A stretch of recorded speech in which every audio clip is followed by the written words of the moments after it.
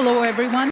Thank you all so much for joining us here at the International Interfaith Conference, United in Liberty, the Rise of Spiritual Diplomats.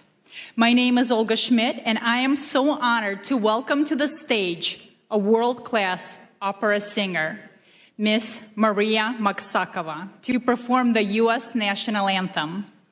Her performance will be followed by the Pledge of Allegiance, led by Chief Joseph Riverwind, the war chief of the Arawak Taino tribe of Puerto Rico and the U.S. Army veteran. And after, Bishop Leon Benjamin will give us the opening blessing. We'll follow it in that order. So please help me welcome Maria Maksakova.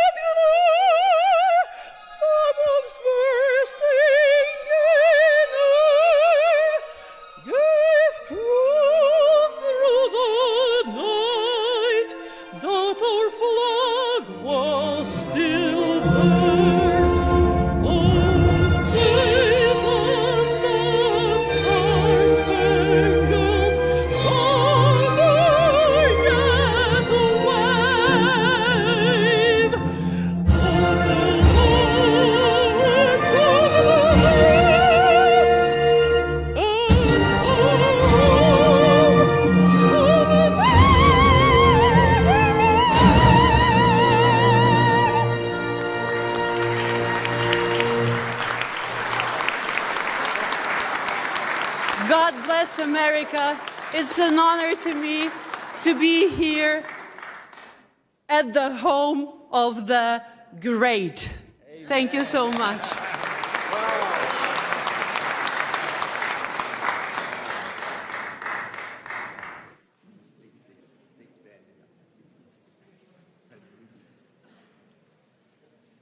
Chief Joseph Riverwind will join us next.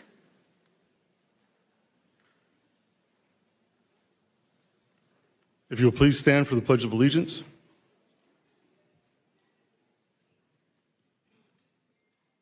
I pledge allegiance to the flag of the United States of America and to the republic for which it stands, one nation, under God, indivisible, with liberty and justice for all.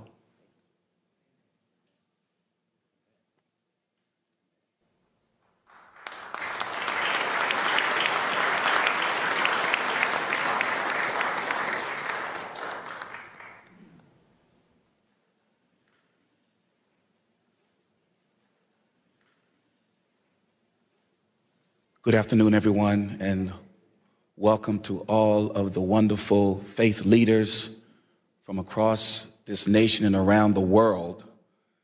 We give honor, amen, and to our Lord, and we thank God for Pastor Mark Burns. Can we give God praise for him right now?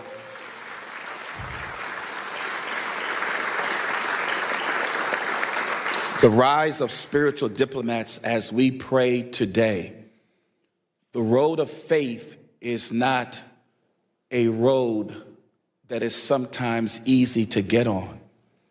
It takes courage, it takes boldness, it takes wanting to lay aside your differences to come together for a common good.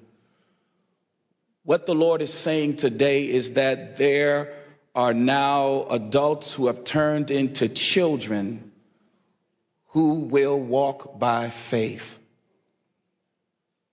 Adults sometimes want to have their way, but children say whatever the Father says. We want us to come together as children of God, to get on this journey together, as Pastor Mark Burns has laid this out, that we need to solve the problems around this world.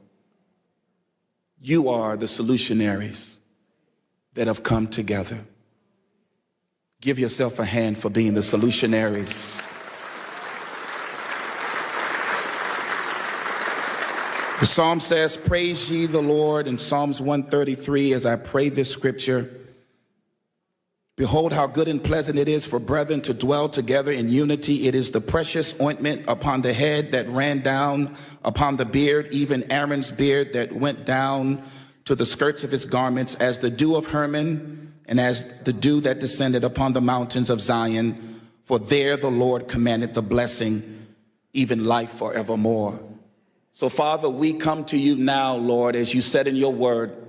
Let this anointing now flow upon this wonderful spiritual diplomat service, that let it flow, oh God, from the head. As Pastor Mark Burns has seen this in his heart, let it flow down, oh God, to every person that is in this room and those that may be watching afar off. Let it flow so that, oh God, everything that is disjointed may come together in the spirit of unity. Let it flow until, oh God, every, oh God, type of defrailment and defragment, anything that cannot be joined together, let it be, oh God, put away and lay it aside so that the true unity can manifest in this room today. Father, we thank you, Lord, for a growing surge, oh God, of faith that is now rising in the hearts of men and women that have come together to solve the problems, oh God, that make for peace around this world. This whole globe needs, oh God, peace. And so therefore, Father, we command the blessing to come now, that every heart, every mind, every soul, every person gathered together here today will now begin to get a divine download because of the anointing. It'll come, and your solutions, your way of doing things will unite with men and women across this globe, and we shall solve the problems of this earth, and this earth will be blessed because of your faith. We thank you now. We thank you, Heavenly Father, that you chose us for such a time as this. Bless Pastor Mark Burns. Keep his heart, oh God, secure and safe in you, and allow these roads that have never met before. Now we are joined together, and the earth will be better for it because of us. We thank you for it now. It's in the name of the God of Abraham, the God of Isaac, and the God of Jacob, in Yeshua HaMashiach, the name of the Lord Jesus Christ, our Lord and Savior. We thank you for it now. It is so, and it is done. Let everyone in this room that touches and agrees say amen.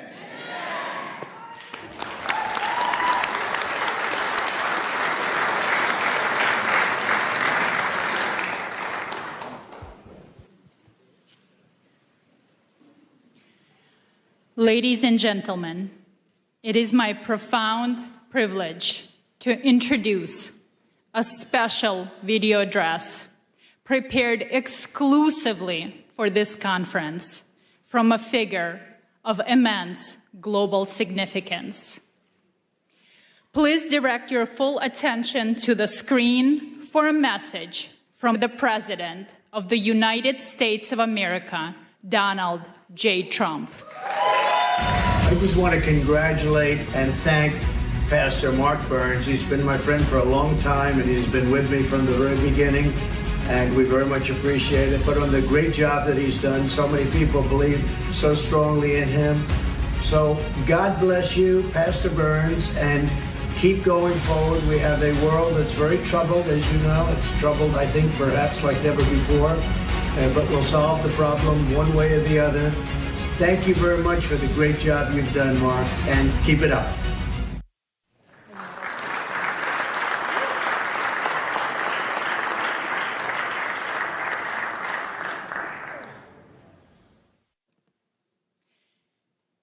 It is now my distinct privilege to introduce our host and the leader of the International Interfaith Conference, United in Liberty, the Rise of Spiritual Diplomats, Pastor Mark Burns.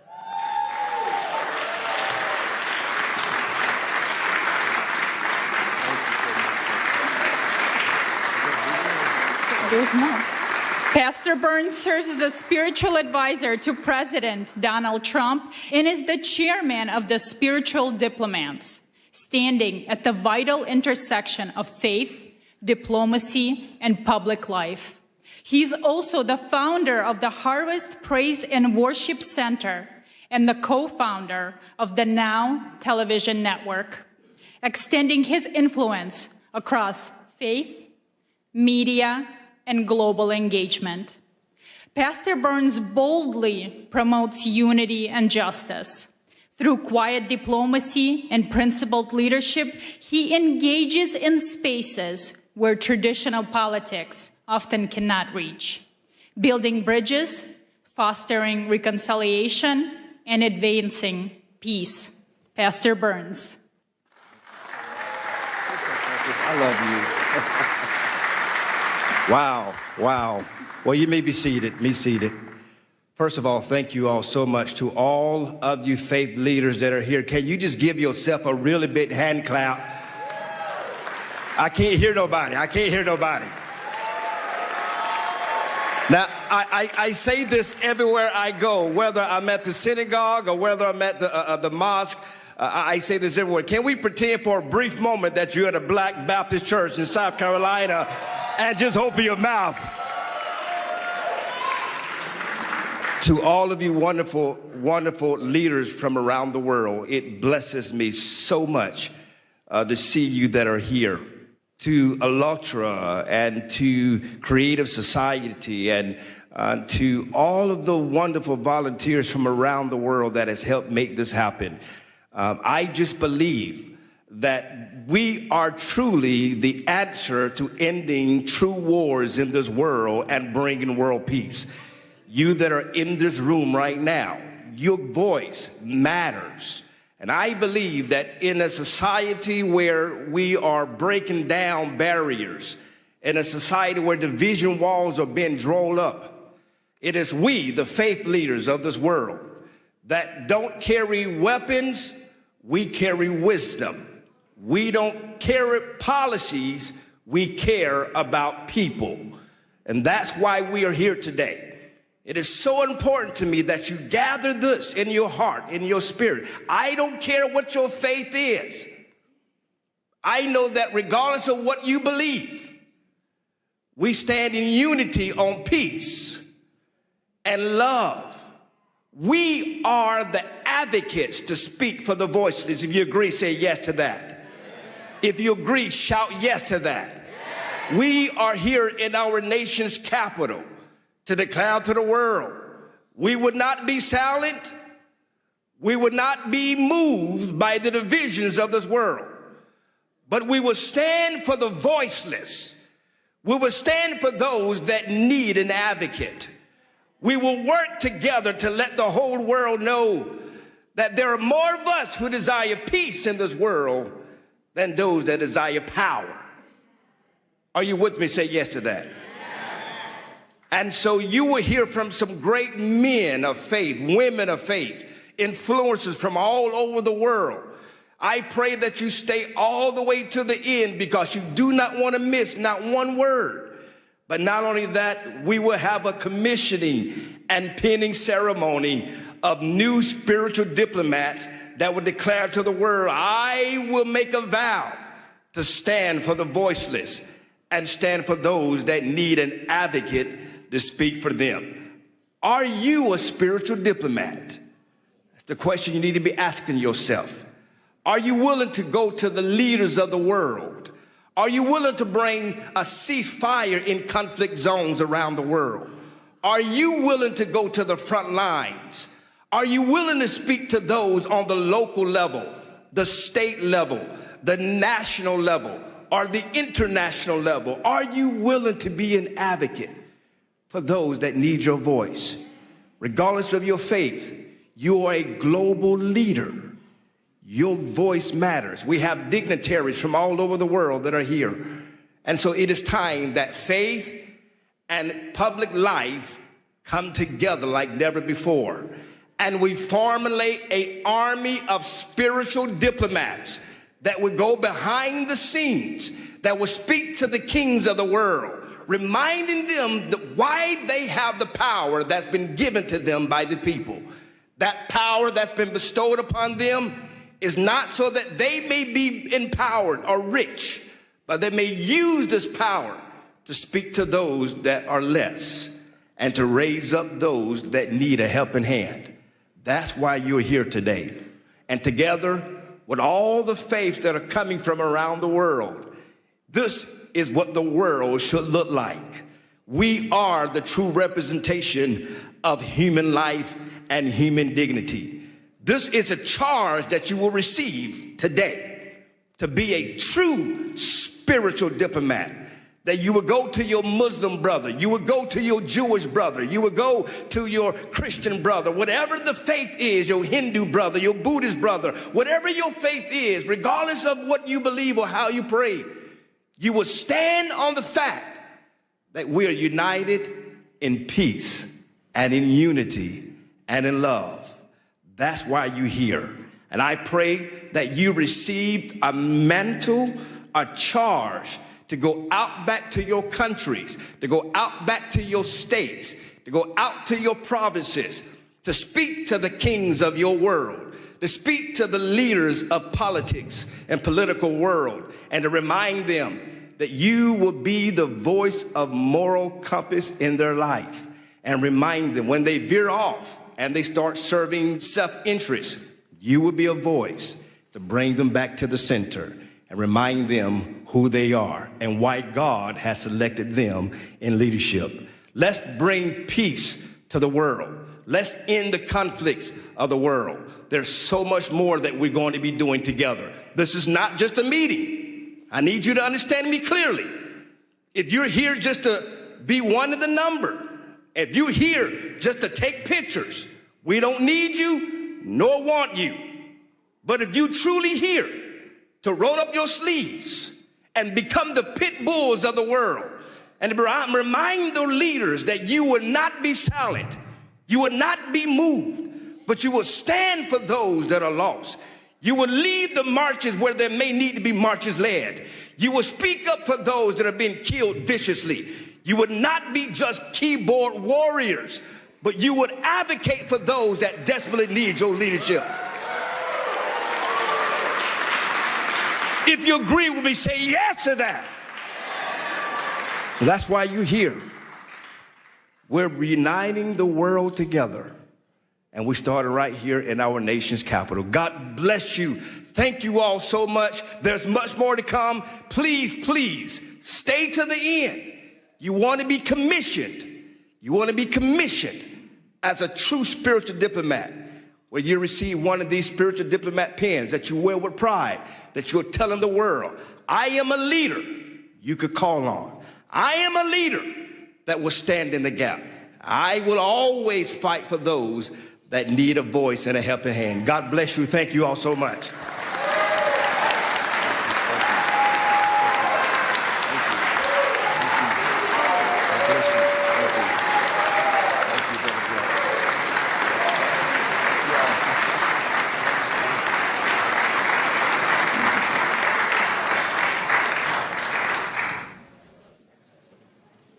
We now turn our attention to the screens for a brief presentation on the mission of spiritual diplomats. This video will help us understand who spiritual diplomats are and provide historical examples of them. When most people think of diplomacy, they picture negotiators in suits moving between governments to strike deals. Spiritual diplomats operate differently. A spiritual diplomat is a faith leader who steps into spaces where politics, treaties, and traditional negotiations have failed. They don't carry weapons or political power. Instead, they bring wisdom, moral authority, and a commitment to peace rooted in faith. At its core, the Spiritual Diplomats movement is about advancing peace, protecting religious freedom, and defending human dignity across nations and faith traditions. These leaders represent the conscience of humanity. They include pastors, priests, imams, rabbis, and other faith voices who work together beyond political lines to foster dialogue and reconciliation. Their work is driven by shared values like safety for children, dignity and freedom for all people, justice, and the right to worship without fear. The model of spiritual diplomacy draws inspiration from historical figures whose faith guided them into spaces of conflict and division. People like Reverend Billy Graham, who stood before world leaders with courage and conviction, Sheikh Abdullah bin Baya, who worked alongside Christian, Jewish, and political leaders to foster understanding and protect religious minorities, Archbishop Desmond Tutu, who fought apartheid with faith and moral clarity, Gandhi, whose nonviolent resistance reshaped a nation, Dr. Martin Luther King, who stated that he dreams of a day where you're not judged by your color, but by the content of your character, and other interfaith leaders, who showed that moral courage can change the course of history. But spiritual diplomats don't only focus on big symbolic acts.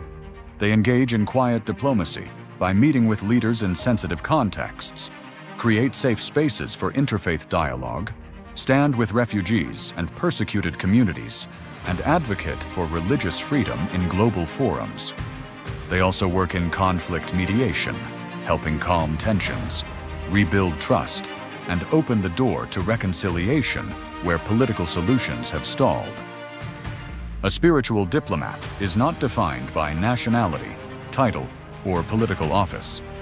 A spiritual diplomat is defined by moral authority, by the courage to stand in places of tension and say that peace, dignity, and freedom of belief still matter.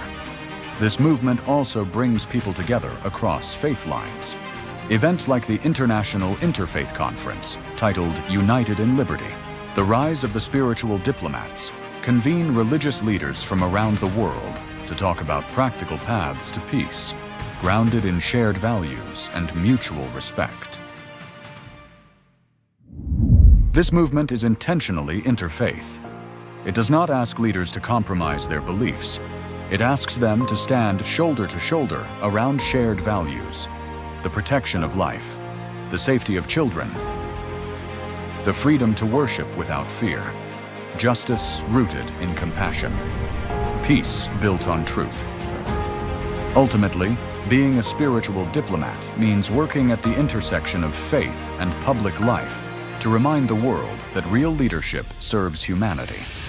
It is a form of moral engagement that seeks to heal divisions, uphold freedom of belief, and show that peace is possible when faith leaders walk together, not as political actors, but as peacemakers and advocates for human dignity.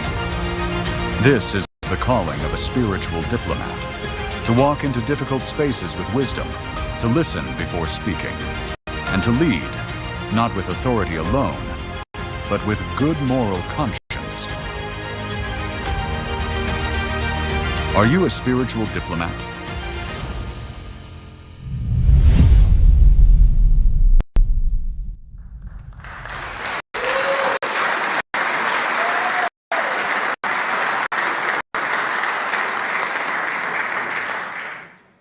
Traveling to us from Europe, we welcome George Simeon, President of the Alliance for the Union of Romanians, a courageous freedom fighter and defender of Christian rights. He brings a vital presentation on faith at the crossroads. He speaks to us today on how Romania's spiritual resilience offsets a lesson for a divided world.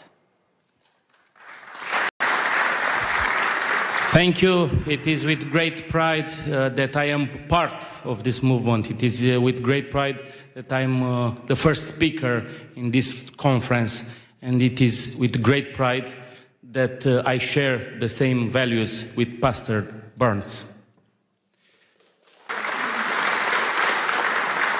We come from Romania, a country where until recently you could have been jailed and punished for your belief. A country where the horrible experiment of communism tried to promote atheism. And the key to world peace, the key to global understanding, the key to prosperity is through God, is through faith, is through spiritual diplomats.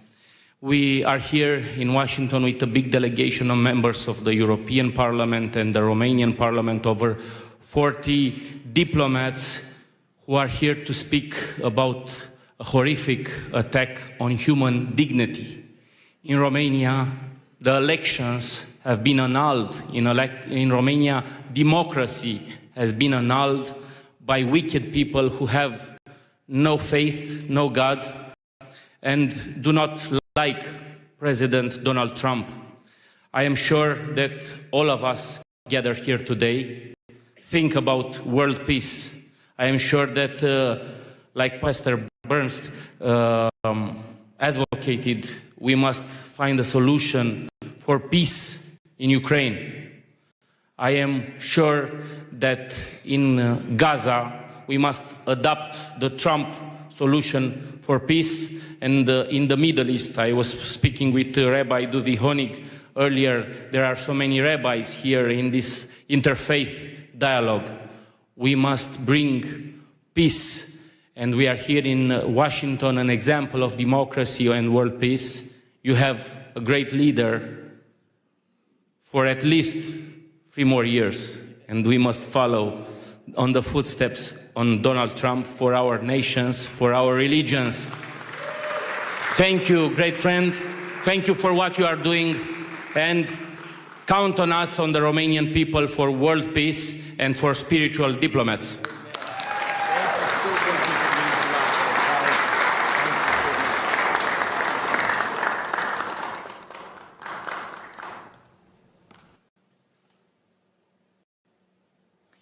Our next speaker is Brooke Pierce, a renowned futurist, philanthropist, and the co-founder of the Tether and the EOS ecosystem. He is a visionary who understands that in times of crisis, action cannot wait for the government. He will speak on the critical role of private citizens and technology in humanitarian aid.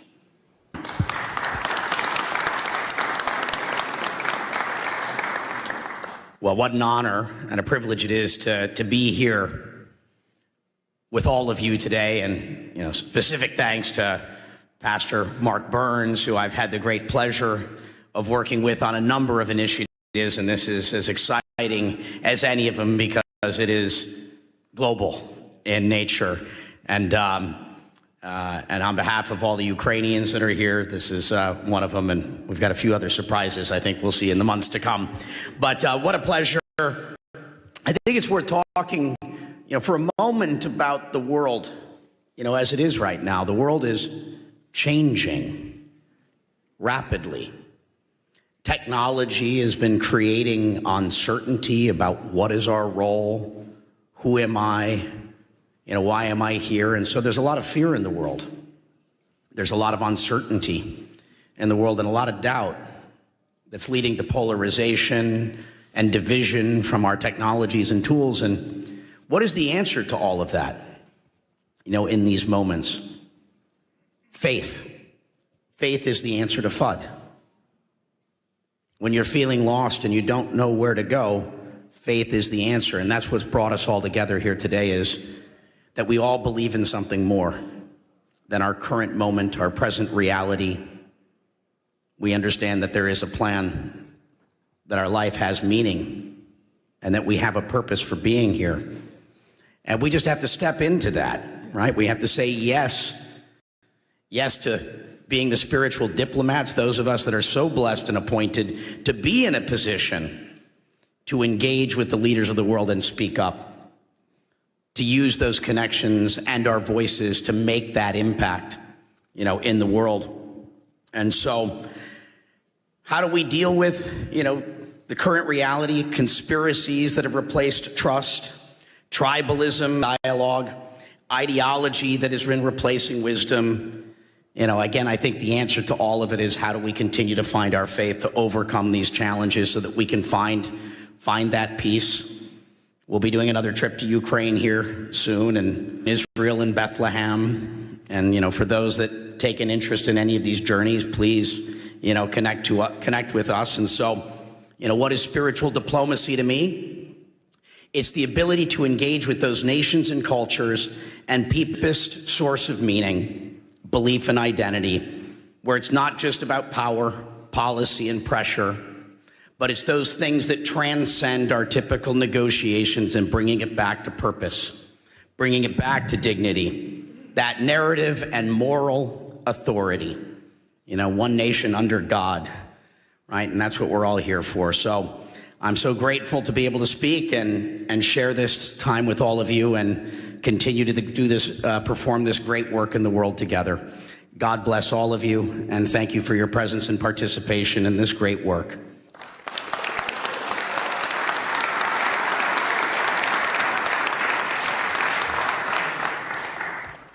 Now it is my distinct honor to introduce a video address by Rabbi Shlomo Moshe Amar, the former Sephardic chief rabbi of Israel and Jerusalem.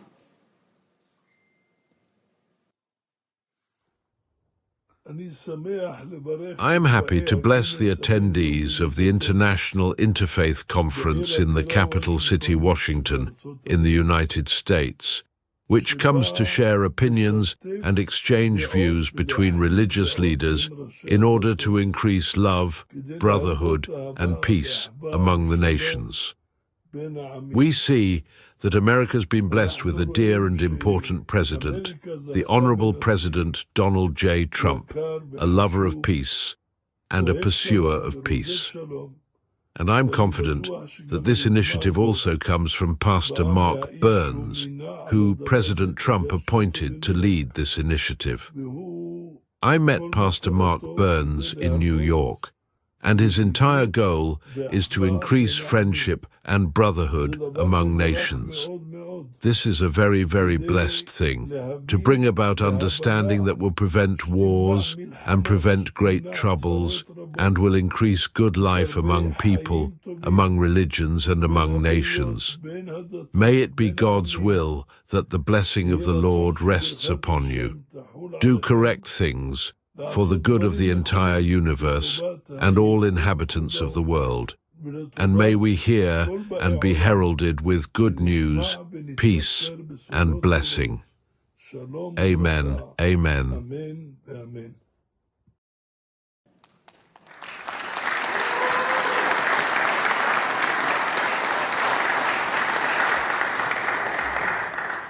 Now we are honored to hear from Rabbi Asher Lopating, a great Rhodes Scholar and the Director of Community Relations at the Jewish Federation of Greater Ann Arbor, Michigan. He has recently led multiple delegations to Syria. A true spiritual diplomat, he speaks today on the new Syria and the religious imperative to build bridges with nations, often deemed adversaries. Thank you. Thank you so much. It is such an honor to be presenting at this International Interfaith Conference of Spiritual Diplomats, United in Liberty. My deep gratitude to Pastor Mark Burns and all the organizers and participants. There's an old Jewish joke that mixes humor with some warning. If we don't heed the word of God, a man's house is caught in a great flood. He sees a large piece of wood floating by, but instead of grabbing it, he says to himself, I'm going to wait for God, for the God that I pray to. Then miraculously, someone from a boat throws him a life jacket. The man says, no, I'm waiting for God to send me God's relief. Soon a helicopter swoops overhead and sends down a ladder, and the man refuses to get on because he says, I'm waiting for God to save me. Well, eventually the water swallows him up. He dies, goes to heaven, and at the pearly gate he demands of God, or St. Peter, if you're Christian, where were you, God? I prayed to you for salvation, you ignored me. And God, or St. Peter, says, who do you think sent the wood? Who sent the boat? Who sent the helicopter? Well, the lesson is that God sometimes sends us the greatest of opportunities, and it is our important responsibility to seize them and not ignore them. And I feel that the new Syria is a great opportunity for America, for the Middle East, and for the Jewish state of Israel. But it takes someone with vision like our great President of the United States to realize what an opportunity it is. Weeks after Ahmad al-Sharaa, Abu Jalani defeated Bashar al-Assad, the Syrian dictator who killed 1 million of his own people, I got a call from my good friend, Dr. Yahya Basha, a Syrian Muslim doctor whose family had been murdered by the Assad regime. It was clear to Dr. Basha, and he said clear to many Syrians, that it was Israel's defeat of Hezbollah and weakening of Iran that gave the Syrian rebels the ability to oust Assad. And Dr. Basha was celebrating. Dr. Basha is a spiritual diplomat who, in addition to building MRI clinics all over Detroit, has dedicated himself to building bridges with the Jewish community over the decades and trying to lead the Muslim community in the direction of peace. So with Dr. Basha's influence and perhaps an awareness that the new Syria owed Israel for their success, the Sharaa government invited Jews to return to Syria for the first time in 30 years. Dr. Basha told me I needed to go just 2 months after the new government came to power. Yes, the government understood that good relations with the Jewish community meant good things for Syria. Sanctions relief, business opportunities, the ear of President Trump. Good for the Syrian government, recognizing how the Jewish people can be allies and not enemies. And that took a lot of vision and independent thinking. Syrians were always taught that Jews in Israel were the enemy. Now we had a leader of Syria who understood exactly the opposite. And we were welcomed by everyone in Syria as Americans. But even more impressive, when people saw that I was Jewish by seeing my kippah coming out of a synagogue in Damascus, they celebrated. Jews returning to Syria meant that Assad was truly gone. Since this first February trip, I have returned twice, leading 2 Jewish delegations, one with an Israeli reporter, David Horowitz. I wore my kippah everywhere and received the same joyous welcome from teenagers, from kids to older adults, and even armed guards who wanted to take their picture with me. At our visit with the president of the University of Damascus, I openly told faculty, students, and administrators that yes, I am a Zionist, and I hope that Syria and Israel will become best friends. And while some were surprised, most understood. And I believe sincerely that the Sharaa administration understands. For over a decade, Syrians were tortured and killed by Assad's allies, Hezbollah and Iran and Russia. And Hezbollah alone killed tens of thousands of Syrians. So now Syria and its leadership understand that those who obsess with destroying Israel and America, Hezbollah, Iran, ISIS, Houthis, they are not friends. They are enemies of the new Syria, just as they are enemies of Israel and America. So after 3 trips, meeting with the Minister of the Muslim Waqf, the Minister of the Economy and Labor and Social Affairs, and many, many in the Foreign Office, I now am invited 2 more times to bring Jewish leaders, business leaders, and rabbis. And I can say with faith that a strong, unified Syria can be a great ally of America and Israel. God bless President Donald Trump for seeing this early on when he met with Sharaa in May. And now, as a strong supporter of Israel, I ask Israel to understand this. I believe God is sending America and Israel the wood, the boat, the helicopter. Israel has to figure out how to use all these opportunities while maintaining security.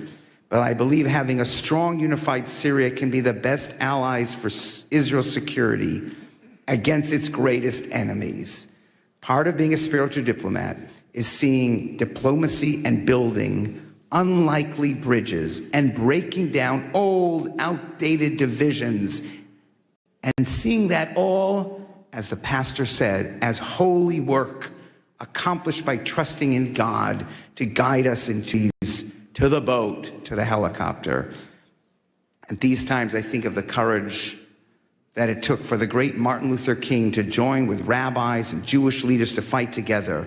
Folks with different religions and backgrounds, but united in spirit and understanding and a respect for all human beings created in God's image. That is the courage needed to follow everything we see in the new Syria and Israel. And with America's blessing and hard work, Israel, Syria, America, and all those who love and want peace can be the greatest of friends and allies to prevail together against the forces against peace that surround both countries in the ultimate victory of light over darkness. Thank you.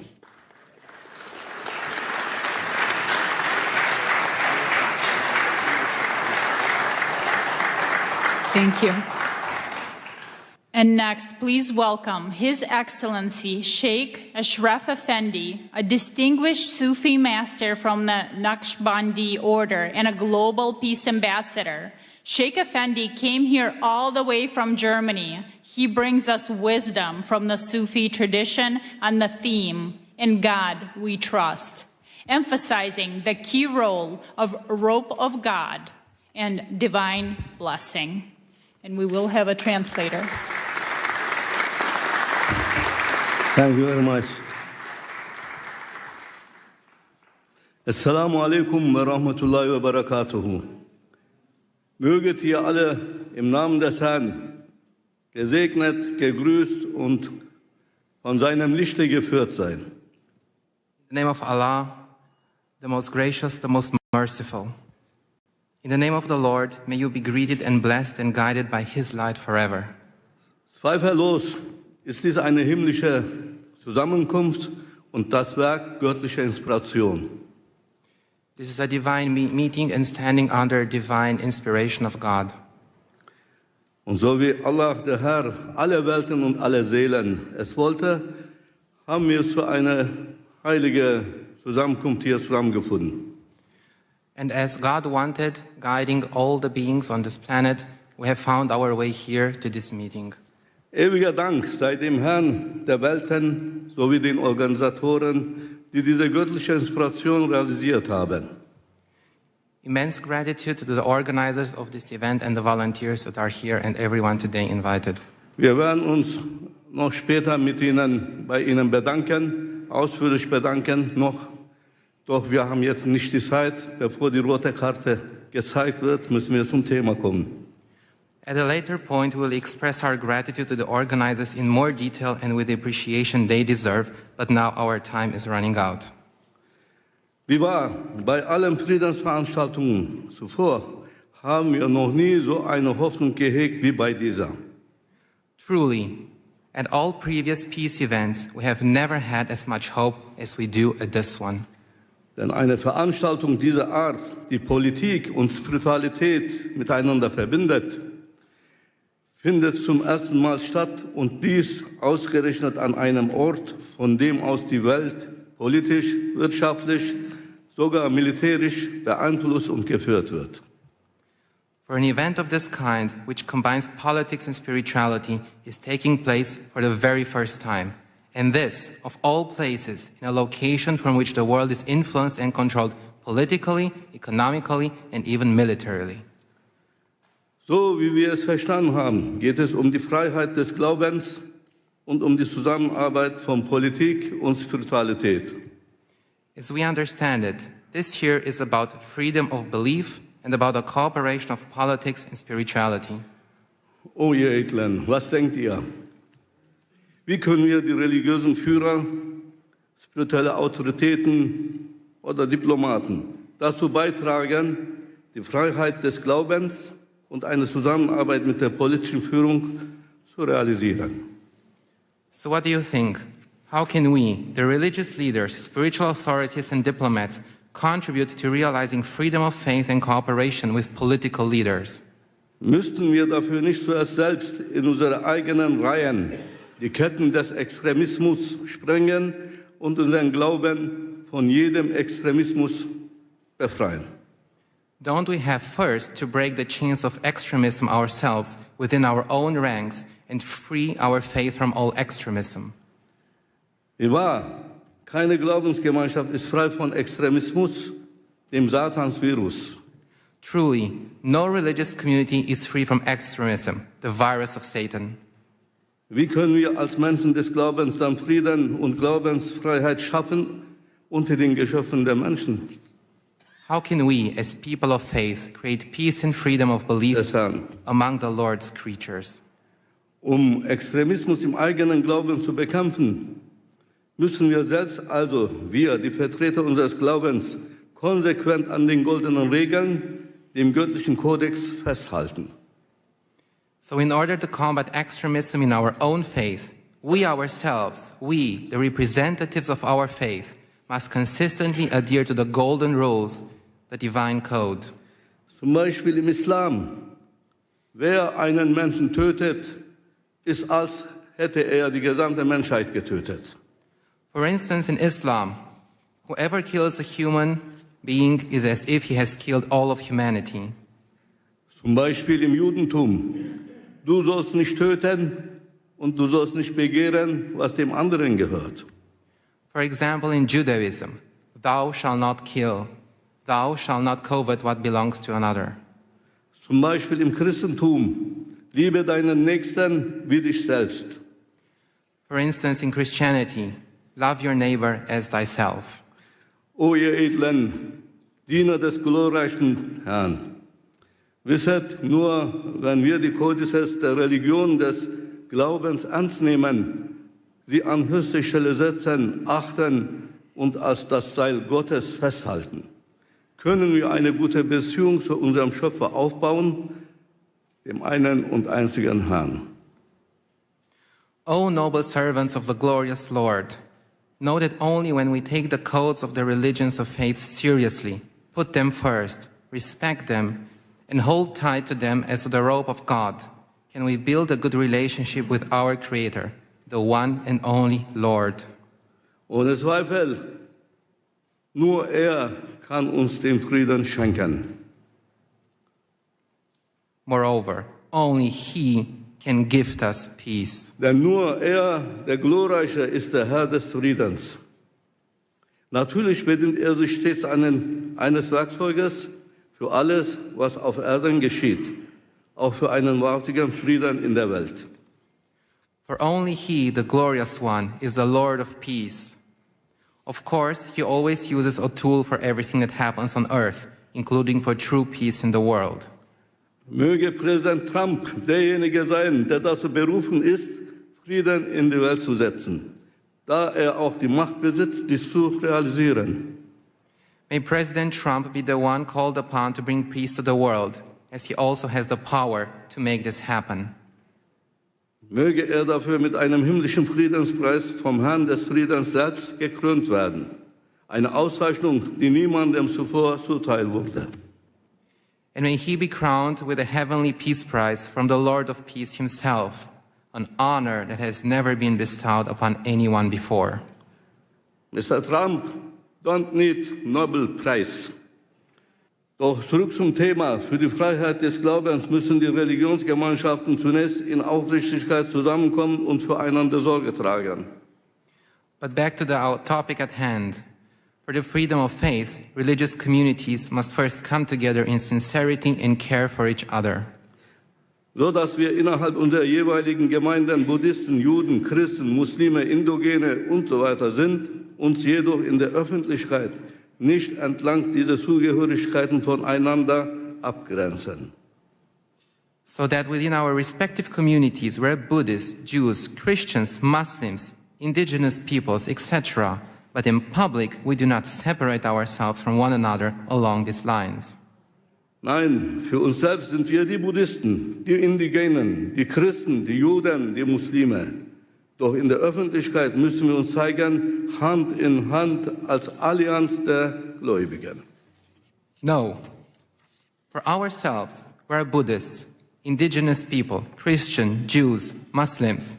But in public, we must show ourselves hand in hand as an alliance of believers. Titel und Namen der Religion in der Öffentlichkeit, wie Judentum, Christentum und Islam, werden uns nur voneinander trennen und entfremden und das darf auf keinen Fall mehr geschehen. Titles and names of religions in public, such as Judaism, Christianity, and Islam, will only separate and alienate us from one another. This must not be allowed to happen again. Lass uns daher laut und deutlich dieses Verständnis der ganzen Welt zu erkennen geben und stark betonen, wir sind die Rabbaniun, wir sind die Gottergebenen. Let us therefore make this understanding known loud and clear to the whole world and emphasize strongly, we are the Rabbaniyun, we are the God-devoted. Und mehr noch, erheben wir von diesem Ort aus unsere Stimme, von jenem Ort, von dem die Geschicke der Welt politisch, wirtschaftlich und militärisch gelenkt werden. Wir richten unseren Ruf an die politischen Führungen und Regierenden, alle Länder und Völker dieser Erde und sagen, and more than that, let us raise our voices from this place, from the place where the fate of the world is controlled politically, economically, and militarily. We address our call to the political leaders and rulers of all countries and peoples of this earth and say, so wie auf dem US-Dollarschein die Worte in God we trust geschrieben stehen, möge auch das Gebäude der United Nations jene Worte tragen. Worte, die das Vertrauen der US-Bürger geprägt und ihre Währung zur wirtschaftlichen Weltgeltung geführt haben. In God we trust. Just as the words, "In God we trust," are written on the US dollar bill, may the United Nations building also bear those words. Words that have shaped the trust of US citizens and led their currency to global economic significance. In God we trust. Und mehr noch, im Gebäude der United Nations sollte unbedingt ein House of Believers errichtet werden. Ein Ort, an dem die religiösen und spirituellen Autoritäten der Welt als vereinte Gemeinschaft der Gläubigen zusammenkommen, um bei den Entscheidungen über die Zukunft der Menschheit mit der politischen Führung, mit geistiger Stimme der Menschheit mitzuwirken. And furthermore, in the United Nations building, a house of the believers should definitely be established, a place where the religious and spiritual authorities of the world come together as a united community of believers, where they come together to participate in decisions about the future of humanity with political leaders as a spiritual voice of humanity. Denn wir haben gesehen, dass Politik allein nicht ausreicht für Frieden und für eine glückliche Menschheit. For we have seen that politics alone is not enough for peace and for a happy humanity. Wenn die Politik der Körper der Menschheit ist, so ist der Glaube die Seele der Menschheit. Der eine kann ohne den anderen nicht existieren. If politics is the body of humanity, then faith is the soul of humanity. One cannot exist without the other. Möge Allah der Herr alle Seelen, diese Konferenz und ihre Organisatoren, Teilnehmenden segnen und mit seinem Licht führen. May God bless this conference and all the participants in this conference and hear all of us with his ears. May Allah Almighty bless and guide you. Assalamu alaikum.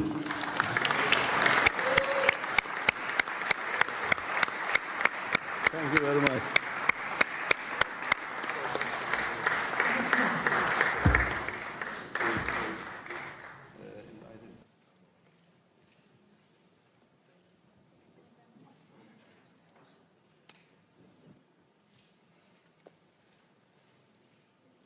Thank you very much. I'm pleased to introduce Rabbi Duvi Honig, founder and CEO of the Orthodox Jewish Chamber of Commerce. He has dedicated his life to uniting communities through economic cooperation. Today, he speaks on commerce as common ground, exploring how business can protect religious freedom and democratic integrity.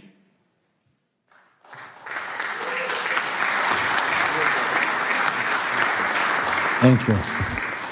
Thank you all, thank you all, thank you all. Before I begin, I want to thank Pastor Mark Burns for his leadership, partnership, and tireless efforts in bringing today's International Interfaith Conference together. Thank you.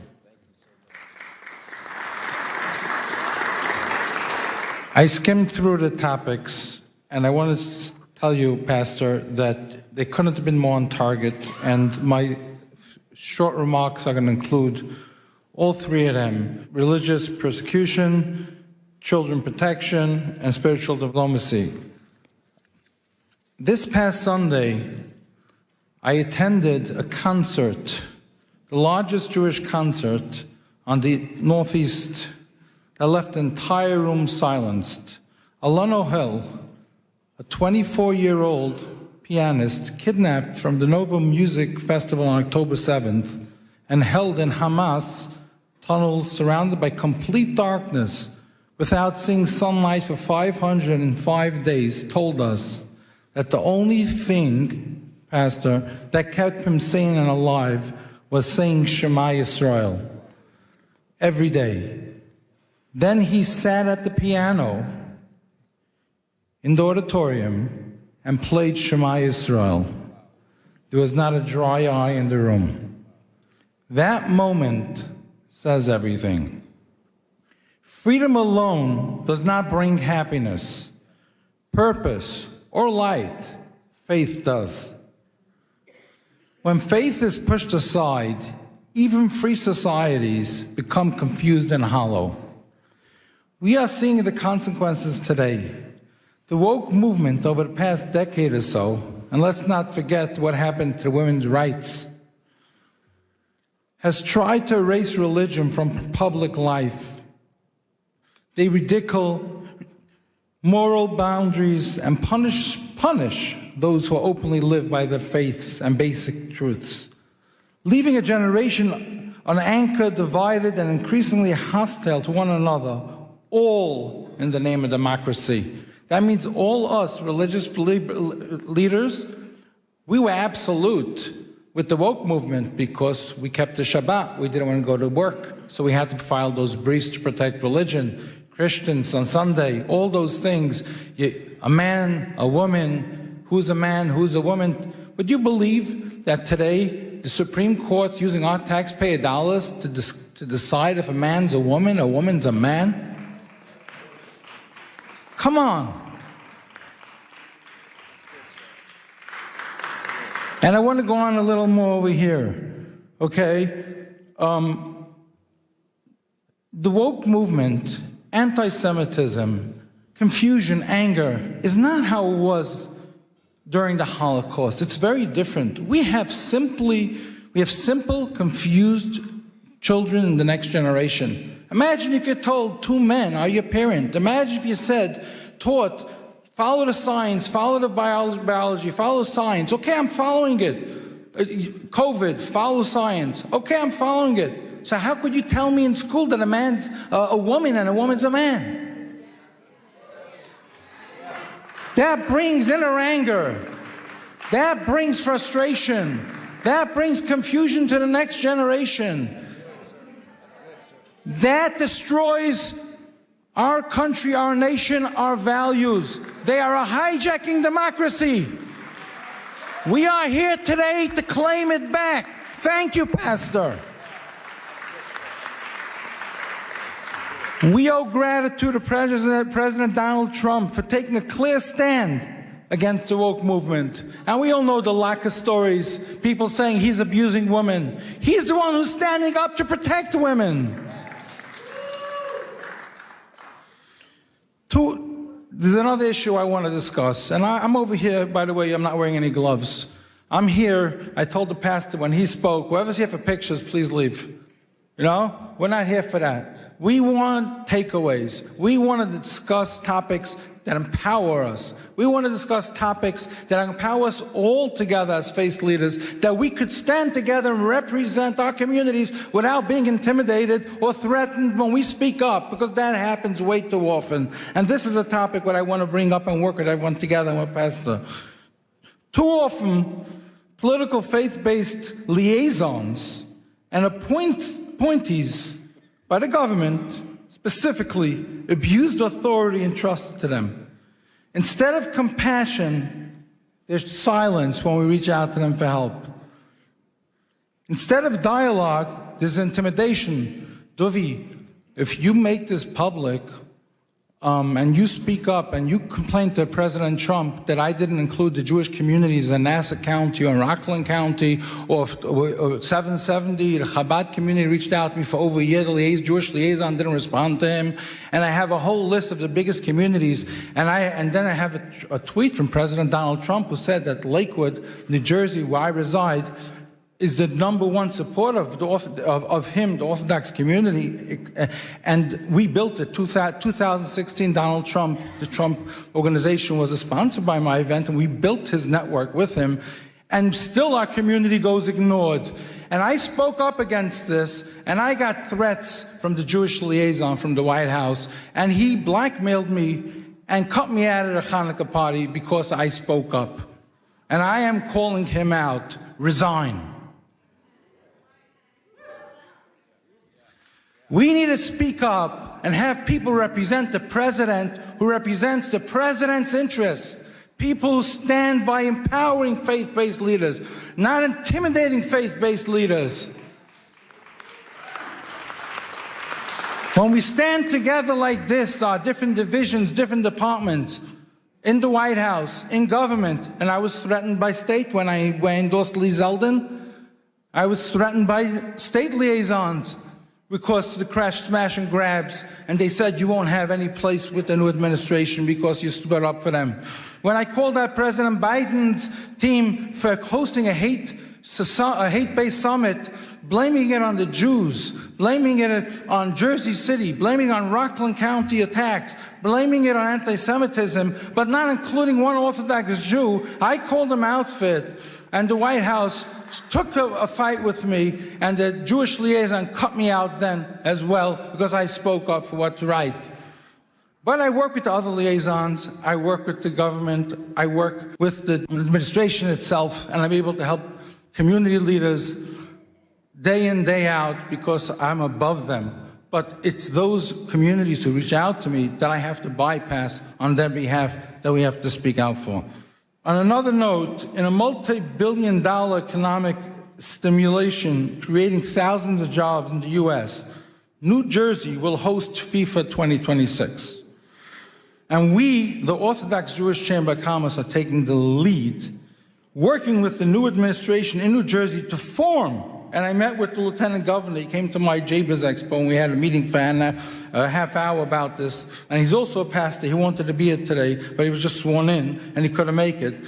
I spoke to him about forming a FIFA faith-based committee, using the world's largest sporting platform to bring people closer together, promote respect across faiths and cultures, and unite rather than divide. Not like Europe. We're going to set over here in the United States, we're going to set that tone that sports unites people, doesn't divide people. I want to pause from personal note. Today, January 22nd, is my birthday.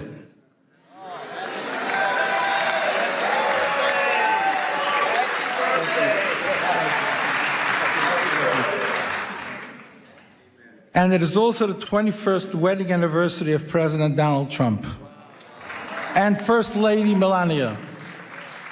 On behalf of our community, the Orthodox Jewish Chamber of Commerce, Pastor Burns and his team, we extend our warm congratulations and wishes and continues strength and leadership.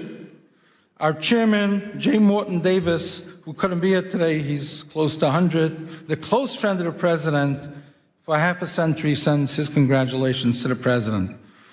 And final, I also want to announce today, as the founder of the Morris Katz Foundation, together with my partners, Alan Dershowitz, Elon Carr, former U.S. Special Envoy and Monitor to Combat Anti-Semitism and CEO of IAC Today, Malcolm Homeline, Mayor Izzy Spitzer of New Square, and the Morris Katz Foundation Committee, that we, the Jewish community, have nominated President Donald Trump for the Morris Katz Presidential Legacy Award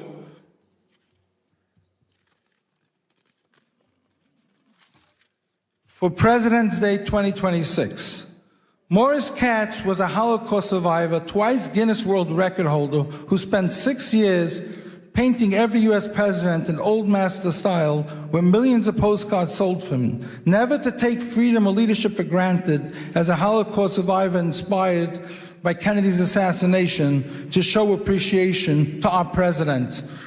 In that same spirit, after efforts to diminish President's Day just 2 years ago, amid renewed threats to religious freedom, we proudly advance this nomination following prior honorees, Ambassador Mike Huckabee and President Isaac Herzog from Israel, who took leadership stands putting American democracy first, carrying the artist's presidential collection message of appreciation to all. This is Newsmax President's Day article, and this goes to the children of the next generation to teach them what appreciation, what patriotism stands for. And I finish over here. It's called Educating the Next Generation. If we don't know what President's Day stands for, if we don't know what President Trump is doing today, and we just build with hate coming from the woke movement, good luck to the next generation. Thank you, Pastor Burns, for your leadership. Thank you to your team. Thank you to all. And I am going to hand you this to hand to the President, put on his table. Thank you.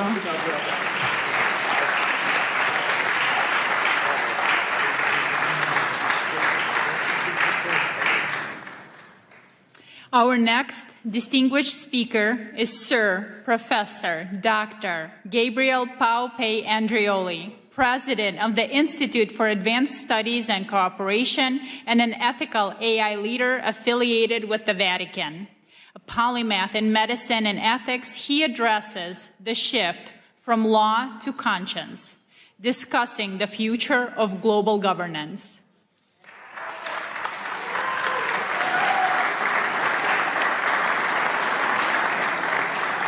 It's a true honor to be here, and I wanted to thank ALLATRA and Pastor Burns for inviting me. I had the good fortune of having them at the Vatican, at the Pontifical Academy of Science a few months ago, and it was a great honor, and I think united we stand. And also I brought a little present for you. So it's a rosary from the Holy Father.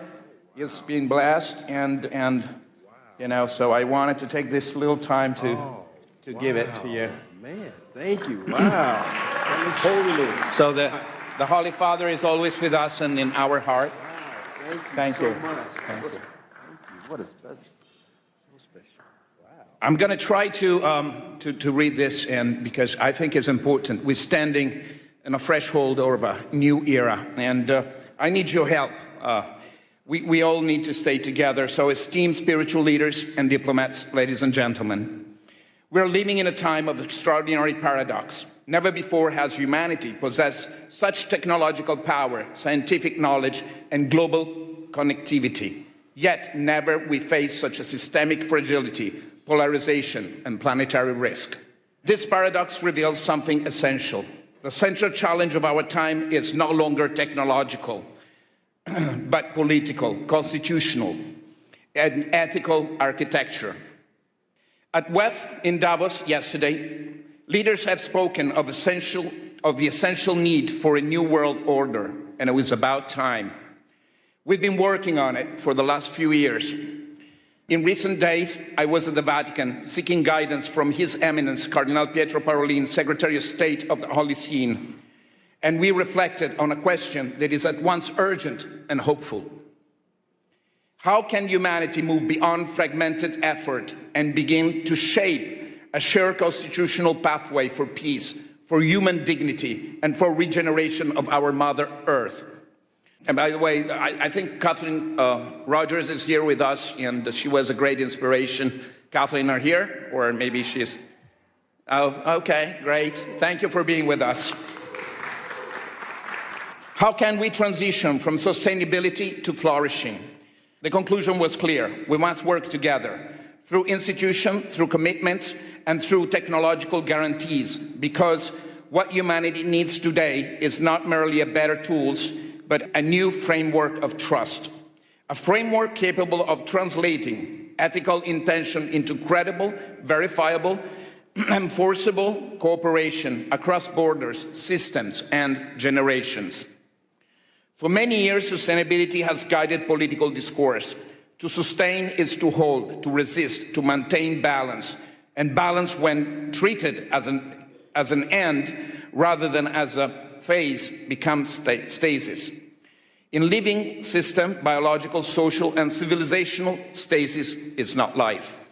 The challenge we face, climate instability, geopolitical conflict, inequality, and the concentration of technological power, cannot be solved by containment alone. This is why we must move from sustainability to flourishing. Flourishing is not theoretic. It's a principle of governance. To flourish means to design economic, political, and technological system that generates more life, more dignity, more trust, and more shared prosperity over time. Sustainability asks, how do we survive longer? Flourishing asks, how do we harmonize and strive together? Flourishing is generative, and the pathway to flourishing is harmony. The alignment of freedom with responsibility, innovation with ethic, sovereignty with cooperation, and progress with protection and trust. For the first time in human history, the vision is no longer confined to moral aspiration.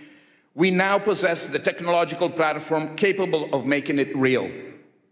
An enabling infrastructure that allows ethics to move from intention to implementation, ethical systemic intelligence, supporting decision making while preserving human accountability and dignity. The centralized blockchain system ensuring transparency, trust, and international integrity beyond centralized power. Quantum and post-quantum science, strengthening security and transforming state strategy, because in an interconnected world, domination produces instability, while cooperation generates anti-fragility. So, for the first time in human history, finally, the convergence of changes is the very logic of power. It allows us for the first time to envision a world federation of states grounded in guarantees, constitutional framework. Not a global government, not an empire, but a federation of guarantees, limits to power, protection of rights, constitutional safeguard for dignity, peace, harmony, and the regeneration of our leadership and relationship with the earth. Peace has to be a strategic infrastructure. For too long, peace has been treated as a moral aspiration or a diplomatic outcome, but peace has failed repeatedly because it lacked the institutional and economic infrastructure. Almost there, don't cry. War remained profitable because peace was structurally weak, too dependent on personalities, too vulnerable to manipulation, too exposed to capture of institutions. That equation can now change. In the regenerative paradigm, peace becomes economically advantageous, strategically stabilizing, technically innovative, and socially resilient. Cooperation scales better than conflict. Trust multiplies economic and social value faster than fear. Regenerative systems outperform extract ones. In this model, peace is not only ethical, it's strategically and economically superior. But this transformation requires a decisive evolution of governments. Ethics must move from aspiration to architecture. It must be embedded by design. Ethical IE is not decoration, it's a safeguard. Decentralization is not ideology, it's institutional anti-fragility. Guarantees constitutionalism is not theory, it's a protection against systemic abuse of power. Without ethics, technology accelerates inequality and instability. With ethics, technology becomes an engine for flourishing. We're building a platform for scientific technological diplomacy, a space for spiritual dialogue beyond ideology, constitutional and policy proposals aligned with emerging technologies and practical frameworks where peace is treated as a system, not as a slogan. Not ideology, but governance. Not utopia, but institutional design. Not theory, but action. A constitution is not merely a text. A constitution is a shared commitment to the future. We believe that time has come to give momentum to a new guarantees constitutional pathway for peace, one that can be endorsed, undersigned, and advanced by institutions, leaders, and citizens of conscience. I therefore invite you all to engage, to follow this work, to contribute to it, to undersign it, and encourage others to do the same, because the future is no longer something we merely debate. It is something we are now responsible to design together through policy, law, technology, and leadership. We started. Let us embrace as a spiritual leader. We can. Let us build what is structured, safeguard, and regenerative for all of us and our children and future. Thank you all.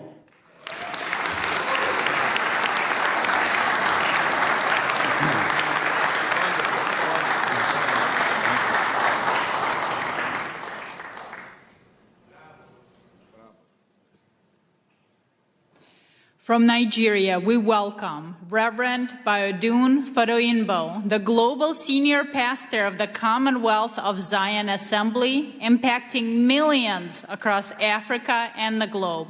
He will share his experience on using spiritual diplomacy to end conflicts, drawing from his vast experience in Nigeria and beyond.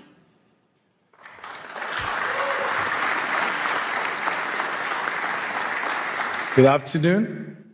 Such a joy to be here all the way from Africa. And I really appreciate Pastor Mark Burns for this privilege to speak with you. I want to thank you for this privilege, and I want us to know that it's very important for us to be here. And we are here because, not just because we've been invited here, but because God has brought us together and given us the kind of influence and affluence that we have to influence our world and to help our community and to experience peace. I want you to know that the world is looking not for leaders, not for speakers, but those who will broker peace all over the world. In this age where a sentence from a faith leader can shape hearts, move markets, and also topple governments. I'm not a diplomat by training, but I have witnessed negotiation where treaties have failed. But I've seen prayers accomplish what political pressure could not do. This is not a call to replace politics with religion. But religion does not compete, but it completes diplomacy. We speak not of ourselves, but we need to know that we are messengers of God. I have been a pastor for 27 years. I found out that faith leaders are the only people that speak for 1 hour plus, and nobody stands up to say, excuse me, I want to contribute. Even in the court of law, people can say, my Lord, I want to speak. But in religious gatherings, religious leaders just speak and influence people. Their words are looked upon as the words of God. With this authority and this place of authority that God has given to us, we need to learn how to influence people. Because sometimes the way we speak, let's be honest, we speak from the place of tradition, we have authority, we have legitimacy of community, we have moral gravitas that secular institutions often forget. I want you to know that God has called us a call to forgiveness. A teaching of forgiveness can end blood feud. A sermon of dignity can inspire human rights movement. We remember the words of Archbishop Desmond Tutu. Even though it was not violent, even through his messages, he dismantled apartheid through his messages. We remember Pope John Paul II, whose simple appeal, war never again, echoed through Poland and beyond. We also remember sermons the baptized ethnic cleansing, and the casual dehumanization that turned neighbors into enemies. The weight of our words are measured not in their eloquence, but we must consider the consequences of our words. Today, our world suffers from dialogue deficit. We talk at each other, but not to each other. Faith leaders must understand their position and where God has placed them. So what does responsibility look like? Number one, we must, first of all, know that we stand for truth instead of triumph. We must understand that the role is not to win arguments, but to seek wisdom. Secondly, we must understand that courage must be displayed over convenience. We need to confront intolerance within our own communities and call for peace at all times. We must know that we've been positioned to influence. Our words carry weight. Our words carry weight beyond. We must see microphone not as a trophy, but we must see it as a means of influence to influence people to broker peace in our society. I want to round off by telling us about something that happened at during the Central African Republic Civil War, when Muslims and Christians were slaughtering each other.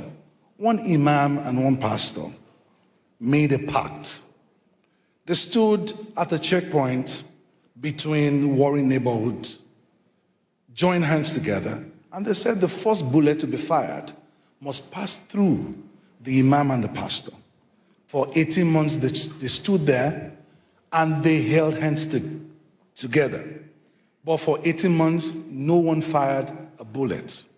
Eventually, others joined them. Their words carried weight, not because they had power, but because they had the courage to stake their lives on their conviction. Words carry weight. Your words carry weight too. The question is not whether you speak, it's not whether you will speak, but whether you will speak in the ways that will heal rather than divide. Will you reach the voiceless rather than just the powerful? Will you use your position to heal your community, heal your country, and avoid the differences in the religion and make sure that we heal our world? This is something we need to stand up to, and our lives will not remain the same. God bless our world.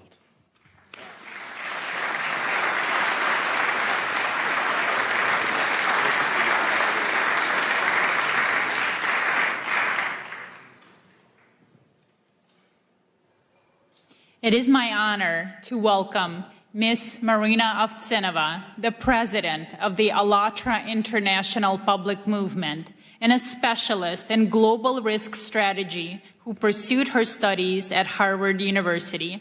She will present on human values as the foundation of global security, introducing the international experience of the Universal Grain Project.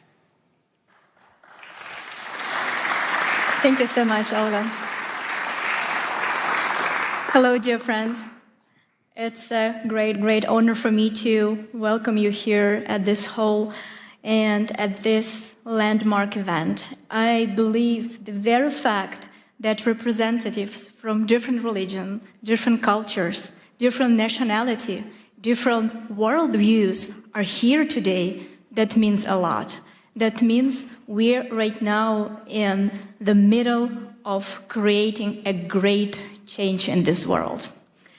And with a deep gratitude, I would like to acknowledge that today's conference became possible because of the meaningful collaboration between Pastor Mark Burns, his global initiative, Spiritual Diplomacy, and the ALLATRA International Public Movement. I will give you a brief introduction about the ALLATRA. This is an international volunteer-based alliance of scientists, experts, and professionals from more than 180 countries, dedicated to study climate, geodynamic, and environmental risks. We strive to advocate scientific awareness, promote multilateral cooperation and addressing global existential challenges, and of course, protecting human rights and religious freedom as the fundamental freedoms. We are firmly convinced that spiritual diplomacy has the power to shape the kind of world that deep down every single person longs for, a world that is safe, prosperous, and just. A world where human life comes first, and the spiritual diplomacy represents the real opportunity for all of humanity to overcome this current crisis. And we have solid evidence that we presented to you today that humanity is deeply seeking spiritual diplomacy as the force capable of transforming our world. Back in 2017, we initiated a large-scale international social research project called the Universal Grain. We defined the goal of this project as following: to identify the scientifically sustainable, the fundamental values shared by all people on the earth, regardless of their religion, nationality, social status, political affiliation, in order to find unshakable foundation for understanding among all of humanity. The result of this extensive research was the documentary film, The Universal Grain: Life, What Unites Us All. An international team of thousands of ALLATRA volunteers worked on its creation, including reporters, camera operators, and of course translators. An unprecedented global public survey was conducted.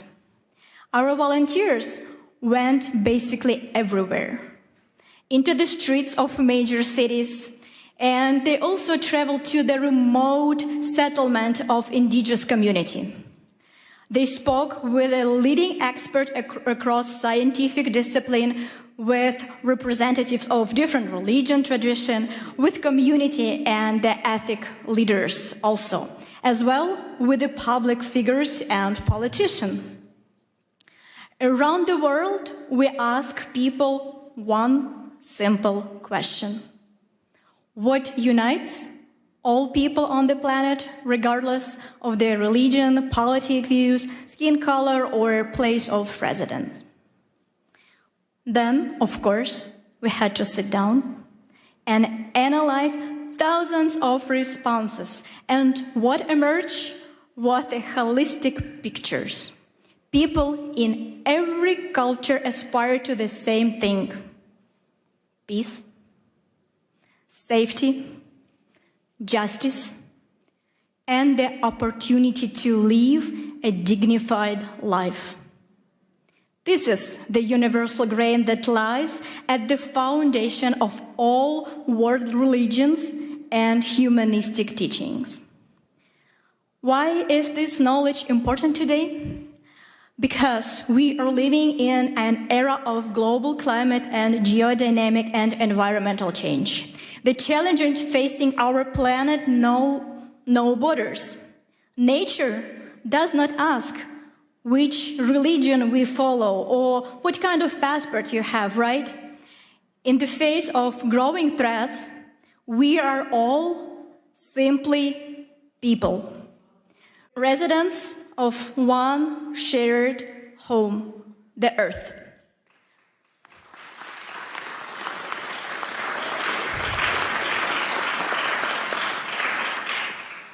And we know for sure that civilization can survive global changes only if we are able to rise above our disagreements, to welcome our differences as the source of richness, while standing firmly on the shared moral foundation. And now, I would like to invite you to watch a short video segment.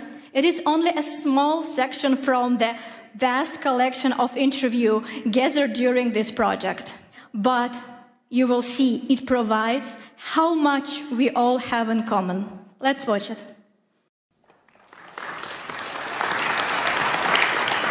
Life on our planet manifests itself in an amazing diversity.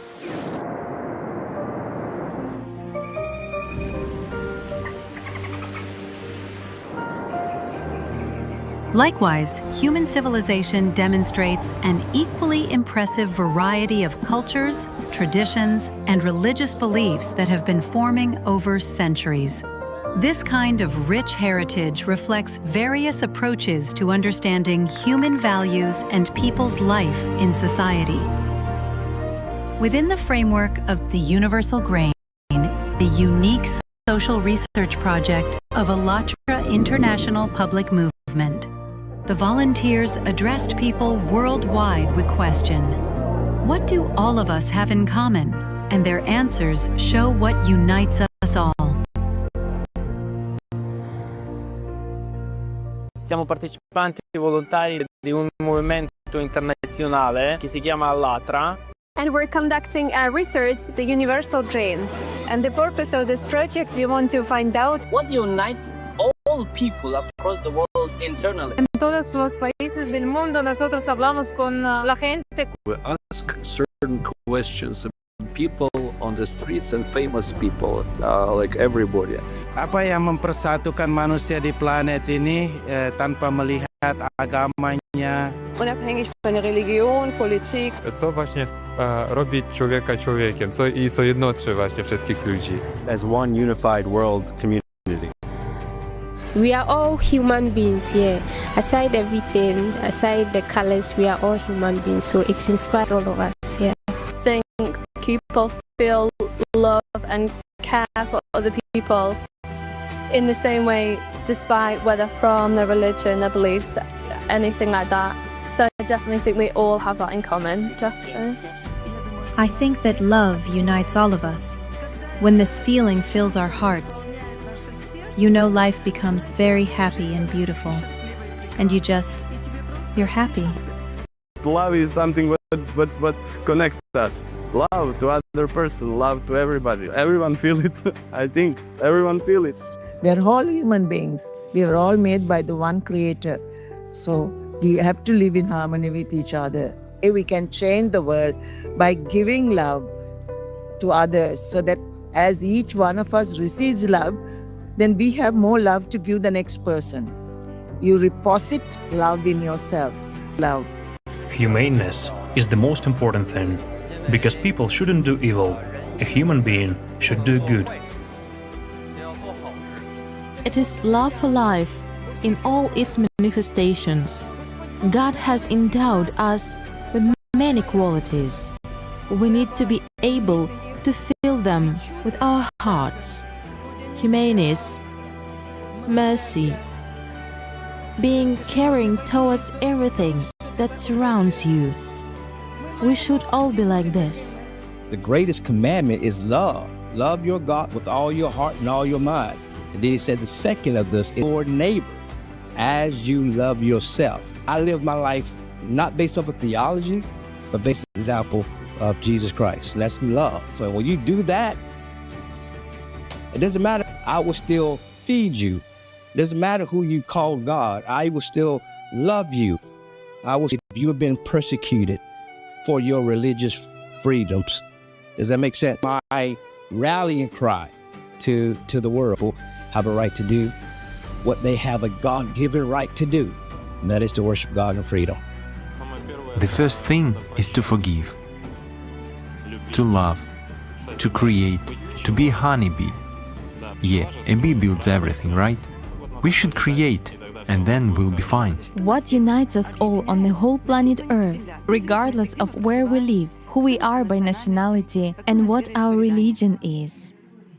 heart, smiles, joy. We should open up. Life is very short. We should live. You have to wake up, open your eyes with a smile and live. That's it. You don't know when the heart will stop beating. So you need to be happy. Humans have to love each other because they are human and they came from one place. We need good thoughts and every situation, peace and love, it's everything. I may be Malawian, someone would be Zambian, someone would be from Germany, but we are all human beings. We are all united in the spiritual aspect because we are all human beings created by one creator. You have a spirit, I have a spirit. It doesn't matter, the outside skin is different, but we all have one spirit.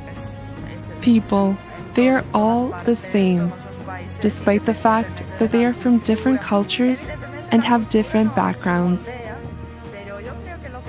And the most important thing that unites us is love. The ability to love and the need to be loved. The need to communicate with other people. If humanity is first, then we will know how to develop one another and how to care another. What each of us does, and more importantly, how we go about doing that, can and will, in fact, determine the future of mankind.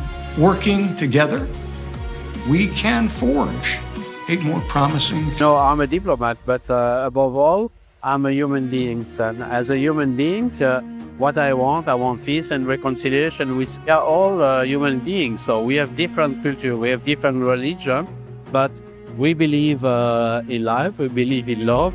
We want a better life, we want a better world, and that's why we need to be united. No matter the religion, no matter where you come from, no matter the color, we are one. Of course, we want the good part of a person to dominate. We have peace, we have friendship, we have kindness. And those are the things that the world really needs.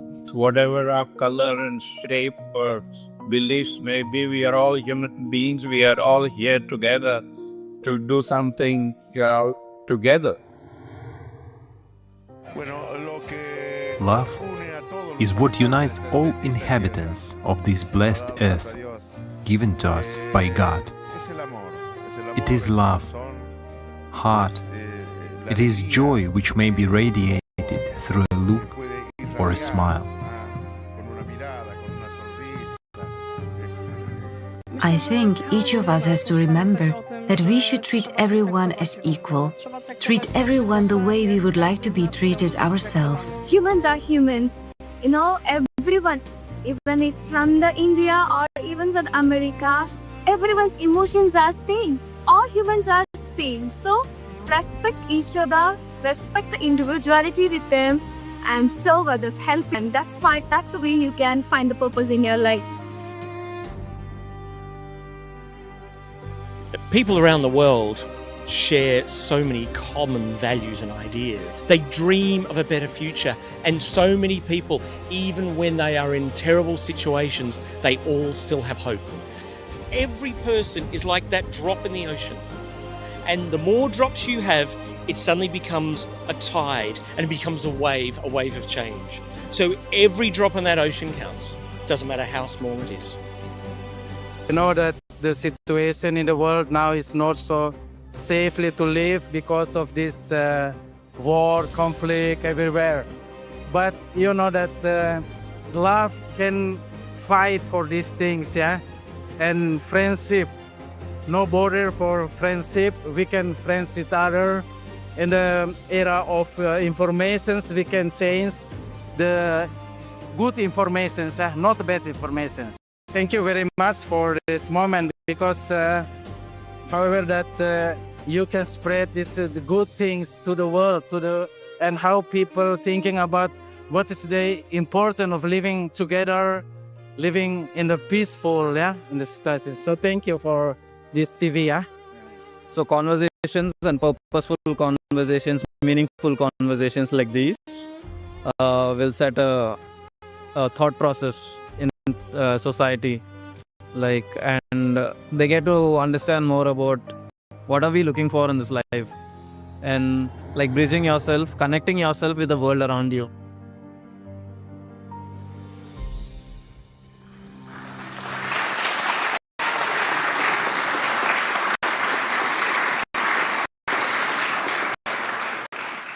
And remember, this is just a short excerpt from the huge work that our volunteer did for the benefits of the entire humanity. And what you have seen is the powerful evidence that the spiritual diplomacy is not an abstract idea, necessity, capable of answering humanity's shared demand for a world where goodness and humanity prevail.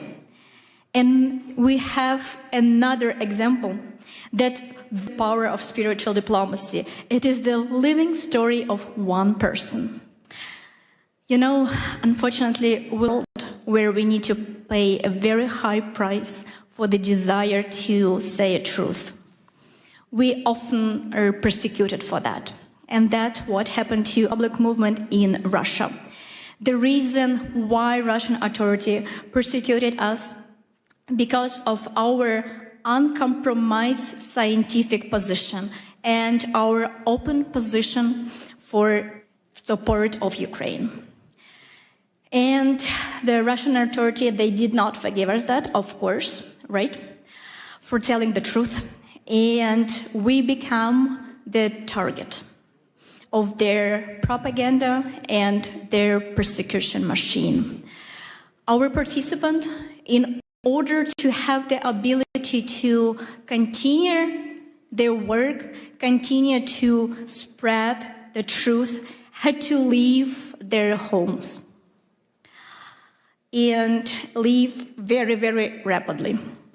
So, sorry.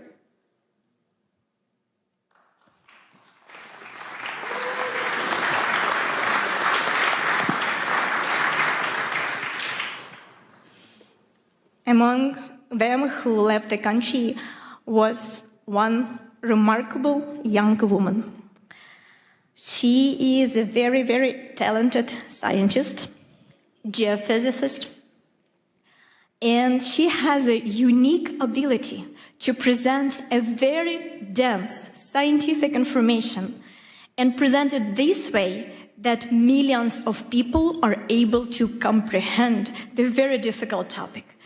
And she was loved, appreciated, and really followed by millions of people because of her honesty, her desire to stay and say truth without making the compromise and little adjust the truth that it will be digestible. She was able to present everything as it is, and she became the main target of Russian authority.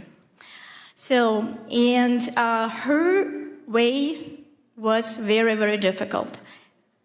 Immediately after the threat, she had to leave the country with one suitcase of her, pack her entire life there, and leave the country. And we were not able to communicate with her for several years. So, and she was not able to present publicly her scientific research, of course, because of the understanding that she needs to protect herself and, of course, protect her family. But today, she is here.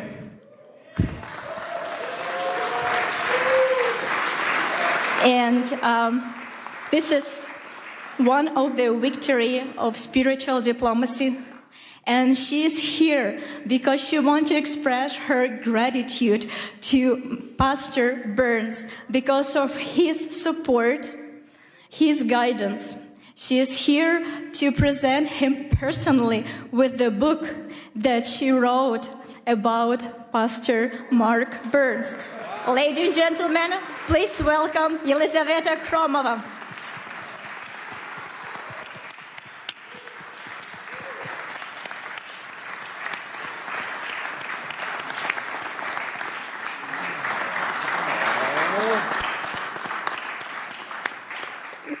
Hello.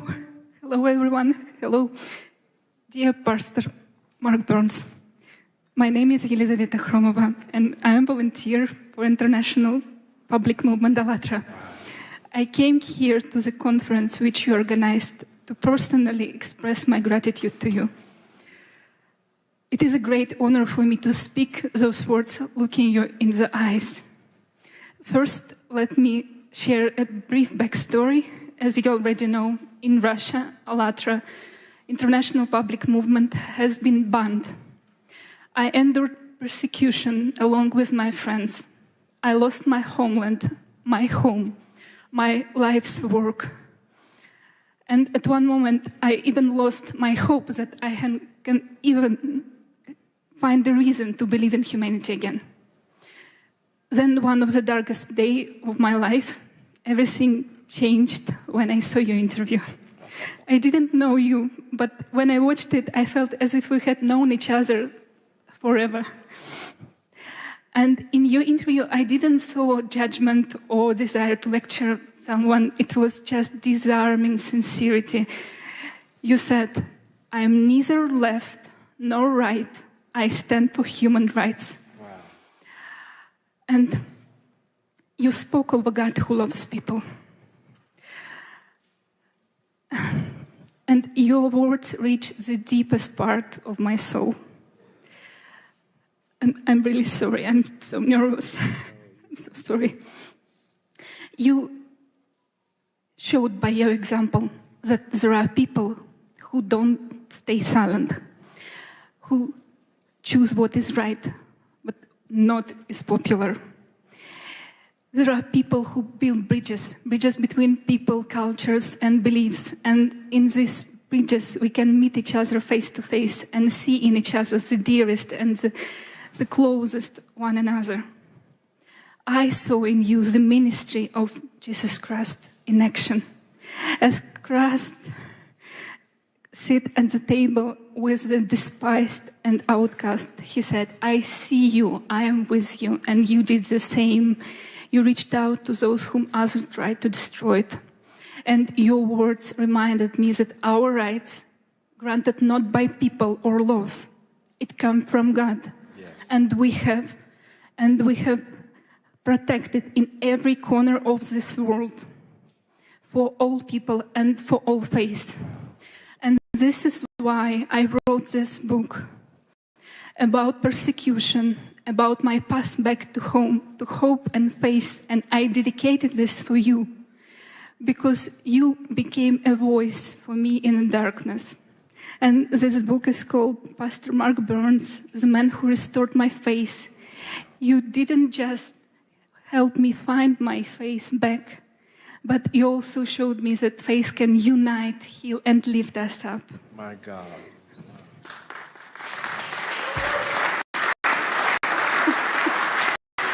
Thank you. Thank you, dear Pastor Mark Burns. Thank you for who you are. Thank you for your courage, for your bravery, for your love, for your service to people. Thank you for your sincerity and truly for your inspiration, which your faith in action gives all of us. This book is for you and for all of us who believe that one honest voice can change everything. Thank you so much.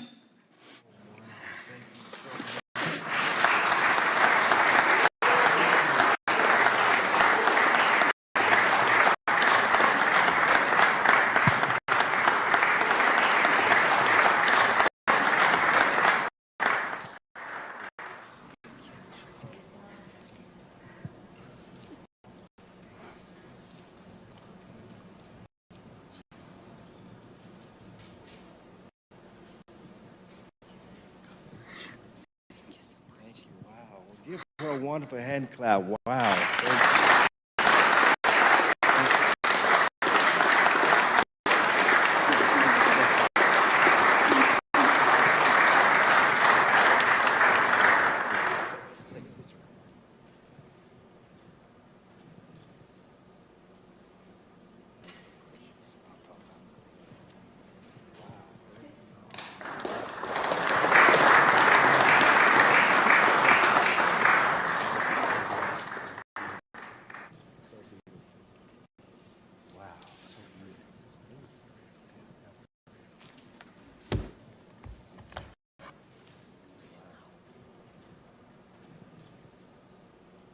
Thank you, Elizaveta, for sharing your sincere testimony. We're so happy you're here with us today. It's definitely an honor and a surprise.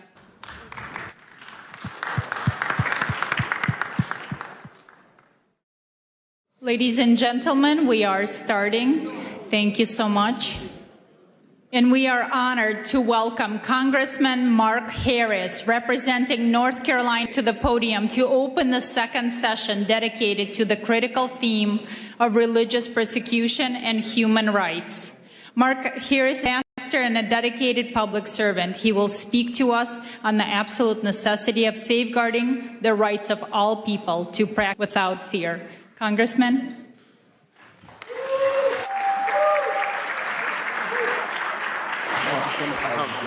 Thank you so much for having me. Well, good afternoon. It is great to see you. I'm sorry for being just a little bit late, but I literally just ran a committee meeting today that we were holding, and we had a pretty big hearing going on today with a special guest there that we were dealing with. So, but I am so delighted to be with my friend Mark Burns and to have the opportunity to address Interfaith Conference. Listen, I'm excited today. The Republican trifecta, led by President Trump, faith is back and it's making a powerful difference. From day one of this administration, the president drew a clear line. Anti-Christian bigotry has no place in our federal government.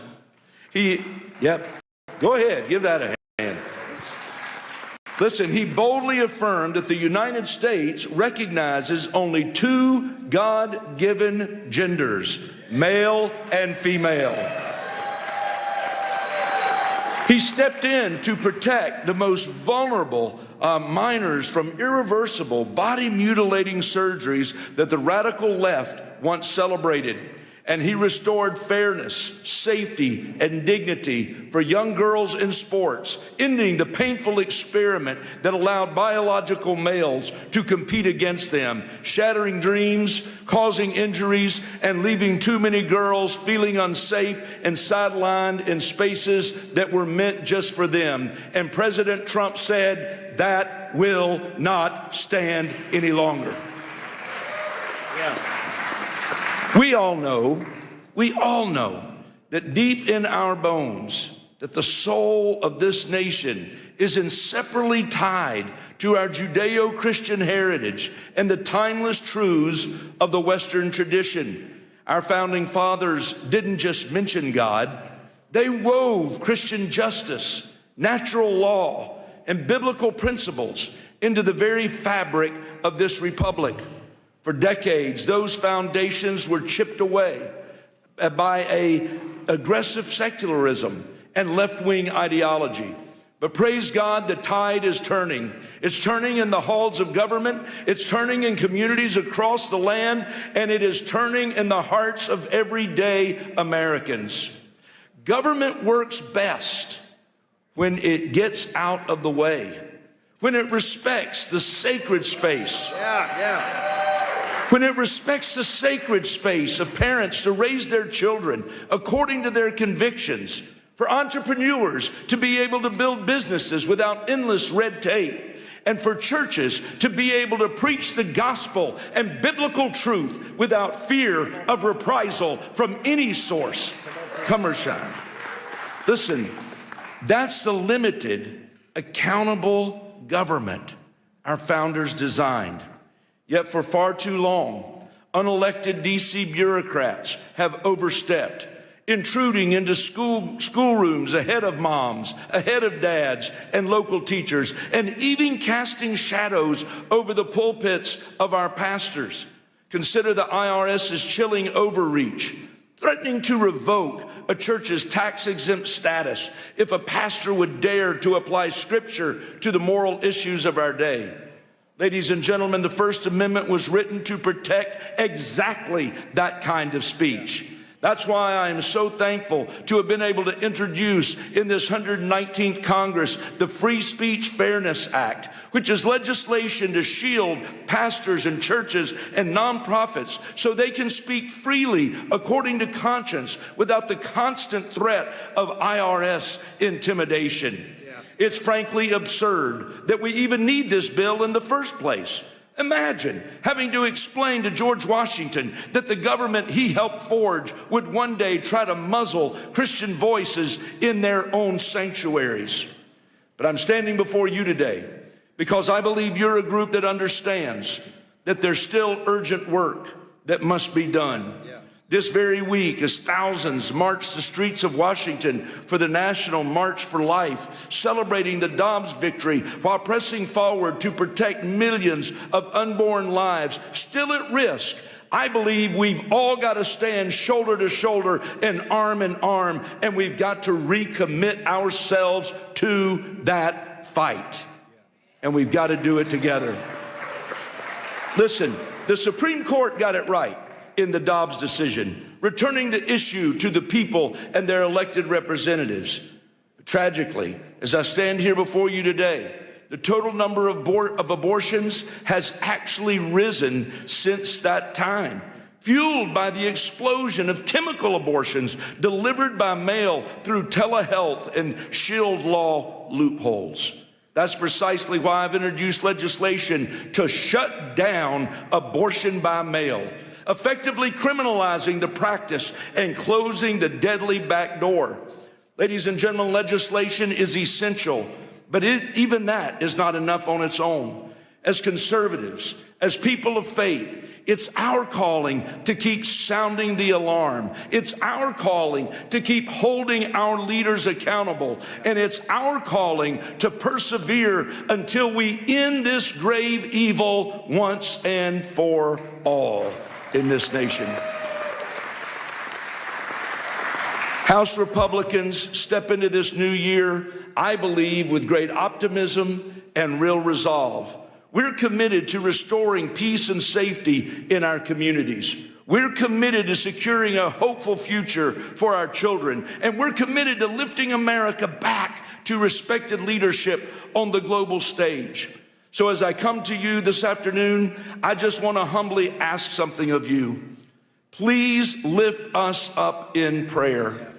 Lift us up in prayer that we in Congress will not grow weary, that we will not stumble.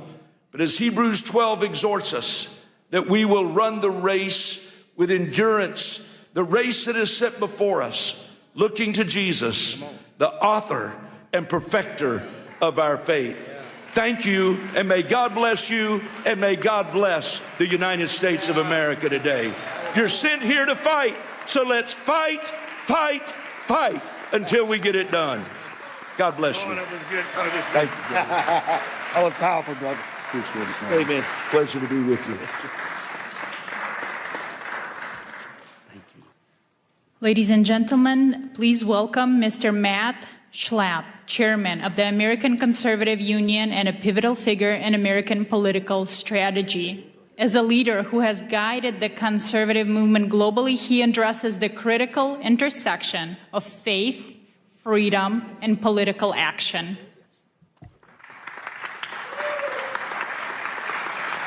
Thank you. Hello, everyone. That congressman could talk. That was good. He's not as good as Gus Bilirakis, but you'll hear from Gus soon, I'm sure. Thank you all. Thanks for letting me be with you today. Have you guys ever heard of CPAC? How many of you here today are not from America? Could you raise your hand? It's a lot of people. Welcome to a great country. Welcome to a restored America, where you can walk down the streets and be safe, that you can wear a yarmulke and be safe, that you can have a Bible in your hand and be safe. Yeah. This is the America that we have to recapture. It's actually the America that we have to refound. Our founding principles, we were taught recently in the last 25 years that our founding principles are hateful, racist, overly religious, too Christian, And we've been feeding our children a constant diet of anti-patriotism and hatred of their own country, and we wonder why America is so divided. And we now have CPAC events in over 12 countries and 5 continents. So if we're not in your country, we're near your country. And what we're seeing is common themes in all these countries. In each one of our countries, we see the problems of the basic persecution of religious freedom, the persecution of political speech, and we wonder where it's all coming from. And then many of us were watching the World Economic Forum in Davos, and we can see that maybe that's where a lot of it is coming from, or coming from the UN, or coming from these global institutions, which know better. They have more fancy degrees than most of us have. They're trying to tell you that your values are old-fashioned and counterproductive. And the most wonderful thing about Donald Trump's victory, kind of like resuscitation, revitalization, there's another R word we could use, political resurrection, it gave hope to all of us. We have a renewed sense that it's okay to live the life that God put us on this earth to live. But I think our time is short. In basketball, they have a shot clock. In football, they have a clock. You only have so many quarters to score and everything else. There's an end time to all this. We don't know when it is. The Bible tells us we don't know that exact time. But America also has an end time, and freedom has an end time. And maybe we can extend that time. You all know how many times in the Bible God is mad at people, and he wants them to turn from their wicked ways, and they don't want to. And then he finds a good man, and that good man negotiates on behalf of the people who are kind of mediocre to bad and tries to earn them more time. And, I fear that we're in this kind of a situation where we're trying to get more time. And so what I say to all good people, and boy, it sure gives me great joy to be with all of you because you look like just a room full of good people, is think about the time and the days you have left and how you can impact the situation that we're in your country, in America, around the globe. Like I said, I run this group called CPAC, and we have an event, Pastor, with a lot of talkers. There's a lot of talkers. The conservative movement is so good at talking. Guess what? It's time for the conservative movement to do some doing. Yeah.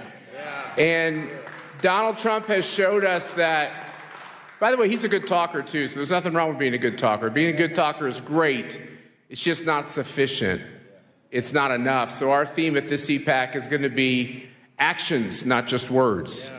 And there's only so much time, as I said, to make a difference. So my wife, Mercedes, and I, we think a lot about this. As I comb gray hair, less and less gray hair, by the way, and as I watch my kids who used to be little, now they're like all getting old and even doing things like getting married and such, I realize that time goes fast.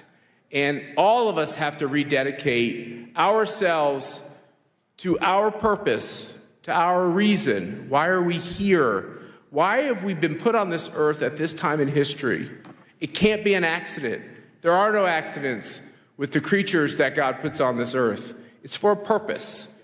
And I think all of us are trying to work together to figure out what that purpose is for ourselves or to execute on that purpose. And we know that we're stronger when we do it together. And so what you have from all of us at CPAC, and I have 2 of my colleagues here who are with me today.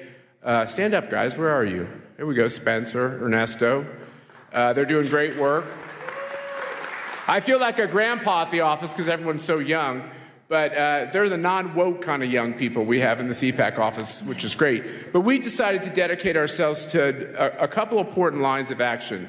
The first thing is we believe passionately in your freedoms. You have the right to practice your religion, not practice a religion, practice the religion you want. You have that right. There's something so special and sacred. I think that's the most foundational right that God gave us.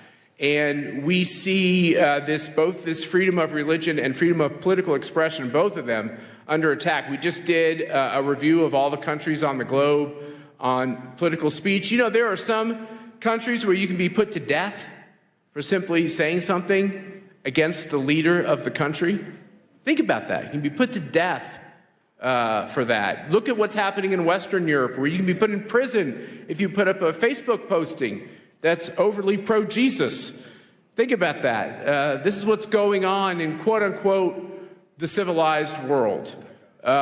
We look at religious freedom and the persecution of Christians and the rise of anti-Semitism in Western democracies. I'm using air quotes for a lot of these things. It's disgusting that millions and millions and millions of Christians are being persecuted, many losing their lives, being slaughtered in countries. And you wonder, like, how could we have this kind of evil and chaos? And why are so many Christians believe that, like, that's a kind of like a made-up hoax? It's not really happening. Well, it is really happening. The videos and the photos are real. You talk to the pastors that come from these countries, it's real.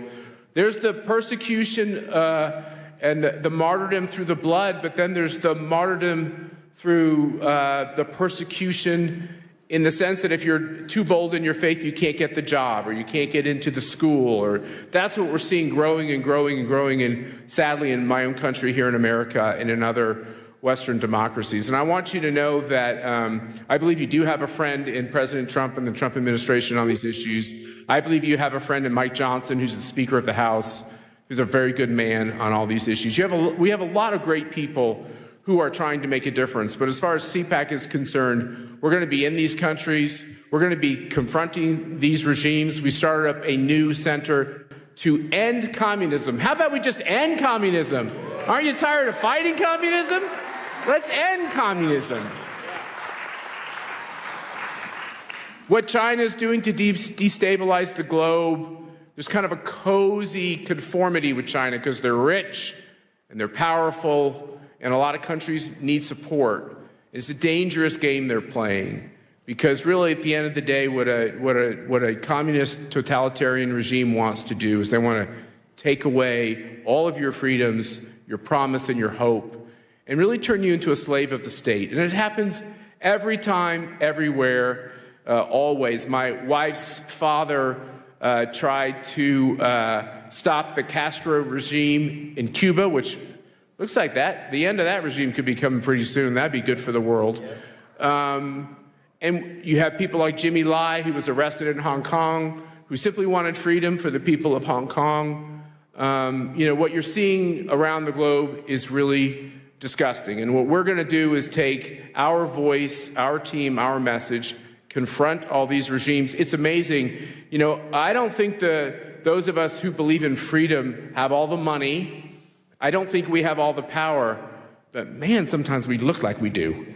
And I think we got to be like bears. Bears in the forest, sometimes they growl, or like the little dog that barks really loud because they're really little and they got to bark loud so you think they're bigger.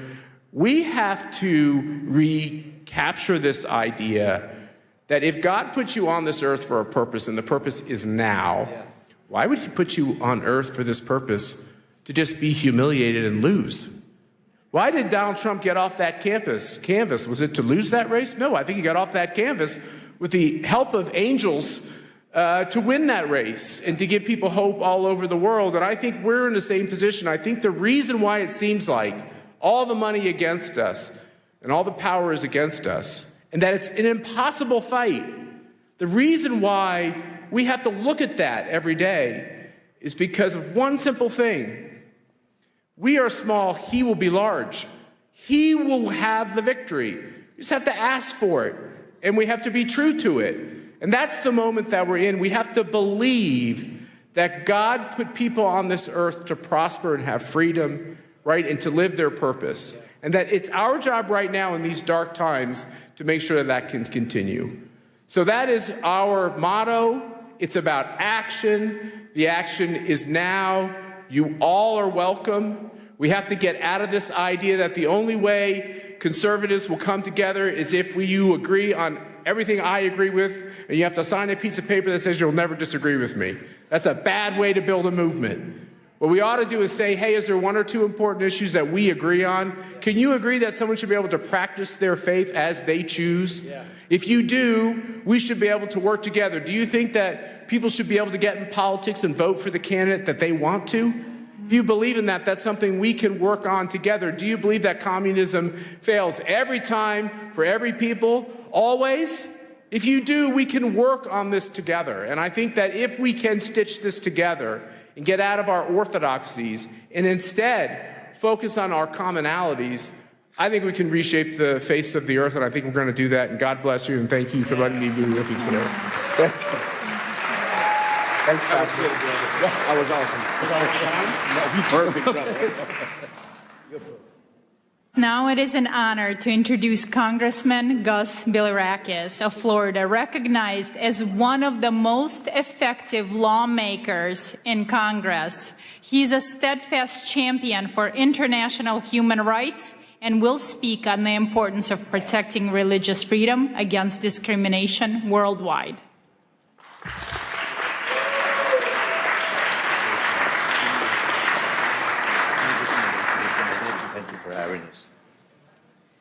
Thank you so very much. And I want to thank my good friend Matt.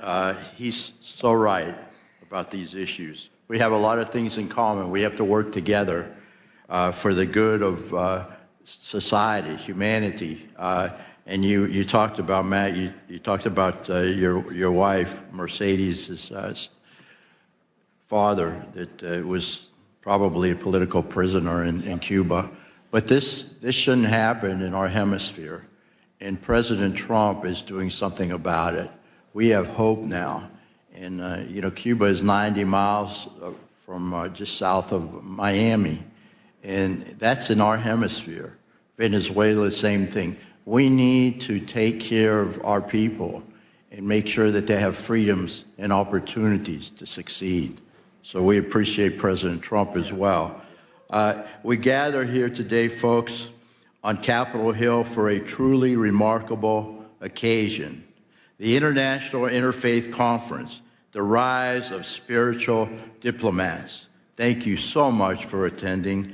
Please, again, before I begin, I want to extend my deepest gratitude, Pastor Burns. Pastor Burns, thank you for your vision and for your tireless leadership in organizing this great summit.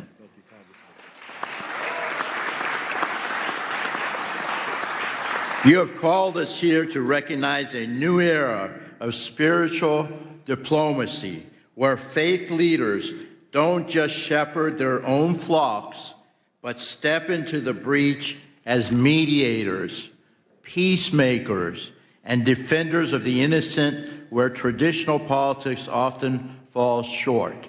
And I will tell you, people like Matt and the Speaker of the House, who's not here right now, but Mike Johnson, he cares so much. He really does. And he's genuine, he's sincere, he's a godly man. And we are making a difference, folks. We are making a difference. We're making a lot of progress. So I chair the Congressional Caucus on International Religious Freedom. I see the first freedom not as mere legal concept, but as the heartbeat of human dignity. Yet as we meet on today, January 22nd, that heartbeat is under threat, folks. So again, I've got to tell it like it is. The data from this year's 2026 report is staggering. We are witnessing government restrictions on religion at their highest global levels in decades, unfortunately. We are so very fortunate here in the United States of America. And I know there's some bumps in the road, but we have religious freedom. And we should never, ever take that for granted. But in Nigeria, folks, the crisis has reached a breaking point.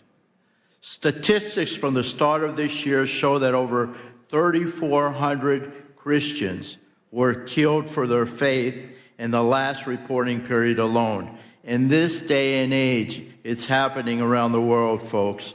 I have fought to ensure Nigeria remains a country of particular concern, because we cannot stay silent while thousands are slaughtered.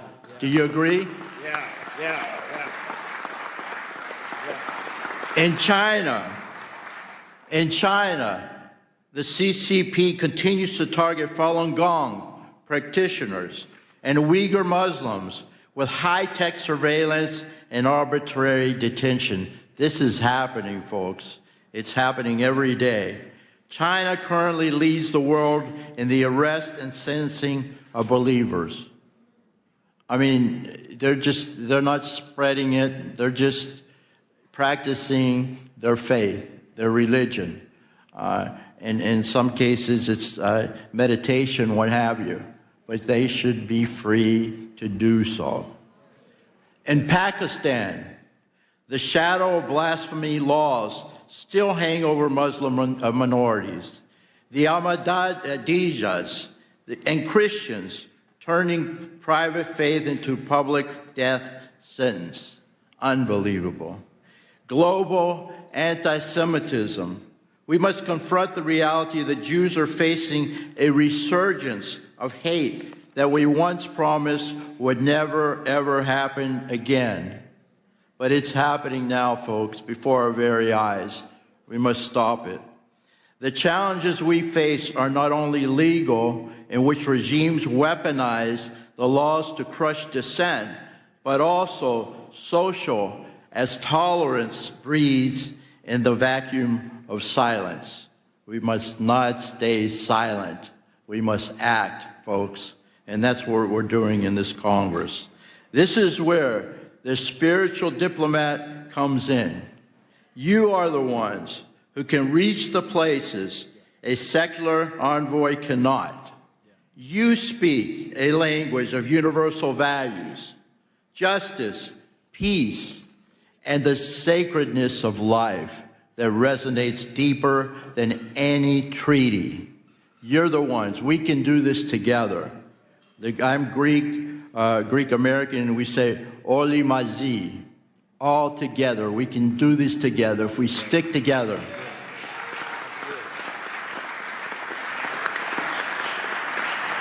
Effective advocacy requires more than just thoughts and prayers, folks. It requires diplomatic engagement with teeth. With teeth, I have to emphasize that. We must continue to use the global Majesty Act, I know how to pronounce it, but I'm sorry about that, to target those who profit from persecution. We must elevate religious freedom. This issue must be a permanent pillar of our foreign policy. Do you agree? Yeah. It has been under this administration and under Marco Rubio as Secretary of State. And we must always be present. When faith leaders and members of this caucus speak up for the persecuted, it sends a message. We are the greatest country on the face of the earth. People listen to us. We must take advantage of that. The world is watching, folks, and you are not alone. You are not alone. Pastor Burns, you often say that spiritual leaders, and I quote, carry no weapons, they carry wisdom, right? I'll repeat that. Pastor Burns says, spiritual leaders carry no weapons, they carry wisdom.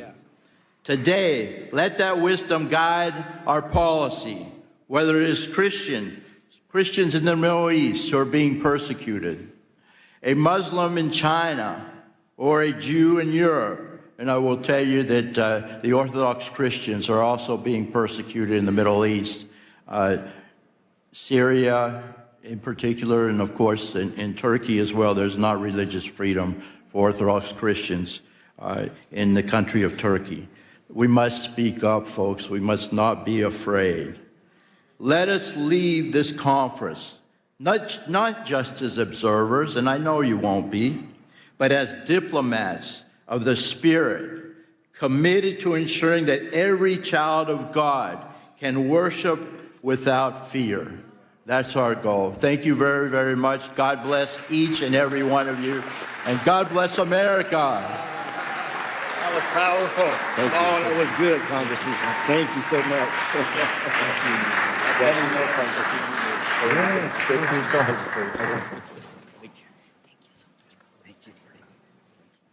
Well, you know, I think I'm about to speak again. But before Matt Schnapp leaves, this man, again, you all know who he is. He does so much for America. He does so much for the conservative movement in America. He literally, him and his wonderful wife, Mercedes, bring millions of conservatives all over the world to bring a message of unity and peace. And it's a great honor for me as he had to slip out. But as you know, we're going to be pinning everyone who takes the commitment of becoming a true spiritual diplomat. And here, I am going to pin my brother Matt right here in front of everybody with this wonderful spiritual diplomat pin. He's taking it very seriously. Now, I told him I'm hoping I will be called up to the varsity league and be invited to CPAC and speak for the next time. But hopefully I'll get called up to the big league next. But I want everybody to witness here today as I pin on my dear brother, Mr. Matt Schnapp, for all the wonderful work that he does as a spiritual diplomat around the world. And I want us to realize, yes, that it's because of leaders like Matt we have a safer world and a safer place for our children to grow up. Thank you so much, my brother. Thank you. Thank you. I have to just say, you heard it here. He called me on the carpet. He's coming. You're speaking at CPAC, whether you like it or not. There we go. Thank you, brother. God bless you. Thank you very much. It was great to hear from the congressman. And now it is my honor again to welcome Pastor Mark Burns back to the podium as he addresses the key topic entitled From Pulpits to Peace Tables, Why Faith Leaders Must Engage the World. Wonderful. Well, first of all, I'm going to tell you, you should give yourself a big hand clap of all the wonderful people that are here today. Come on now, you can do better than that. Come on now, come on. We're here at the nation's capital to take back this nation, take back the world, and we're here to protect faith of all people around the world. Do you believe that? Say yes to that. Hurrah. Listen, the Bible says that violence taken by force. We're here to make a loud declaration to the world. The evil that is happening in Ukraine, the evil that is happening in China, the evil that is happening in Taiwan and Cambodia, the evil that is happening in India and Pakistan, the evil and the wars that are happening all over the world. We can bring an end to this evil. Korea right now is under attack. Right now. People are dying of all faiths. In Nigeria, Christians and Muslims alike are being killed by terrorists. We're the voice that can help bring that. I want to tell you, my brother, I pray that you hear my heart. I pray that you hear my heart. Don't take this pen. We'll do it at the end. So please don't leave. But don't take the vow. You're not vowing to a person. You're not even vowing to an organization. You're vowing that you will be willing to protect the innocent and speak for the voiceless. I can't hear nobody. I can't hear nobody.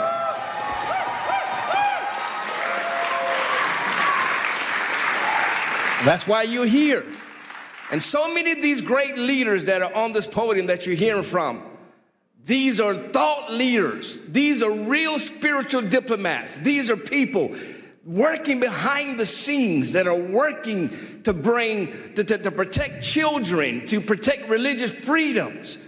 We're going to talk about it a little bit later about the young girl that was raped in Tanzania. We have His Excellency that is here right now, all the way from Tanzania to talk about it, to discuss about it.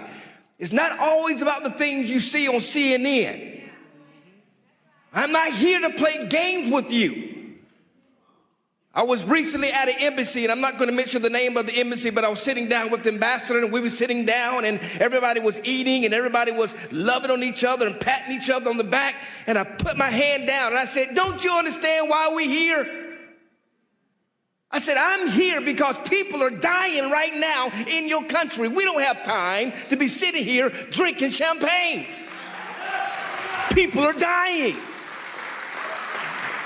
We're coupling and assembling ourselves to bring peace, to be willing to speak to the kings of the world, to speak to the leaders of the world, Brother Jack, to speak to those that are voiceless. I'm going to keep repeating it. I want you to get up and leave and exit yourself out of this room if you just want to get a lapel pin, just to say, I was there. I don't need you, nor do I want you. I am not here to play games. There are too many people that meet in this building, and all they do is talk, talk, talk, and nothing ever happens. I need people who are going to go to the front lines with me. I can't hear nobody. I can't hear nobody. I am in a room full of leaders, am I not? I am in a room full of real warriors. I can't hear nobody. I dare you to open your mouth up and say, I'm one of the people. I'm ready to go to war. Somebody say yes to that.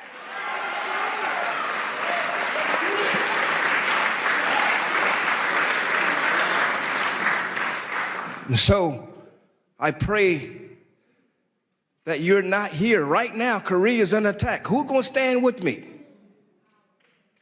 Right now, Pakistan is under attack. Who's going to stand with me? I'm going there in April. Who's standing with me?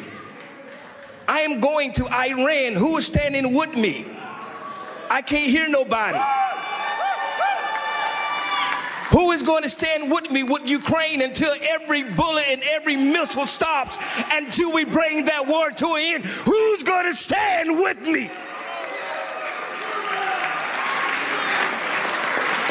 I don't need cowards, and I don't need people who are just here to be here. I need people who's willing to go to the front lines, who's willing to risk your name and your reputation to stand with somebody who may pray to a different God, who may believe different than you, but you're willing to stand on the name of peace. Who will stand with me?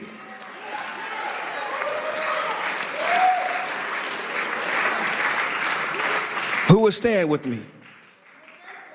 Who will stand? Who will stand? Who will stand? You're going to be charged today. You're going to be charged today. I'm telling you, my Jewish brothers, my Muslim brothers, my Hindu brothers, my all of the faiths, the Buddhists that are here, all of you, the Christian brothers and sisters, all of you that are here, you are going to be charged. Please take it serious, because somebody's life depends on it. Are you hearing me? Tragic that even happened in your own family, happened in your own life. I've studied your story and how you left, how she sung the national anthem, but she was in Russia, and how her husband came under political persecution, and they left Russia, moved to Kyiv with their son, who's sitting right there, just to have her husband assassinated in Kyiv. This is the kind of battles that people are facing right now around the world, and yet she flew all the way from Kyiv just to come to sing the American national anthem. That's putting our differences aside and standing as one people, as one voice.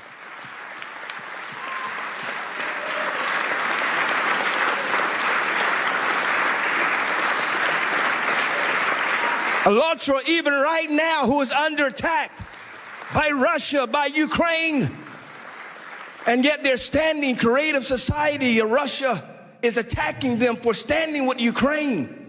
But yet they got volunteers all over the world. I'm telling you right now, every faith leader, you need the organization of ALLATRA and Creative Society. You need them. You need people like them that will go to the trenches. They are not just talkers, and they don't do it. They don't do it. And I'm talking about Olga here and Marina here. Olga is the head of a Creative Society, and Marina is the head of ALLATRA. And they have volunteers all over the world. When I'm at the Vatican, they got volunteers that are there. When I'm in Korea, they got volunteers that are there. When I am in Africa, they got volunteers that are there. These people don't just talk the game, they do it. And they don't need no presidential invitation. Quit waiting for the White House to invite you. You don't need an invitation. I can't hear nobody. You don't need an invitation, Valerie. You show up and fight. You show up and fight. You do it faithfully, consistently. So these leaders that are up here, they're not here to waste your time. They're not here to be famous. We have real serious issues, Marquetta, real serious issues that we're going to solve. And what I'm going to be asking of you is helping us to continue to create this network. We're going to be introducing to you an email and a number that you who are out there around the world to communicate. And it's not just international or national issues. So you hear what I'm telling you? I got an invitation. We're going to Chicago right now. There's mold that is happening in Chicago right now. And we're not going to allow partisan lines, Republicans or Democrats, to block simply by helping people. Are you hearing me? No real Republican was supporting Ukraine until I got there. And I came up with the mindset that I'm going to stand what is right, not what is popular. Are y'all hearing what I'm telling you? I don't care what your faith is. I don't care what you believe. Rabbi Duby, I'm going to stand for what is right and not what is popular. Are you hearing me? And so we got battles all over the world, desperately needing people to come and remind them that help is on the way, that you're not by yourself. I'm not here to give you some political rah-rah speech. I thank the president for sending me the video. Thank you, Mr. President. He's in Davos and he stopped and he sent me a video to tell everybody he's supporting what we're doing. But that's not what I'm living for. We've got to get to the point where that spiritual diplomacy lasts beyond whoever's president. Because there are rape victims that need us. There are drug addicts that need us. There are religious people that are dying for practicing their faith that need us. Who's willing to go speak to the kings of the world? Who's willing to risk their reputations? Are you hearing what I'm telling you? And so I pray that you receive what I'm telling you. I want this movement to continue to grow and grow bigger. We're planning to do this again in 6 months at Mar-a-Lago at the president's house. And we're going to bring it even bigger and even greater. Then we're going to G20. We're going to do a wonderful event at G20. Amen. We're going to take over Miami. And then we're going to go to Qatar. And then we're going to the Vatican. We're taking this all over the world to bring peace. I believe we're going to have a spiritual diplomacy right there in Tehran, to do it right there in Iran and show the world that we won't allow evil to win. Y'all not talking back to me. We won't allow evil to win. We will stand for what is right and not what is popular. Somebody say yes to that. We're going to go to North Korea. We're going to knock down the wall. We're going to get to Kim Jong-un. We're going to tell the world that we are here to faith, that we will not have enemies in the name of faith. Are y'all hear what I'm telling you? If you're playing politics, leave me alone. Don't get a picture with me. Think I'm playing with you. I'm not. I'm not. I don't got nothing to lose. You don't understand how I got here. I didn't get here by sucking up to nobody. The president calls me his pit bull for a reason, so I'm not here to impress you. Are y'all hearing what I'm telling you?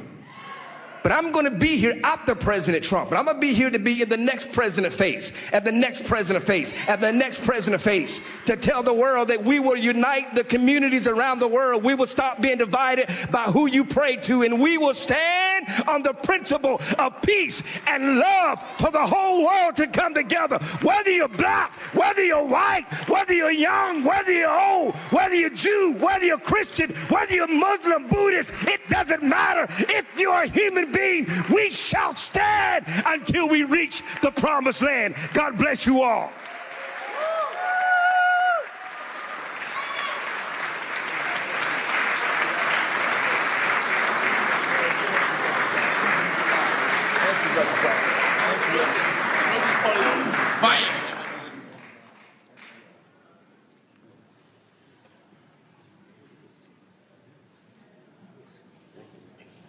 Thank you, Pastor Mark Burns. Wow, who's going to follow that speech?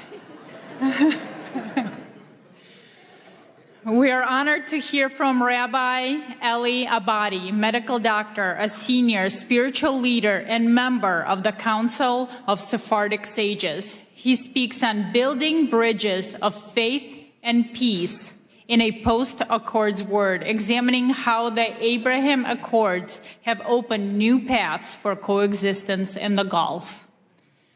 Rabbi?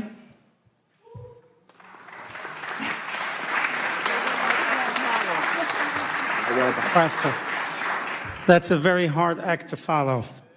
I was the lucky one. First of all, Pastor Burns, I want to thank you very much for the privilege and the honor that you bestowed on me in coming and addressing this illustrious audience. And secondly, for pinning me today and inducting me in the cadre of spiritual diplomats. I shall carry this with great honor and duty. Together, inshallah, God willing, we will fashion a better future for the next generation of humanities. Thank you. And now I start my official speech. Your Excellency, Pastor Dr. Mark Burns, President Marina Otsenova, Honorable Congressmen and Parliament members, Honorable Ambassadors, esteemed rabbis, imams, pastors, reverends, bishops, and religious leaders, distinguished speakers, and dear audience. The great Mahatma Gandhi once noted, if we were to respect others' religions as we would have them respect our own, a friendly study of the world's religions is a sacred duty. We are gathered here today as global faith, political, and thought leaders from many areas of human endeavors to find a path toward a peaceful coexistence between all religions, nations, and all people, especially the world's three Abrahamic religions, Judaism, Christianity, and Islam, and few others. As Edmund Burke said, religion is essentially the art and theory of remaking of humanity. And therefore, we as leaders ought to embark in remaking mankind to cherish, protect, and foment a peaceful coexistence. As the United Nations Manifesto on the Culture of Peace stated, we must learn to use one another's religious belief as ways to connect, not as reasons for conflict. For 800 years, Judaism, Christianity, and Islam were inextricably intertwined in medieval Spain, the era of convivencia. Each had a common ancestry, similar values, and holy scriptures. As Genesis 42:13 states, we are all brothers, children of one Father. Living together side by side in Spain, very often in close quarters, the people of these religions flourished. They naturally found a way of understanding and respect for each other's culture, bringing forth an enlightened culture. Thus, the seed of Renaissance had been planted. Remarkable individuals of different faiths made lasting contributions to civilization. However, and unfortunately, gradually over the next 3 centuries, large forces vying for power gave way to puritanical judgments, absolutism, and religious extremism. Ultimately, these exclusive policies and the conflict they unleashed extinguished the shared learning that had flourished. The fragile unity between the three faiths was lost. Up until these days, these conflicts still exist in many areas in the world that we must end and return to the days of old. In the area of faith, Jews, Christians, and Muslims believe that God made a covenant with Abraham. It was to keep faith in one God and to worship him and to teach the practice of worship to his children down through the generations. In return, God would preserve, protect, and multiply the children of Abraham. This covenant became the legacy or trust for the children of Abraham to continue. Abraham's offspring would become great nations. And as stated in Genesis 17:4, the Lord said to Abraham, "Herewith my covenant with you, and you shall be the father of many nations." The people of these nations are now called Jews, Christians, and Muslims. We are all monotheists. We all believe in one God, the creator of all that is, in the universe and on earth. As leaders, we are enjoined by our faiths to find path toward a peaceful coexistence between all religions and all people. Therefore, in order to establish a channel of communication and cooperation on an international level, we must continually ask of ourselves, what we insist from our own people, the acceptance of diversity in religions. First, as leader, we must lead by example and communicate to our people that peace is a basic human right. Scriptures in Leviticus 19:18 teach us to love thy neighbor as thyself. It is a directive that teaches each one of us here today to love one another through peace, acceptance, and understanding. Second, as each of us takes enormous pride in our own religious history, culture, and strength, so too must we pride ourselves on the level of understanding and tolerance our people have of other religions and cultures. As we encourage our people's pride in our own religions, we must castigate our congregations should intolerance and ignorance of other religions and cultures arises. Third, it is our responsibility to guide our people towards looking for the inestimable value of peace and not in conflict. Yes, the world is made up of different races, colors, ethnicities, religions, and political ideology. However, the seeds of peace begin to grow when people of all faiths and backgrounds are encouraged to communicate, tolerate, accept, and ultimately love each other. Today, ordinary people from all three faiths share a deep desire for peace and justice, and from many other faiths, not just these three. They all aspire to seek, to encourage a model friendship and respect for each other. We as leaders of our respective faiths and people do also share a deep desire for peace and justice. We will work towards it, and we pledge our time, efforts, and wherewithal to the implementation of being spiritual diplomats between people, nations, and religions. Our aim should be threefold. One, to stand together should any of our communities suffer harassment or attack. Two, to respond together to events, local or global, which have an impact on the relationships between all of us. And three, to overcome some of the misrepresentation, demonization, stereotyping, prejudice, and lack of awareness in the world through an ongoing educational process that teaches peace and respect for each religion, ethnicity, race, and nationality with a goal of a peaceful and respectful coexistence. It is time to take the initiative without waiting for more ignorance, hatred, and war to occur. It's time to actively bring peace where there is conflict. It is time to seek the good instead of evil, hope instead of despair, and love instead of hatred. It is time to allow our love of God and respect for His covenant to protect and multiply the children of Abraham, to materialize into a worldwide covenant of peace and protection for all of humanity. Given the many examples in history, as well as some conflicts which are so recent that they continue to take place as we speak, they demonstrate the need for leaders to speak out and preach against religious intolerance, ethnic persecution, and race superiority. The core of these conflicts stem from the idea that one's religion, ethnicity, and race is the superior one, giving a person or group of people the religious duty to impose their religion on others under penalty of death, or to persecute other ethnicities and nationalities. Terminology such as infidels or heretics ought to be eliminated from our vocabulary. Using these words allow the zealots to attack, persecute, force conversions, and even kill anyone who has been branded as such. As leaders, we ought to condemn the use of this terminology. Equally as important, we need to teach that religion and religious values can and should be transmitted only through love, acceptance, and tolerance. Religion can only be appreciated if transmitted peacefully and with the consent and wholehearted acceptance of the individual. We as religious leaders have the responsibility to highlight the beauty of religion while teaching our own people how religion can bring harmony, peace, and understanding. On 5 occasions in the Bible, 1 in Leviticus, 3 in Ezekiel, and 1 in Nehemiah, each state that the religious statutes given by the Almighty are, quote, so mankind can live through them.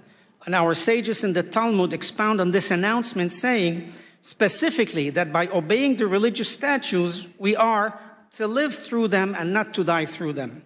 In Psalm 34:15, King David exhorts us to search for peace and pursue it. our sages and ethics of the Father state, be from the disciples of Aaron, the high priest. Love peace, pursue peace, and love your fellow human. Each of us here today as leaders, we must make that commitment to encourage our people to pursue peace and love one another. All of us here, Christian, Muslims, Buddhists, Hindus, and others, can effect change by planting the seed of true peace amongst us and our co-religionists. We can come to the reconciliation of our people.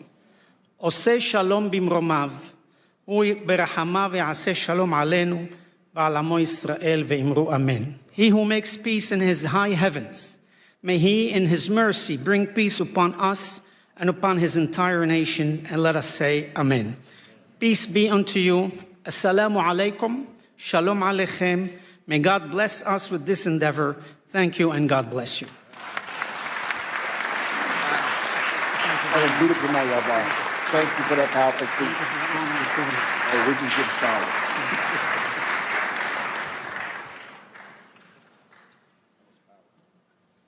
Thank you very much. Returning to the podium is Ms. Marina Ovtsinova, President of ALLATRA International Public Movement, bringing her expertise in counterterrorism and global security. She addresses a grave threat to democracy, from stigmatization to repression, focusing on the danger of anti-cultism.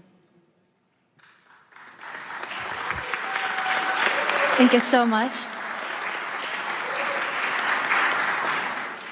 It's a really big pleasure to have the opportunity to address you once again. Thank you so much for that, Pastor Burns. And the energy in this room feels really huge, right? It feels like a really strong. And it's because every single person in the room, we gathered to defend human freedom. A person's dignity. Every single person here understands what that means.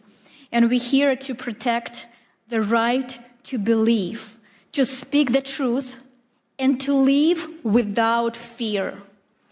These freedoms are the very fundamental on which true security in human society is built. But we need to acknowledge something very clear.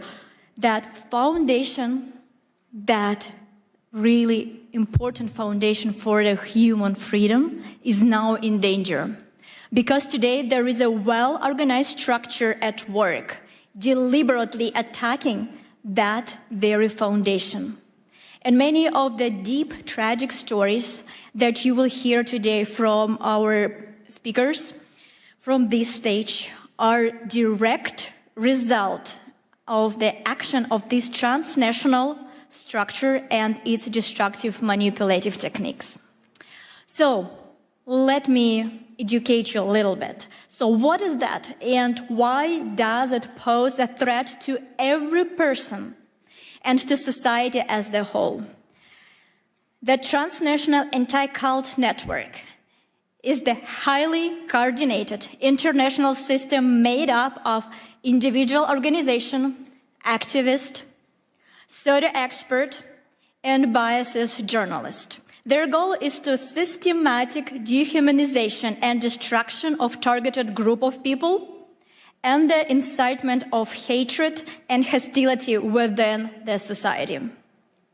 What this network does is often described more simply as anti-cultism. But in reality, anti-cultism is the technology of dehumanization and repression. Let me be clear right away. The anti-cult network can target absolutely any group, not just religious one. They can target social organization, hobby club, or even political party. And no matter who they choose, anti-cult agents follow the same well-practiced playbook. First, they slap the label on the targeted group in the media, calling them sect, cult, or simply dangerous group. Then, the step number 2, They launched an aggressive media campaign to smear the group using fake discriminations, false testimonies, and distorted information. Through these dirty media campaigns, they dehumanize the people in the targeted group. They strip them out of their humanity. And as a result, those exposed to this manipulation stop seeing the targeted group as equal, as neighbors, as co-workers, as parents, as children, or fellow citizens. Instead, they begin to treat them as outsider or enemy. And after this stage of dehumanization, society is effectively giving, quote unquote, permission to persecute. People are fired from their jobs, pushed out of the public life, silenced through the pressure and intimidation, dragged into court, and even subjected to violence.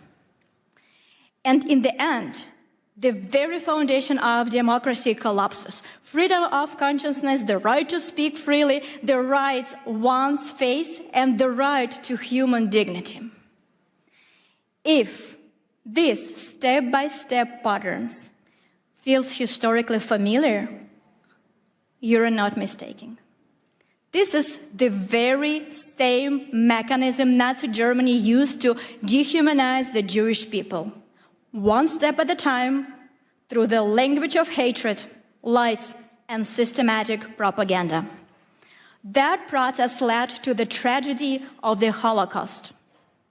And while the Holocaust itself is condemned by the international community today, the method that made it possible never truly disappeared. The tragedy of our time is that the world unequivocally condemned the outcome, genocide, but did not eliminate the tool itself. The technology of hatred survived, and it is still being used by the anti-cult network to this very day, in a different form, but with the same destructive consequences. This is why the use of anti-cult tactic always, without exception, leads to real violence, from persecution and repression to mass killing, forced organ harvesting, assassination attempts against political leaders, and school shootings. Today, you will hear the real stories, lived life experience that reveal the brutal reality of anti-cultism. These are testimonies from those whose friends become a victim of forced organ harvesting and were killed simply because they held different beliefs. These are the stories of mothers whose sons died in the school shooting. These are the voices of people whose loved ones are being held in prison right now under harsh conditions simply because they practice a different faith. And our international movement has practical experience with how the anti-cult mechanism fuels hatred. Many of you ask me about the persecution that I mentioned in the first speech. So let me give you that story. So beginning in 2015, a coordinated discrediting campaign was launched against the ALLATRA movement in the Russian Federation. It was carried out by the anti-cult network and coordinated directly by the FSB, the Federal Security Service of Russia. The reason we became a target was simple. We tried on a scientific level to warn the world about the geodynamic risk associated with the possible activation of the Siberian magma plume located on the Russian territory. A potential eruption would threaten not only Russia, but the entire world. Our warnings were ignored. The economic interests of powerful groups profiteering from Siberia's natural resources matter more than human lives and safety. As a result, a network, anti-cult experts, and structures affiliated with FSB was deployed against us. Their mission was to destroy our reputation and drawn out the very substance of our scientific warning. In the end, the ALLATRA movement was labeled in Russia first as undesirable organization and later than extremist, in part because of our support to Ukraine also. In Russia, anti-cult actors use their full arsenal against us. The media, courts, and the full machinery of the state. They believed that by putting us on the blacklist, they could force us into the silence. But they were wrong. We began to speak even louder. We studied their method in the smallest details. We made them public. We exposed the structure of their network, their roles, their connection, their channels through which they spread their narrative and their real motives. And we brought it to the world's attention. We proved that this Russian anti-cult infrastructure of hate has already been exported to China, Korea, Africa, Europe, and the United States. We traced how the pressure that began in Russia becomes a source of persecution around the world through publication, through the analysis, through the same talking points appeared in different countries as if copied from the very same subject and pasted in a different country. We also discovered that within the ranks of anti-cultists, pathological cruelty and sadism thrive. This is the matter of deep moral decay.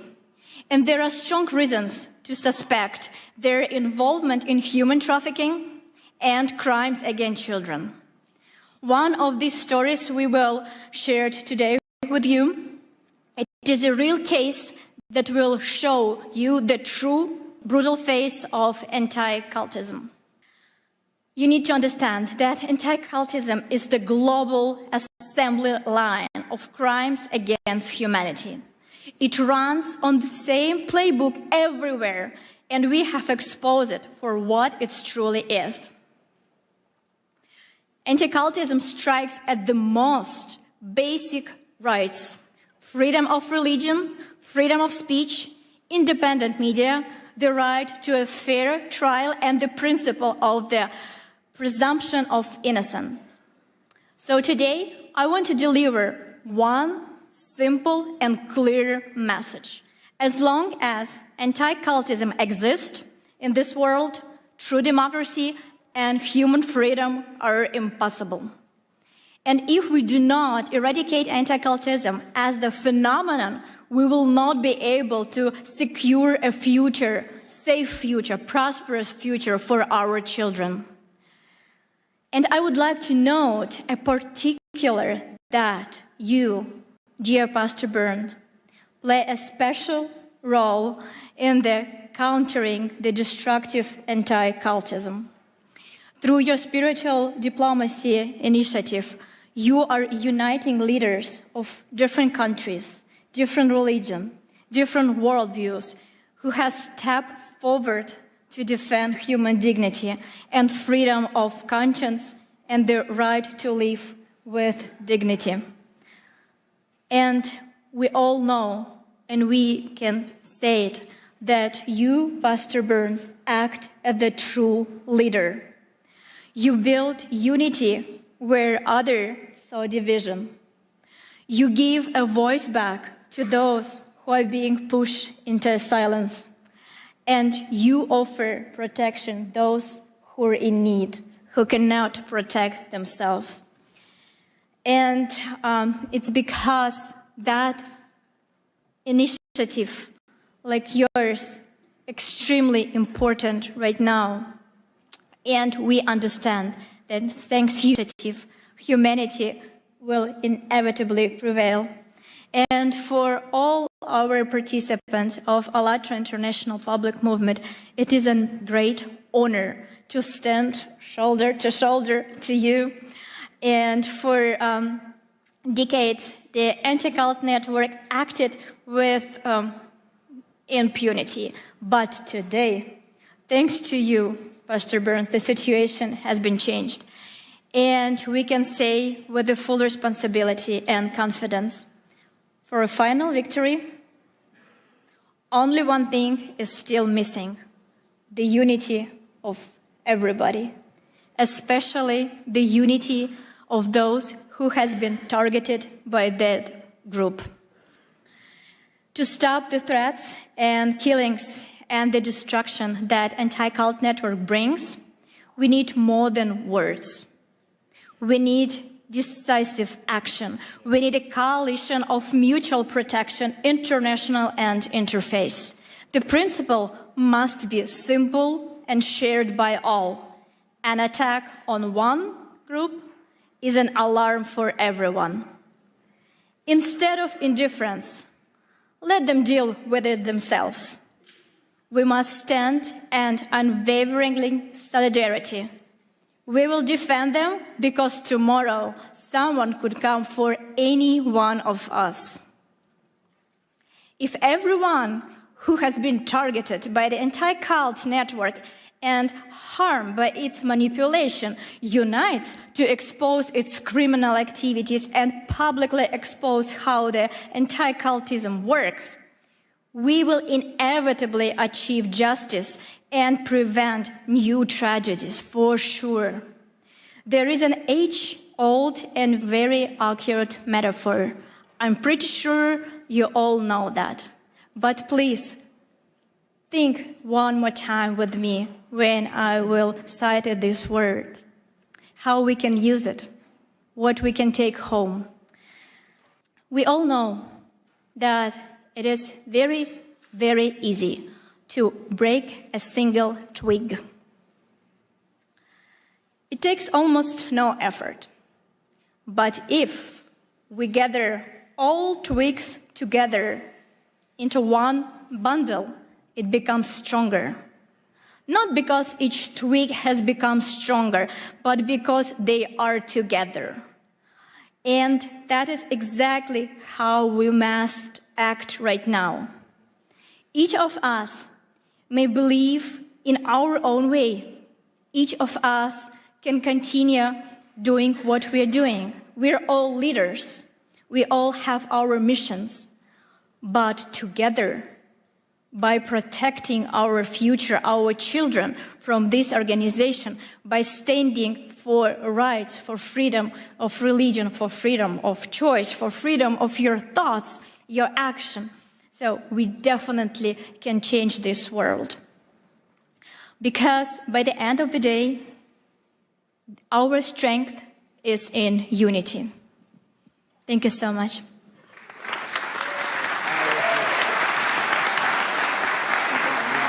Wonderful. That's so powerful.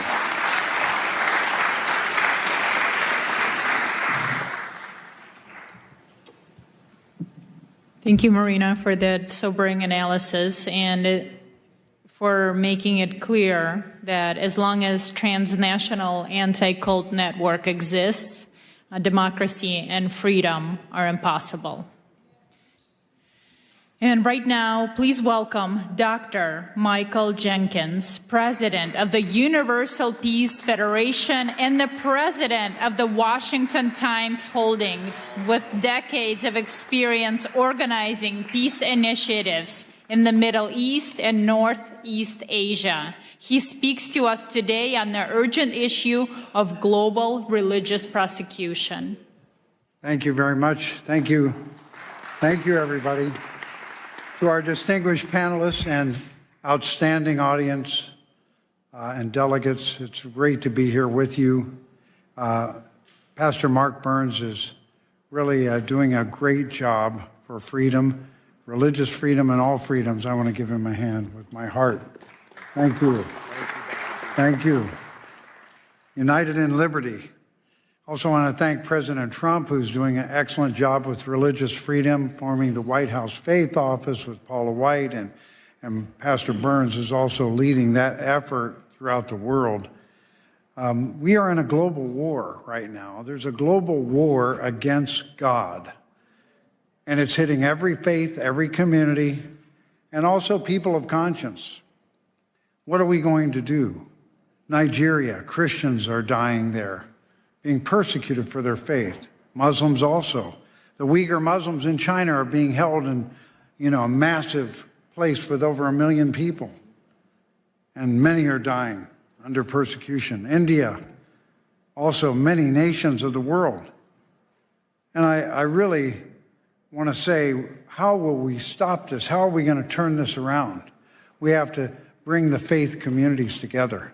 That is the number one thing that will help the most. And then the political leaders will be enlightened and they will follow the lead of the faith leaders if we love one another. I really believe that right now we see that there is an urgent situation, and that is with our Jewish family. I met my brother, Rabbi, and I would like to have a moment of silent prayer for our Jewish family right now. Just a moment of silent prayer. Peace for all Jewish people everywhere. Amen. Amen. And for all God's people, and also for all people of conscience. So I would say to this, peace, shalom, assalamu alaikum, shanti, shanti. We can win when we come together. We are meant to be together.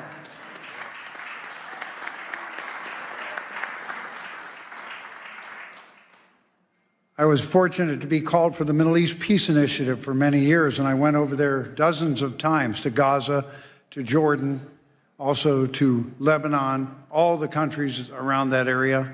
And I found interfaith dialogue can do more to heal divisions than anything else. Other things are important too. Economic development, all kinds of friendship, education, economic investment, but interfaith dialogue can bring hearts together.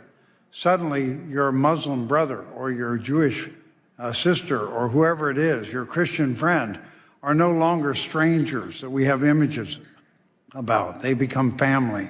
They become family. So even as miserable as it has been for the people of Gaza and Israel, interfaith dialogue has to rise, Pastor Burns, right away. Right away. You need to lead it too, because you're so much fun to be with. This man loves everybody. One thing about interfaith dialogue, if you love people and you really appreciate how God is working through their faith, it changes you. That's why America has such a central role to play, because there is an understanding that all faiths are welcome here, even though we mess up a lot of times. All people are welcome in America, all faiths. How are we going to make that happen? We need leadership. We need the spiritual diplomats. Spiritual diplomats are not political leaders, but they can help lead the way for political leaders. Our congressman who came here, how great it is that they support. But they're also, the lead of spiritual diplomats is something that's not restricted. We don't have to worry about a lot of protocols, right, Doc? That's right. You just go and start engaging with love and wanting to heal. So I just want to highlight a couple areas in the world that are shockingly going the wrong direction.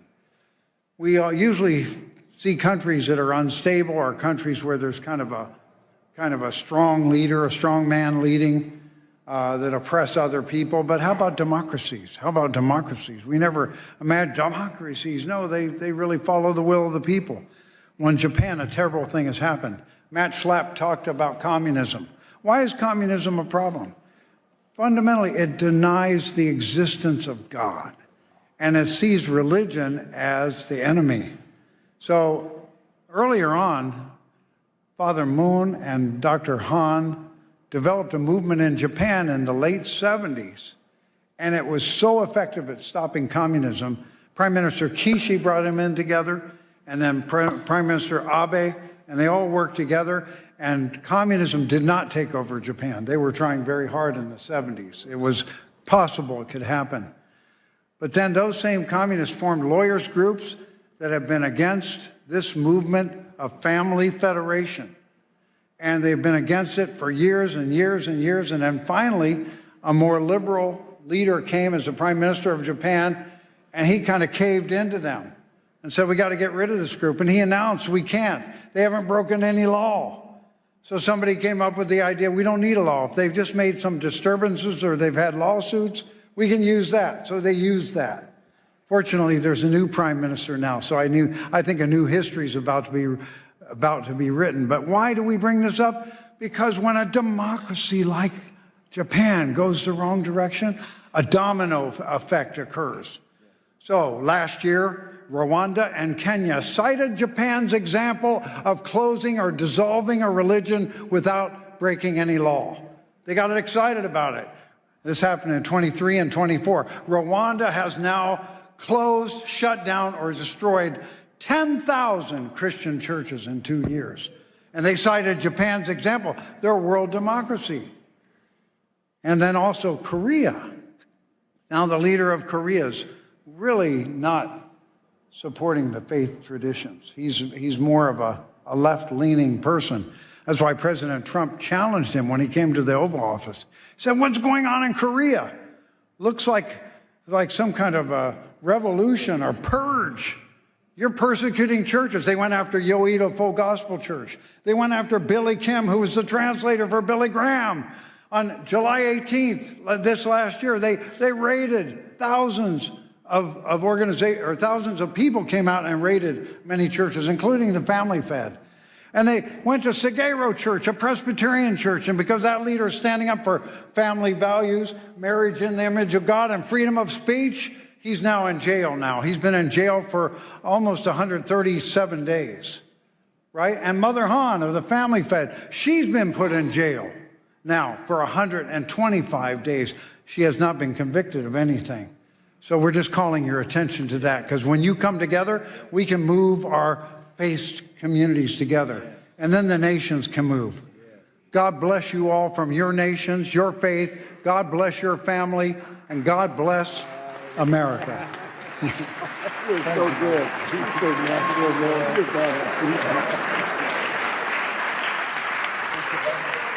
Thank you.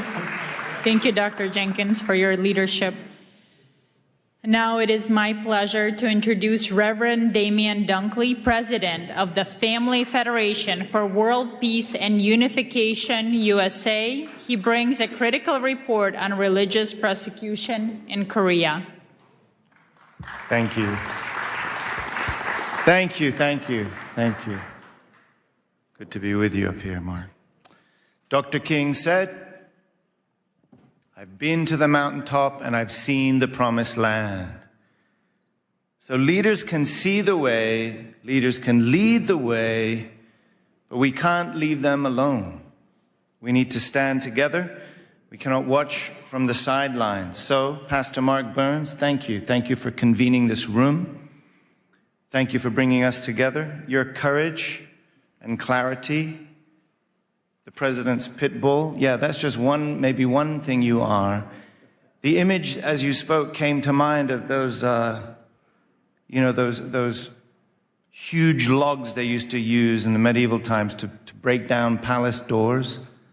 That kind of power, your word brings that kind of power. So, I mean, get out of the way. Better to stand with this man than stand against this man, I say. Thank you, Pastor Burns, for bringing us together. Bless you. So, as well as all of you incredible leaders, it's a real honor to stand with you today. I'd like to share just a short personal story.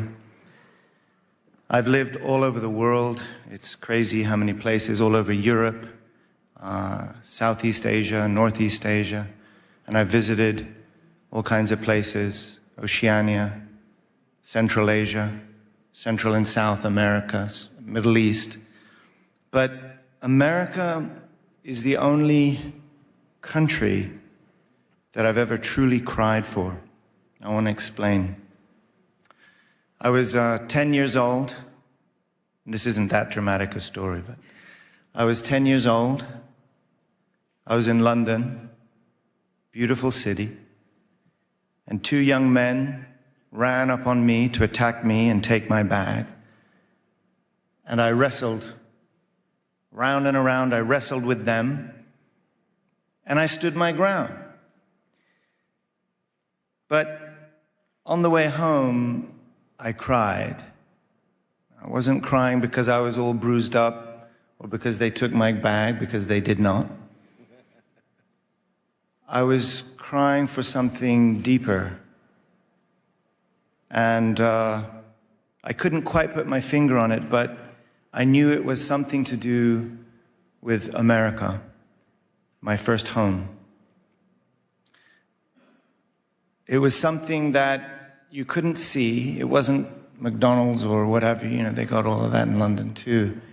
It was something intangible, something invisible that back then I didn't know what it was, but I know what it is today.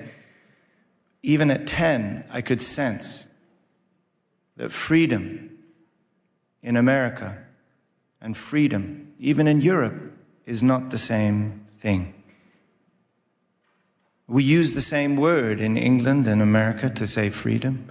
We translate that word into many other languages. And we think that when we, Mark, as an American, use that word and it enters the ear of a foreign speaker, that they understand what we mean. But I promise you, it is not the same. It is not the same. Now, we can lose it here. Thank God we haven't yet. But there's something I just wanted to testify to you about this concept of freedom. And it has something to do with what our founders built here, right? Our Constitution says that our rights are inalienable. This is endowed by our Creator. This is so unique. So our freedom is rooted in this because government does not grant it.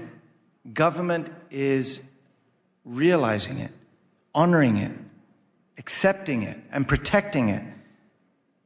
Protecting something not that the government gave, protecting something that God has already given. Freedom is our birthright from God.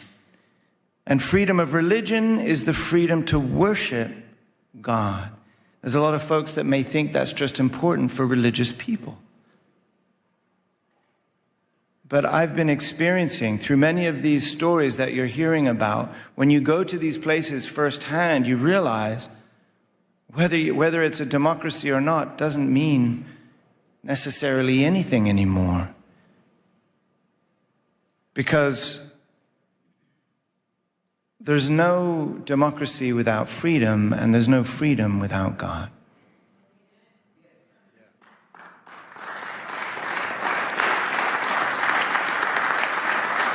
I really believe God invested in this nation, not just for these people, but to be a shelter for all religions and all people. And the world is crying. Liberty is everyone's birthright, which is why America must stand to protect and serve the freedom and liberty of all people on the planet. I believe that by putting God first. And the world is crying. Recently, I was in Korea. We just heard mention of this, Dr. Jenkins. And I experienced something I never expected to. It's a free and democratic country, a place I never expected that I would need to feel like I got to look over my shoulder before I say something. And many of you may know this feeling. I never thought I would feel that in Korea. Honestly, I started to kind of feel that right here in America until recently.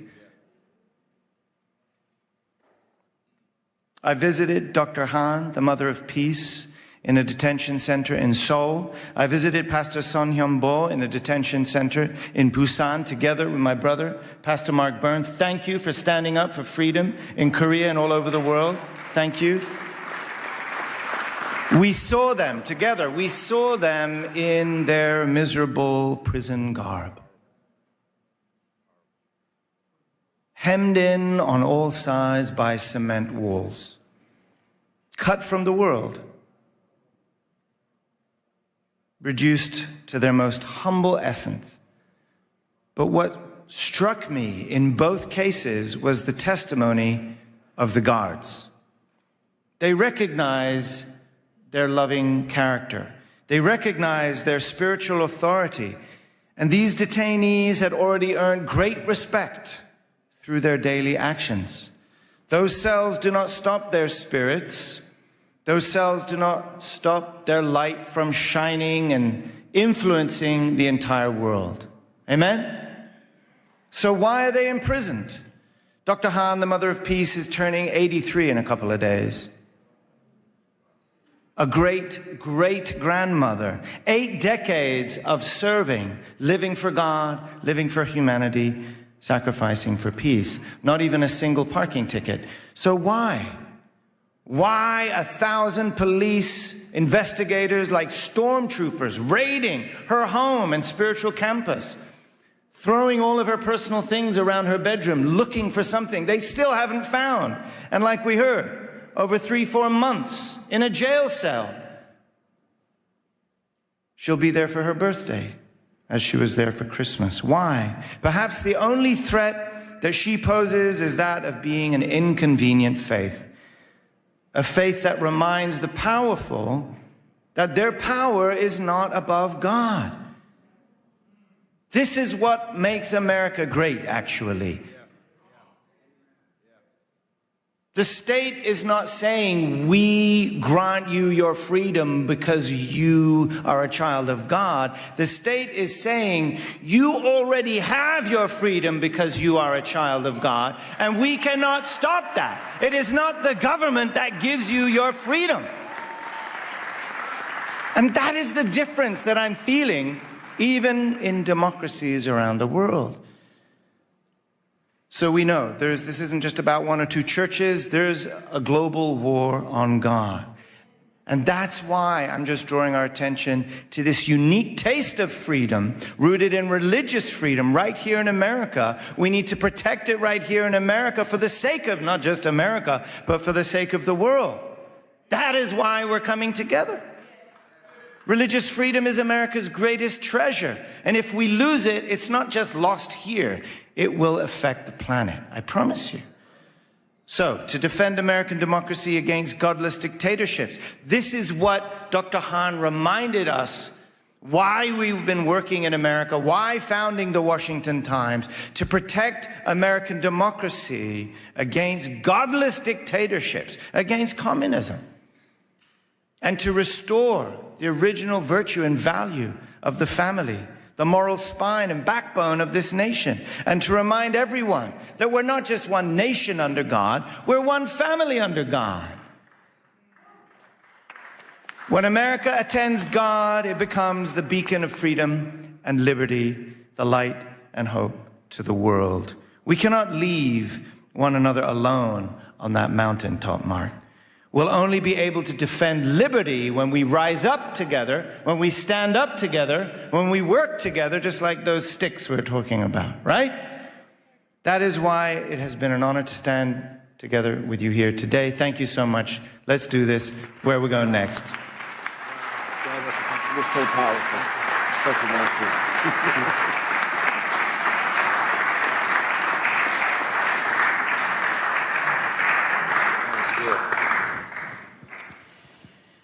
Our next speaker is a courageous voice for truth. Ms. Janice Trey, board chair of the Epoch Times and NTD TV, a survivor of forced labor herself. She understands the machinery of the repression firsthand. She addresses a vital connection in her speech. Information freedom is crucial for religious freedom, highlighting the systematic persecution of Falun Gong practitioners. Ms. Janice Trey.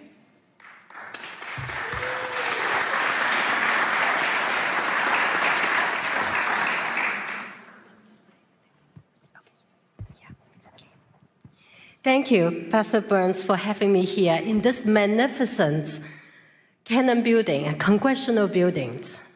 I would never have imagined I would have this date, because I could have killed during the forced labor camps as a child laborer, first grade, second grade, third grade, carry fertilizers to the top of the hill heavier than myself, pick up crops from the cornfield every day after school during harvest seasons.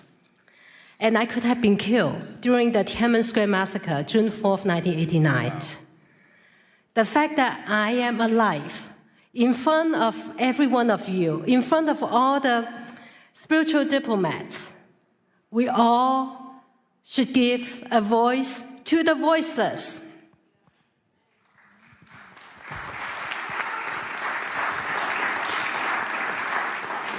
Next slide, please. Today, we honor the Creator. We speak for the voiceless, to share life-saving actions, to unite as spiritual diplomats, to end communism once and for all, to counter information censorship, to restore humanity's freedom to connect with the divine. For 5,000 years, China was a land of the divine. But since 1949, the atheist communist regime has sought to erase faith, eliminate God with communism. And since 1999, 70 to 100 million people practicing a peaceful meditations have been brutally persecuted. And even the crimes against humanity, forced organ harvesting, was being used as an instrument for religious persecution, and it still goes on today. Next page. The repression does not stop at China's border. Under Xi Jinping's order, transnational repression has spread globally through subversion, deceptions, unrestricted warfare, and the erosion of moral and religious traditions abroad. Chinese Communist Party's propaganda, misinformation, disinformations have been amplified through coordinated online campaigns, films, legacy media. Next slide. Let me give you an example. New York Times reporter Nicole Hong published over 10 articles in a short 8-month period attacking Shen Yun. Without disclosing, her father worked for the United Front Works Organization. That is the Chinese Communist Party's spy organization overseas. And Nicole Hong and New York Times misleading articles were artificially amplified by thousands of inauthentic social media accounts appearing to be widely read, even make it to be most read New York Times articles in election year 2024. You know that cannot be true. But that is how information warfare operates.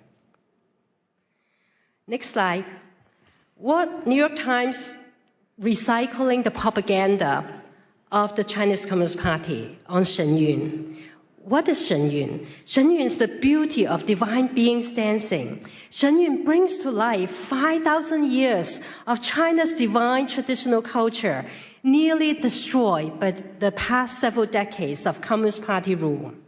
Shen Yun Performing Arts is actually a U.S. company based in New York, founded 20 years ago. It's the fastest growing, successful American companies, and with 8 touring companies reaching over 20 countries, 200 cities every year, and it has inspired more than 10 million audience members. If you haven't seen it, go see it yourself. It's so beautiful and inspiring that you may feel connected to the divine. Next slide. Shen Yun also tells the true story of the peaceful civil resistance by as many as 100 million people. They are persecuted simply by living the universal principles of truthfulness, compassion, and forbearance. Why? Next slide. This spiritual practice includes 5 gentle exercises and meditations. Falun Gong is practiced in over 110 countries, recognized by tens of thousands of proclamations around the world for its significant health benefits, spiritual clarity. And its founder, Mr. Li Hongzhi, has been nominated for Nobel Peace Prize 4 times. Next slide. The Chinese Communist Party responds with defamation, torture, killing, because truth exposes lies, compassion reveals brutality, faith defies tyranny. Falun Gong practitioners lead a very healthy and disciplined lives because they don't drink, they don't smoke. The Chinese Communist Party see them as the targets for organ transplants, benefits by killing them on demand. When humans become spare parts, the moral red line has been crossed. We must do something. We must do something now.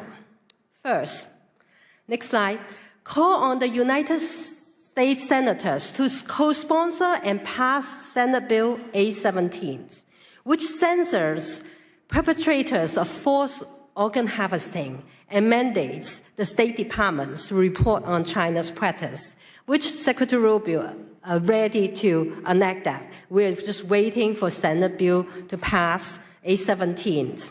And the companion bill in the House, 1540, has already passed unanimously. By calling your senators or calling someone who knows the senators, you could save lives. You can stop the crimes against humanity that is taking place every second, every minute, every hour. Second, next slide. We need a secure communication tool, and I'd like to introduce you to the most advanced, most secure tool for all the freedom fighters and for all the spiritual diplomats. Our brothers and sisters in closed societies need the secure tool. All of us here need the secure tool. Everybody watching it online need a secure tool. And this tool is more secure than the standard security setting of Zoom, of Microsoft Teams, or Google Meet. And it is all four function in one platform. You can do video conferencing, you can do messaging, you can do file sharing, you can do calling, all in one tool called SafeMeet. You can go to safemeet.us to download or download it from App Store in Apple's or Google phone. And it operates on its own private server networks. It's not on any of the big tech clouds. So you will not be subject to those cyber attacks that are often experienced by the big techs. And SafeMeet uses the encryption technology that's trusted by NATO, NASA, German Department of Defense, French Interior Departments, and the United Kingdom's National Health Services. It's all free. This is a gift to humanity. It's a gift so that we can all communicate safely, and it can handle thousands and thousands together. Like a conference like this, we could have hosted on SafeMeet. It's not limited to a Signal, only have 50 people. Third, next slide, uphold the freedoms of the press by subscribing to the Epoch Times or the NTT TVs, which we have 4 satellites broadcast into China, and plus over-the-air and cables. We've been providing uncensored information in and out of closed societies. Despite all the suppressions by big tech, including demonetizations, including all the suppressions, for 25 years, we never bend down because we are nonprofits. We want to provide truth reporting to you. We are based on the principles of truth, tradition, and hope. Many of our readers and viewers learned about the pandemic in December 2019, a few months before the rest of the world know about pandemics. And they changed the return flights and avoided the lockdowns, whereas their relatives and colleagues will perish in China, never return home. You never know when timely information saves lives. So sign up Epoch Times and NDT. Epoch Times, 9 commentaries of the Communist Party, as of yesterday, has inspired 457,255,926 people, renounce the Chinese Communist Party and its affiliated organization, the Youth League and the Young Pioneers. The specter of communism ruining our world exposes how communism suppresses faith and corrodes humanity by destroying culture and moralities. Last but not least, the 4th action, if you have not seen Shen Yun, go check it out. Tell communism, no, we are not listening to you. We want to see communism before China, before communism. We want to learn the 5,000 years of wisdoms that God has given us. All of you are courageous. You stand up for religious freedom and human rights. It's critical today that we all join hands to face down this evil, as our courage is stronger than brutalities. We can accelerate the fall of communism. We can dismantle censorship, and we can all reclaim humanity's sacred connection to the divine. May God bless you, bless everyone who walked the path of truthfulness, compassion, forbearance, and may God bless the United States of America. Thank you all. Thank you so much. That was so powerful. Thank you.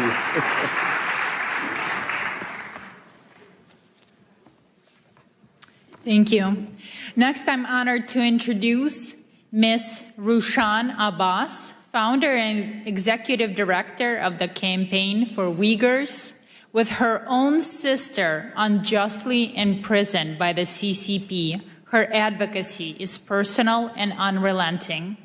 She presents unbroken Uyghur voices, calling for a united interfaith response to the atrocities facing the Uyghur people.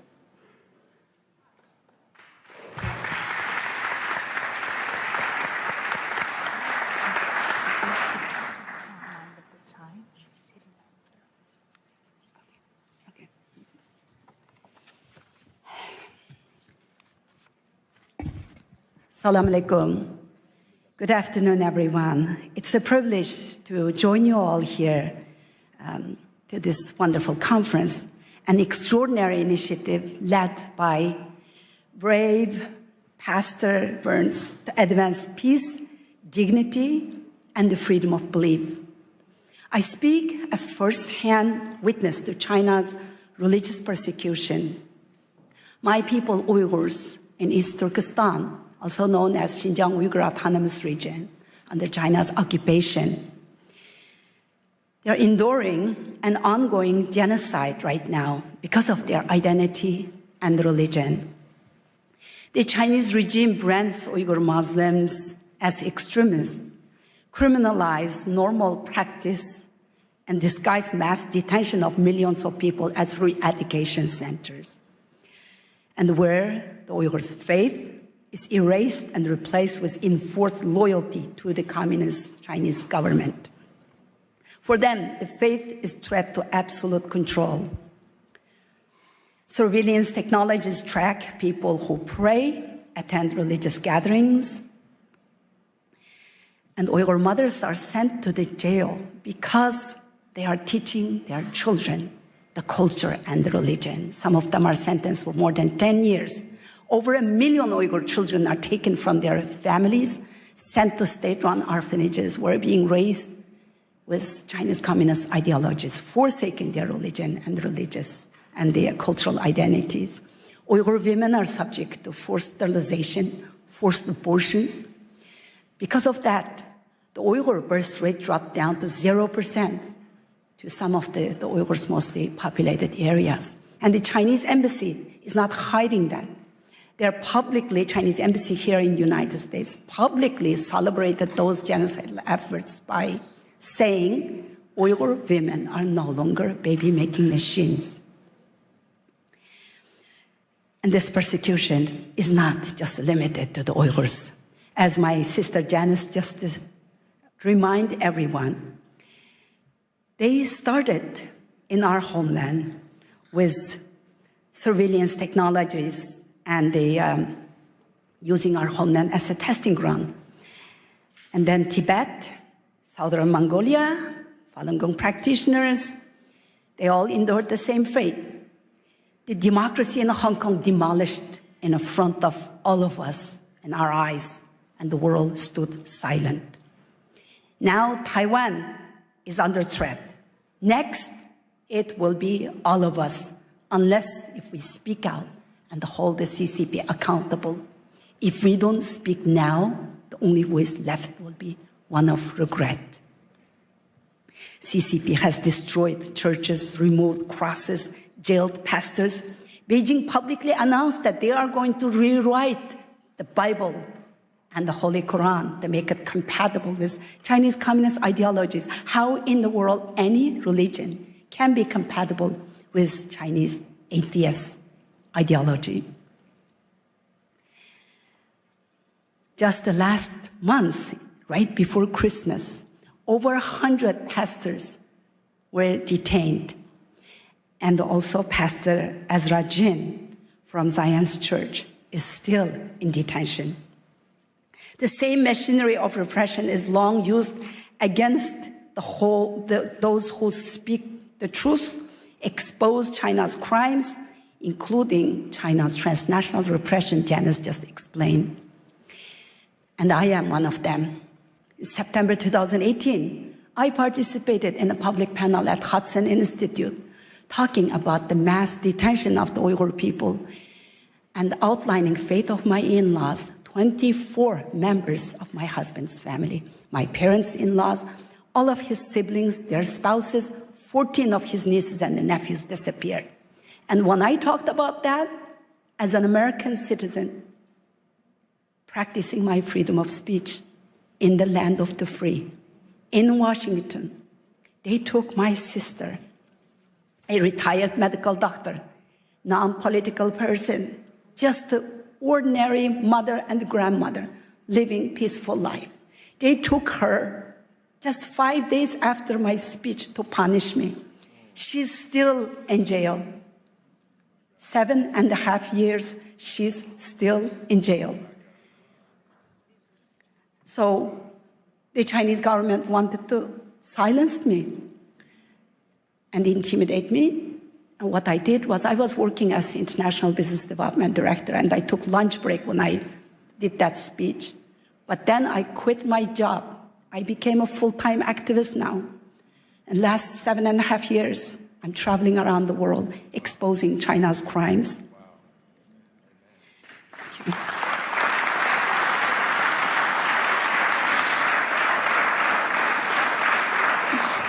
Our religion, our language, even our names, our identity, our faith, everything is being erased.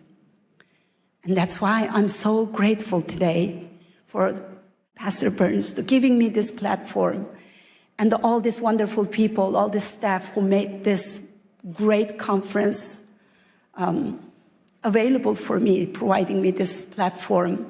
It's not just giving me the voice, but you are giving millions of Uyghurs, 20 million Uyghur Muslims a voice here at this platform. So thank you so much. The CCP has protected the system of total control. I know I'm short on time. Just give me 2 minutes, I'll be finished. The CCP has perfected the system of total control in my homeland, and they're exporting it to the authoritarian regimes worldwide. They have the vision, strategy, and the means to spread the system of oppression far beyond its borders, undermining national security and the eroding democratic foundation that your parents, your grandparents worked so hard to build and to defend.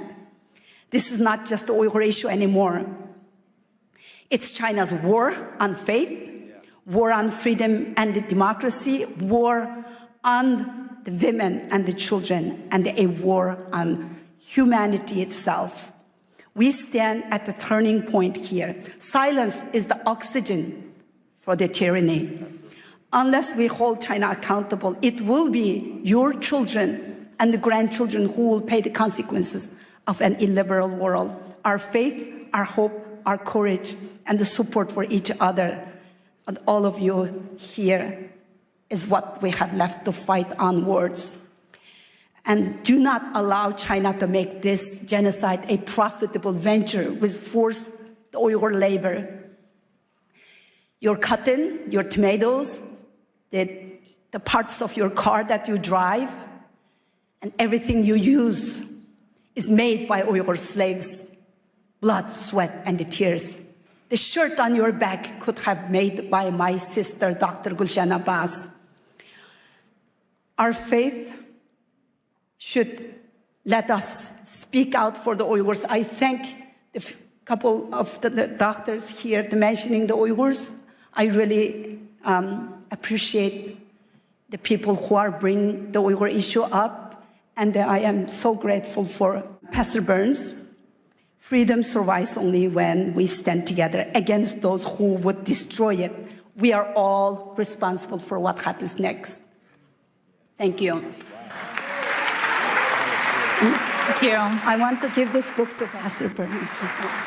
So much. We stand with you and your sister. Thank you so much. Sorry. Thank you. Next, I would like to introduce a delegation from Ukraine, Vitaly Arlov, co-founder of Ukrainian Week in Washington, D.C., and Alexander Ilash, Ukrainian Week in Washington, D.C. Committee, founder and chairman of Share Your Bread with the Hungry One charity in Ukraine.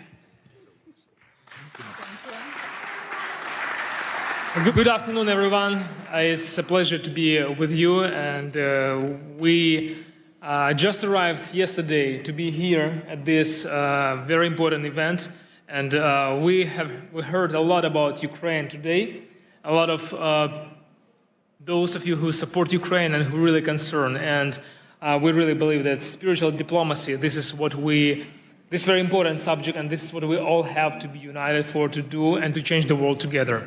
Thanks to Pastor Mark, who has been with us in Ukraine not once, and who really stays strong for Ukraine and for peace and for just peace in Ukraine. Thank you, Pastor Mark, for what you're doing for our country. Yeah, Pastor Mark, thank you very much. With your support Ukraine, visiting Ukraine, thank you for your passion. Сьогодні ми хочемо пару слів сказати саме за духовні причини тої страшної війни. And while we're here, we would love to share with you just a couple of words about spiritual reasons for that horrific war in our country. Бо агресія Росії проти України має духовні причини. Because we deeply believe that there are spiritual reasons for that aggression of Russia against Ukraine. На жаль, слабке лідерство в світі приводить до важких часів. And unfortunately, we all know that a weak leadership bringing a hard and difficult times in humanity, in this world. Легкі часи народжують слабких лідерів. And easy time brings to a weak leadership. Слабке лідерство приводить до важких часів. And a weak leadership brings a hard days and hard years to our важкі часи world here. Народжують сильне лідерство. But difficult times bringing to a strong leadership. Але, на жаль, добрі часи знову приводять до слабкого лідерства. And unfortunately, good days and good years bring us to weak leadership again. Ми дуже дякуємо пастору Марку. So we're very much grateful to Pastor Mark. Що він піднімає прапор сильного лідерства, духовного лідерства. That he is the one who raising up on a high level the flag of spiritual diplomacy and spiritual leadership. В Україні, thank you very much. І сьогодні нам потрібне духовне лідерство для того, щоб відверто сказати, що реально відбувається в моїй країні. And today we all need that spiritual leadership to be able to say openly what's going on in my country of Ukraine. Сьогодні кілька міст, які налічують мільйони людей. These days several cities знаходяться під атаками, бомбардуванням російської армії. Cities are being under constant attacks of Russian army. І люди знаходяться без тепла і без електрики. And during these freezing winter days, people are living without electricity, without heating, without water in their houses for weeks. Сьогодні температура в Україні біля нуля по Фаренгейту. And today the temperature in Ukraine is about 0 with Fahrenheit, or minus 15, minus 20 with Celsius. Але Україна стоїть. But you know, despite all these challenges, Ukraine stays strong. Україна історично завжди була християнською країною останні більше ніж 1000 років. Historically, our country has been a Christian nation for over 1,000 years. Тисячі місіонерів Україна відправила в Росію, в інші країни. And for those of you who never heard about that, Ukraine has sent thousands of missionaries all over the world. І це свідчить про те, що саме ця війна – це духовна війна. And this is one of the reasons of this spiritual war in our country. Сьогодні іранські дрони бомблять Україну і Ізраїль. Today, Iranian drones are bombing Ukraine and Israel. Сьогодні північна корейська зброя бомбить християнську країну Україну. And today, Northern Korean soldiers and weapons also bombing Ukraine. І Україна знаходиться зараз в християнській цивілізації. And these days, Ukraine is a country in a Christian civilization. А все, що на схід, це диктаторська цивілізація. And down to east, there is a lot of dictatorship civilizations. Де немає свободи для проповіді Євангелія. Where there is lack of freedom for the preaching of the gospel. Де Росія знов ставить комуністичні пам'ятники. Where in Russia they putting back those communistic monuments. Росія розбомбила 700 церков в Україні.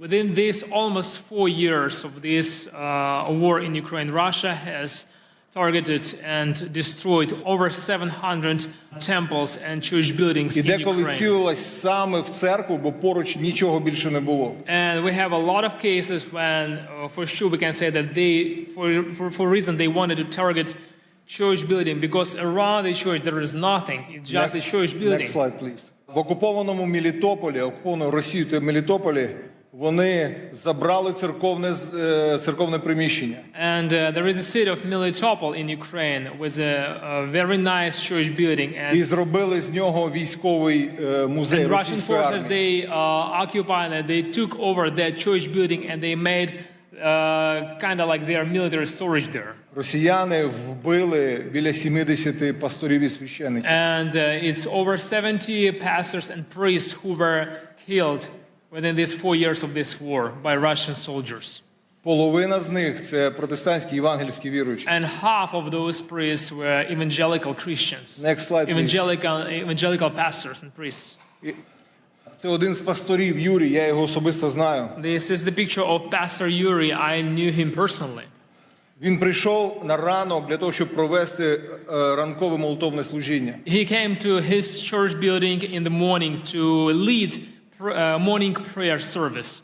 Як тільки служіння закінчилось, and right after the service finished, люди розійшлися. And people left the building. І прилетіла російська авіаційна бомба і розбомбила і вбила його. Right after that prayer service, Russian aviabomb was dropped straight to that church building, destroyed the building and killed the pastor.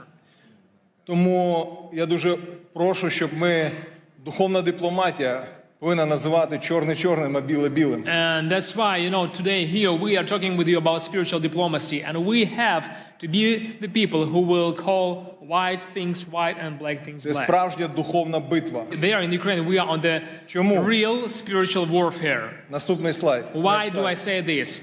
В Україні повна свобода для проповіді Євангелія. Because you have to know that in Ukraine we have full-scale freedom to Пастор preach the Марк gospel. декілька місяців тому молився з президентом Зеленським і з урядовцями в нашій країні. Prayed together with our president and with a lot of parliamentaries, members of parliament during our national prayer breakfast in Kyiv, in the capital city of our country. We have full-scale freedom to preach the gospel. Російська пропаганда намагається сказати, що в Україні немає свободи. And these days we heard a lot that Russian propaganda tries to say and to deceive people that we don't have freedom for the gospel in Ukraine. Декілька років тому ми зібрали 500 000 людей на центральній вулиці. A few years ago we had a gathering which 500,000 people attended для того, щоб славити Бога і at the прославляти very Царя Царів. central square in the Kyiv, in the capital of our country. And those people were gathered to praise God and to worship Him. В Україні сьогодні самий більший в Європі молитовний сніданок. And these days we have, every year we have the largest prayer breakfast in Europe. В 90 офісах державних проходять молитовні сніданки і читання Біблії. And during the year we have prayer breakfasts in over 90 locations all across Ukraine. Диявол хоче все це зупинити. You know, and the enemy, he tries to stop all of this. І дуже часто він розв'язує війни, коли відбуваються якісь стратегічні речі на цій землі. And very often we can see in the history that when some strategic things are developing for the sake of the gospel, then the war came to that place as a weapon of the enemy. Коли народився Мойсей, вбивали хлопчиків. When the Moses was born, the Pharaoh tried to kill all the boys. Коли Ісус народився, when Jesus вбивали was хлопчиків. Born, they tried, you know, Herod tried to kill all those boys. Коли 500 років тому в Європу пішла реформація, була війна 30 років. And 500 years ago, when Reformation came to Europe, there was a war for over 30 years. Коли 100 років назад було декілька пробуджень, Азуза Стріт, Уельс. And 100 years ago, when there was a few revivals, Azusa Street and Welsh revival, прийшла Перша світова війна і Друга світова війна. We got First World War and then Second World War. Тому, друзі, ми просимо вас підняти голос молитви we want to ask you to keep us in your prayers. І підняти голос духовної дипломатії. To raise up your voice of prayer and to raise up your voice of spiritual diplomacy. Для того, щоб зупинити цю комуністичну російську навалу. For the one reason to stop this communistic Russian aggression. І ми хотіли би кожному з вас подарувати мою книгу. And we brought this book. This is my book that we brought to give to each of you. На ваших рядах вона є. You probably have seen it on your chair. Ця книга про саме духовні причини війни. This is a gift for you from Ukraine, and this is a book about spiritual reasons for the war in Ukraine. І купа свідоцтв, що сьогодні Бог надзвичайно робить в Україні. And there inside you will see a bunch of testimonies what God has done through these 4 years of the war in Ukraine, what kind of miracles we have seen. В цій невеличкій брошурі 3 трагічних історії. And also it has a small brochure with the 3 stories of 3 families. У трьох чоловіків. 3 men. Від російських бомбардувань. 3 men who lost their families because of Загинула Russian дружина bombings. І майже всі Some of діти. them lost their wives, some of them lost their wives and kids. І якщо ви хочете більше про це все знати, If you want to get to know more about this, ми запрошуємо вас на Ukrainian Week, який we буде через invited тиждень you тут в to DC. visit, to attend Ukrainian Week here in Washington, D.C. just 1 week from now. It will be here from February 2nd till February 7th. Пастор Марк буде кей-спікером And Pastor на Mark is нашому going to be українському our тижні. keynote speaker at our Ukrainian Week in Washington, D.C. So you all invited. Yes. And Edward Graham, many congressmen and senators. We're going to have Edward Graham. We're going to have a good number of congressmen and senators who are going to be with us. So you all invited. Please register and get to be with us and support Ukraine. Thank you very much. Духовна дипломатія піднімається. Spiritual diplomacy raising up here now in the United States, and it's going to spread all around the world. Thank you, Mark. Thank you, God bless you, brother. Героям слава. Thank you very much to Vitaly Orlov and Alexander Milash. Thank you so much. Now we shift our focus to the protection of the most vulnerable among us, our children.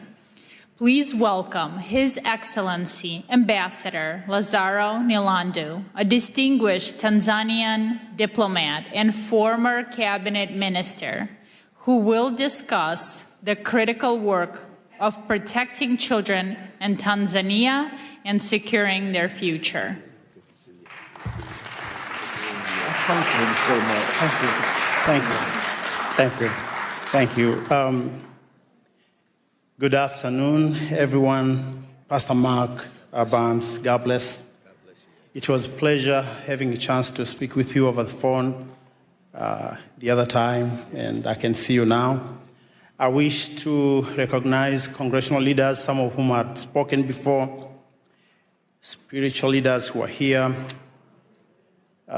Ladies and gentlemen, it is indeed my great honor and singular privilege to speak before you on the subject of shared responsibility which we have before God and humanity, which requires all of us, one, to take care, to protect, and above all, to give the most love to the most vulnerable. And these are children who, some of them may be in harm's way anywhere in the world. As a diplomat myself and as advisor to my president, Dr. Samia Suluhu Hassan, it is befitting that I bring to you greetings from Madam President and share with you her deep belief that the safety of children anywhere is our God-given responsibility and a noble duty upon which our humanity and our human conscience and belief are measured. Coming from Tanzania, a land that stands as an enduring symbol of peace, beauty, and stability in Africa, and a country whose children have grown singing, and if there is anybody from Tanzania here would attest to me, we grew up singing a love song, all of us. It said, Tanzania, nakupenda kwa moyo wote.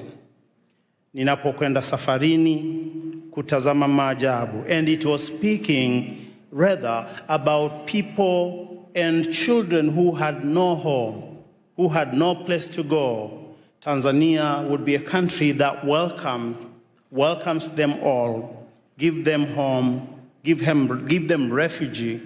And these melodies and lyrics have defined who we are as a nation, spoke then and now that suffering children are safe in God's hands, and we the people remain his instrument of sharing his grace, his care, his protection, and enduring love for all of the children of our world.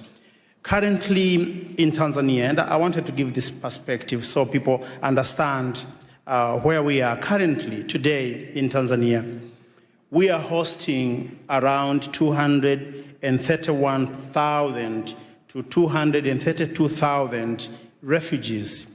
This is according to UNHCR, mainly from the country of Burundi and DRC. This number was estimated to have reached 1 million during the peak of the Rwandan genocide. Thousands of children, mostly those escaping brutal reality of harm, wars, and fear, have crossed into our country, into our borders, to find a home, to find love, and to find families. Tanzania has continued its open arm policy in shielding children and persecuted persons from neighboring countries and allow them to share in our endowed heritage, the hospitality of our warm-hearted people. And if you ever come to Tanzania, you find love in the street. You find joy in the street. There is something in the air when you walk the nights in the cities like Dar es Salaam and other places. The vast opportunity brought by our beautiful country, we have opened the door and arms for those that are in harm's way. Ladies and gentlemen, sometimes, and of course it does happen, bad actors have taken advantage of this generosity and access given to people from all around the world who wish to extend a helping hand in support of children in need across our land and, of course, across our continent. We had a story recently that Pastor Mark and I shared. This was a story of a man who was not a native of Tanzania. He had come from another beautiful country, and his name was Jakub Jahal from the Czech Republic. This man, whose infamous actions represents a modern-day cross-border criminal rings targeting children, is alleged to have abused children and misappropriated charity funds meant to support those same children in need in an orphanage somewhere in Moshi, just beneath the beautiful foot of Mount Kilimanjaro. This man became a monster in hiding, accused of abusing children in the most inhumane ways. And Jacob is reportedly to have arrived in Tanzania sometimes in 2020, initially as a community support lead through an organization called Nature Skills, which was supporting vulnerable children and promoting environmental action. Such actions are abhorrent and contrary to international laws and to the laws of the United Republic of Tanzania, and hence a coordinated due process to bring the perpetrator and his associate to justice is warranted, and regardless of where they may be hiding today in the world. Tanzania, under the able leadership of Dr. Samia Suluhu Hassan, our first female president, proud mother and a leader, has stood tall among nations in Africa by advancing Pan-African policy to protecting the rights of the children. Even during our darkest hour, our nation, our people, has reason to find a reason, compromise, and purpose to continue holding all our children by the hand and keeping the faith in the greater good of humanity through God. It is well noted that during the years of J.F. Kennedy, and this is a man that many Americans remember with pride, this was back in 1961 to 1963. These years were known for the youthful energy of his new frontier vision. As America faced multiple challenges and opportunity at the same time, and among them, I remember from reading and from understanding, it was Cuba Missile Crisis, establishing a Peace Corps that continue to bring change across the world today, and also advancing the space technology. During these coveted times, a young leader from Tanzania, Julius Nyerere, had risen to power in our country, having delivered independence of Tanganyika from the rule of England without bloodshed. And this is important. He was a spiritual diplomat of his time. And they two quickly became friends. They had a bond of friendship. They had a bond of love and brotherhood.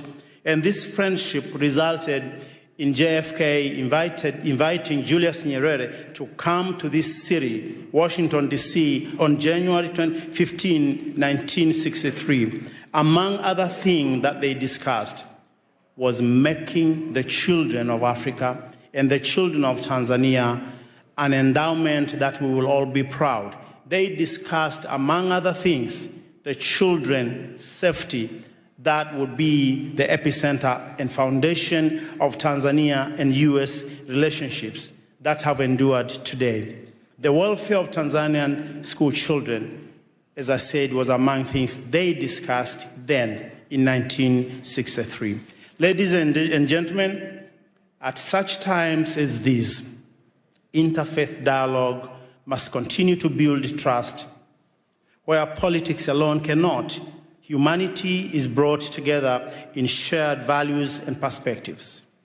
The unity among faith communities is essential in addressing today's global challenges, the safety of children included. It is our sacred duty and shared responsibility to go beyond the call of duty, anything that we are, that we believe, that we want to do, to making sure the freedom of religion, the beliefs, and the faith is protected for all, because this is foundation upon which we can have societies that are strong.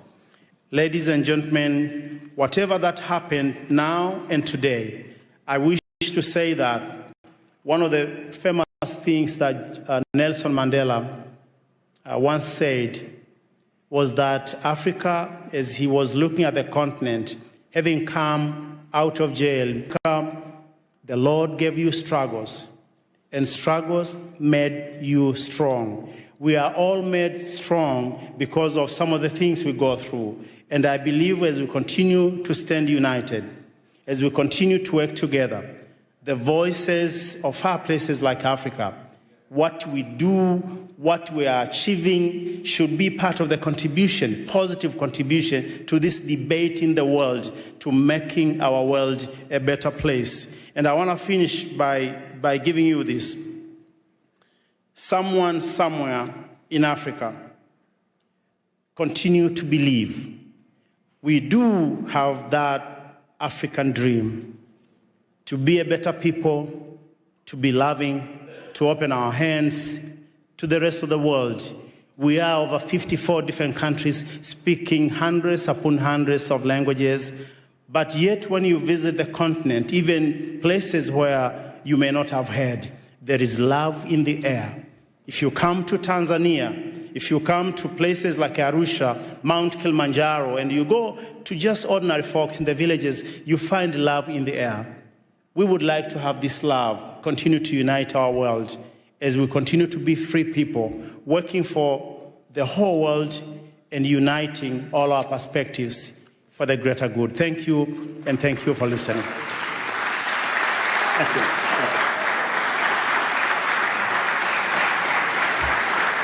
Thank you very much, Your Excellency. Thank you for bringing up the Yacobial case as well, that has allegedly committed the grave crimes against children in Tanzania.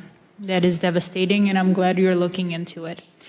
And now it is my pleasure to introduce Congressman Joe Wilson, representing South Carolina's 2nd Congressional District, a long-serving member of the House. He brings extensive experience on national security and foreign affairs, as currently serves as the co-chairman of the U.S. Helsinki Commission, advancing human rights and democratic values around the world.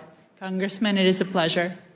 Thank you. And ladies and gentlemen, and champions, as I look out to see so many champions of religious freedom, I just want to thank you for your success. And indeed, Pastor Dr. Mark Burns has just done such a great job organizing.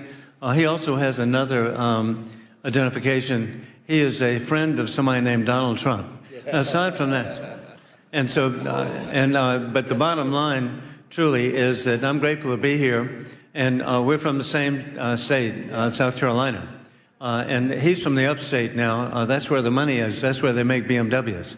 But I'm from the lower part of the state, and actually I was born in the holy city of Charleston, South Carolina. And with that in mind, the reason it's called the Holy City is because of the number of churches. And the people living together and serving together. And so we have virtually a church on every corner.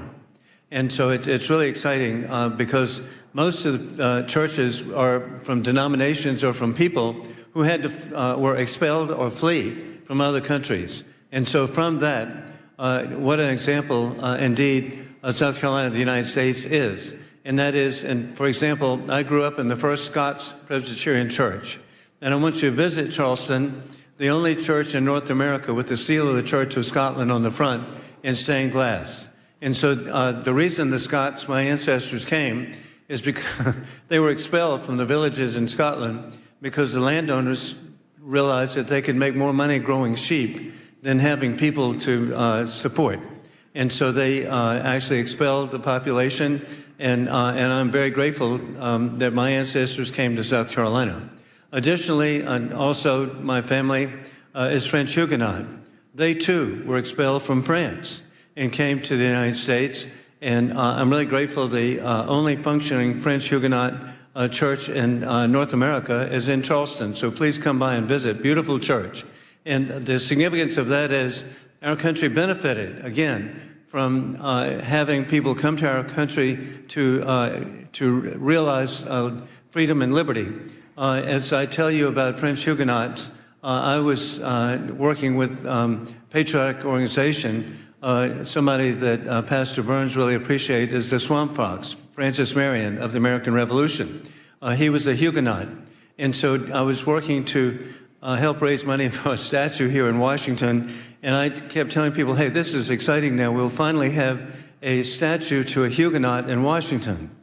After a couple of years, somebody said, Joe, you're wrong. There are statues to a Huguenot in Washington. I said, well, who? George Washington. So hey, who would ever imagine putting all this together, that our country indeed has benefited from religious freedom? And then flash forward, I'm really grateful that in Charleston, South Carolina, at the time of the American Revolution, the largest Jewish population in the New World was in Charleston, South Carolina. That was real news to people from New York City. I'm educating them.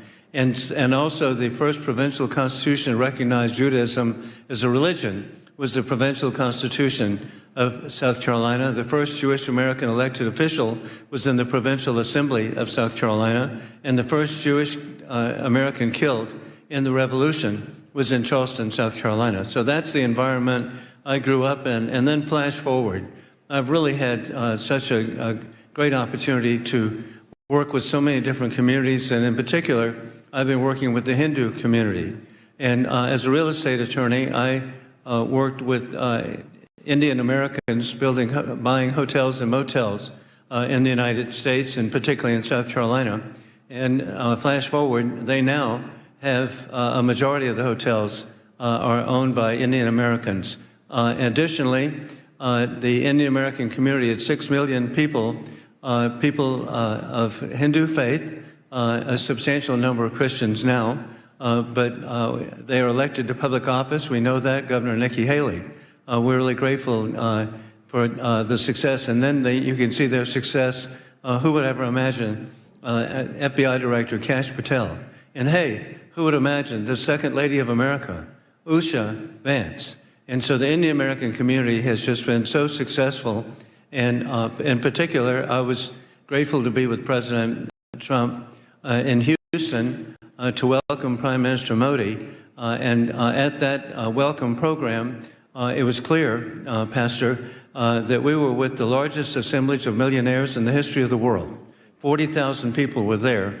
The per capita income of the Hindu Indian American community is twice that of the average American. And so, again, I cite that as an indication where religious freedom has such importance and can lead to so much. And so I want to thank all of you for what you're doing. I'm proud to wear the pin. And looking at all these positive faces, you're an inspiration. God bless you. Thank you. Thank you. Thank you so much. Thank you very much, Congressman, for stopping by. Thank you for your time. And now let's continue. I'm pleased to introduce Ms. Vicki Reese, the founder of Joy of Mom, a global movement reaching millions of families. She brings the conversation to the heart of the family unit with her topic, Spiritual Diplomacy Begins at Home. She explores how motherhood and compassion are the first steps on the path to peace.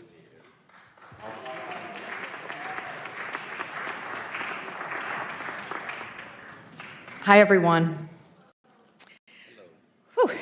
First of all, thank you, Pastor Mark, and everyone else who's gathered here today. It's incredible to be standing in this room with leaders from so many faiths, cultures, and communities. You are entrusted with the care and soul and protection of our conscience. We are here together as human beings, bound by shared responsibility to protect life, dignity, and the future. And for me, that responsibility begins with motherhood. Try not to cry. I won't go down my personal thing. Thanks. Long before a child ever encounters policy, ideology, or power, they encounter a mother or someone who mothers them, someone who teaches them how to calm themselves when they're overwhelmed, how to repair after harm, how to live with honesty and integrity, how to know right from wrong, and how to care for another human being. Mothers are the first spiritual diplomats.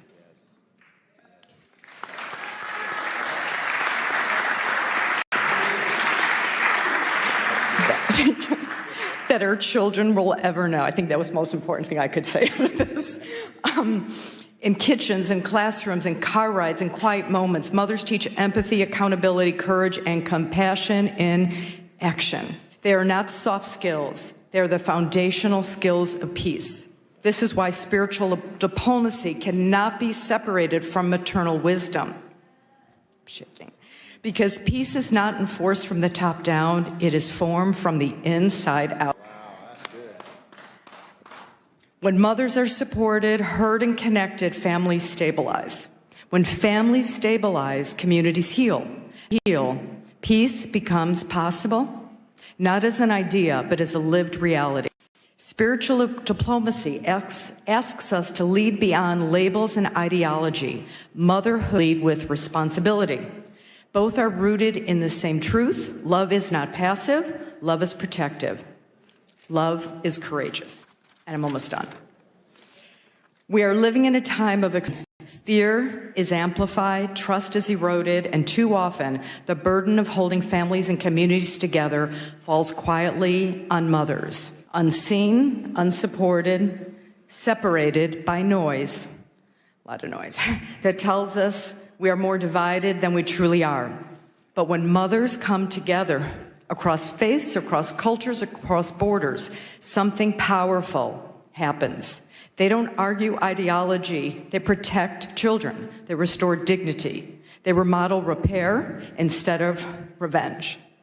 That is spiritual diplomacy in its most human form. This is not about erasing difference, it's about honoring honesty first. It's about choosing wisdom over outrage, compassion over condemnation, responsibility over indifference. Spiritual diplomacy is not soft, and as we know, motherhood is not weak, and conscience is not optional. These are the strongest forces we have. So my hope, my prayer, is that we leave this gathering committed to elevating maternal wisdom as part of the global peace dialogue, committed to seeing mothers not as a support system, but as a foundation, committed to standing for what is right, even when it is difficult, committed to remembering that every child everywhere deserves to grow up in a world shaped by care, courage, and conscience. May history say that when the world needed healers, we showed up. May it say that when peace felt fragile, we chose to protect it. And may it say that love, lived boldly and practiced daily, became the bridge that carried us forward. And may mothers stand with you and with one another as partners in this work, bringing conscience, courage, and care to the future we're building together. I have one quick note. Okay?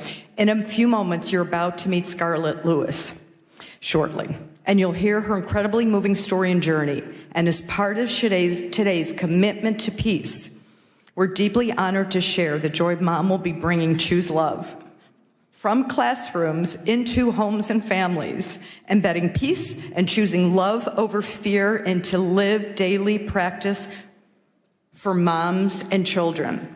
And we're also going to be part of your beautiful ecosystem and help bring this message home everywhere in the world. Thank you and bless you all. That was so good. Oh my God, you did such a wonderful job. Our next speaker has a truly extraordinary background. Please welcome Ms. Aliyah Rosa, a former secret agent turned women's empowerment coach.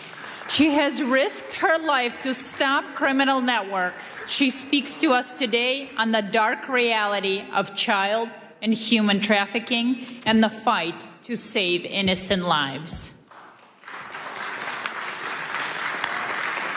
Thank you. Thank you, beautiful souls, spiritual diplomats, and thank you, Pastor Mark Burns, for bringing us all together, for inviting me. I would never imagine being a little girl born in corrupted communism, the country which doesn't exist anymore, thank God, USSR, that one day I'll stand here in front of you in the nation's capital, the symbol of freedom, liberty, unity, hoping for peace, right? We are all ambassadors for the peace, right? And the hope and love. I'm also very happy to see here children. Please raise your hands who are parents and who have children. 99%. Did you know that according to United Nations report, there are over 27 million people are sex trafficked globally?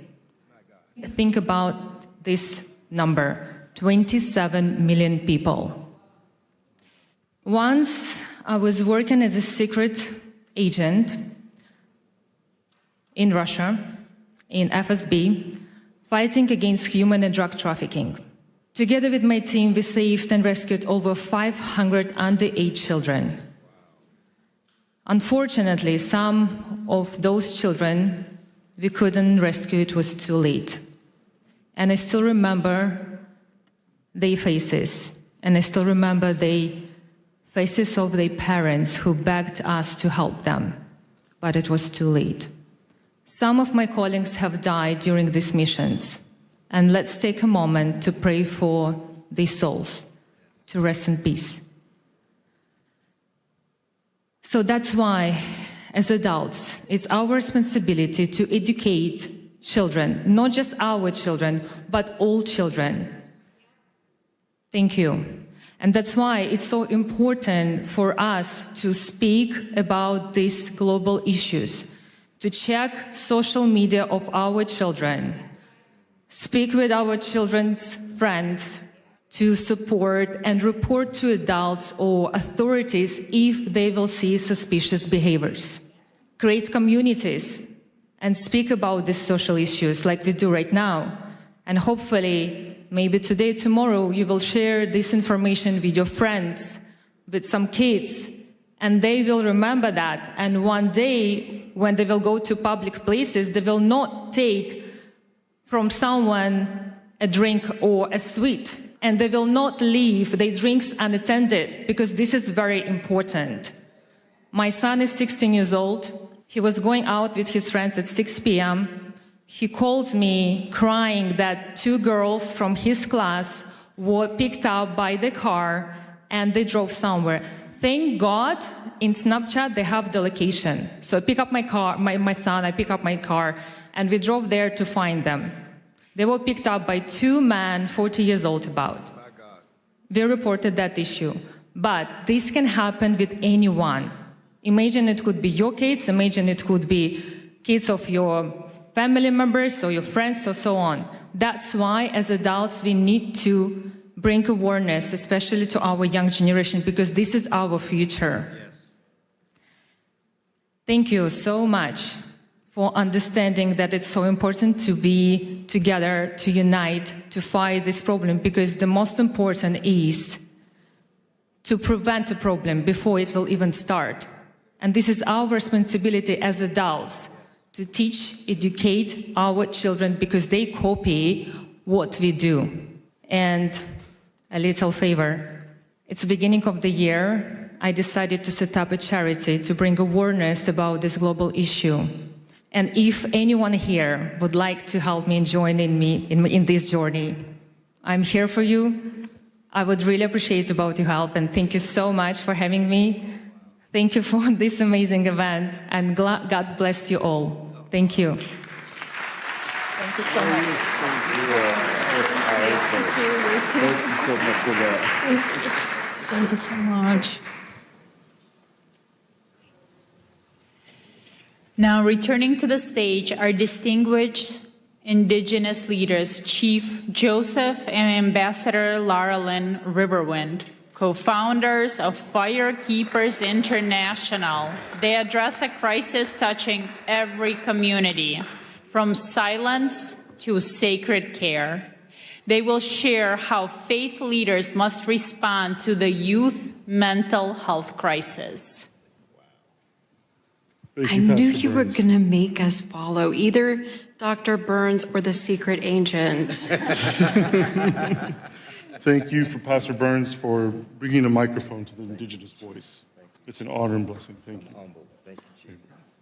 She sits on her bed behind a locked door in a dark room. Mascara-stained tears streak her cheeks as she watches blood drip from her arm. This self-inflicted wound, vying for space among many others. Next time it will be deeper. She says. Next time I'll go all the way. And just like that, ideation becomes a painful plan. Statistically, before this gathering ends, a depressed and hopeless Native American will take his or her life. But God. Taigwe, Oma Bahari, Dakakasike Guasabara Mahura, Takatais Boriken Ota Danaboria Yaya Ota Kasike Bosibakan. Good day with respect and honor to all the dignitaries that are here.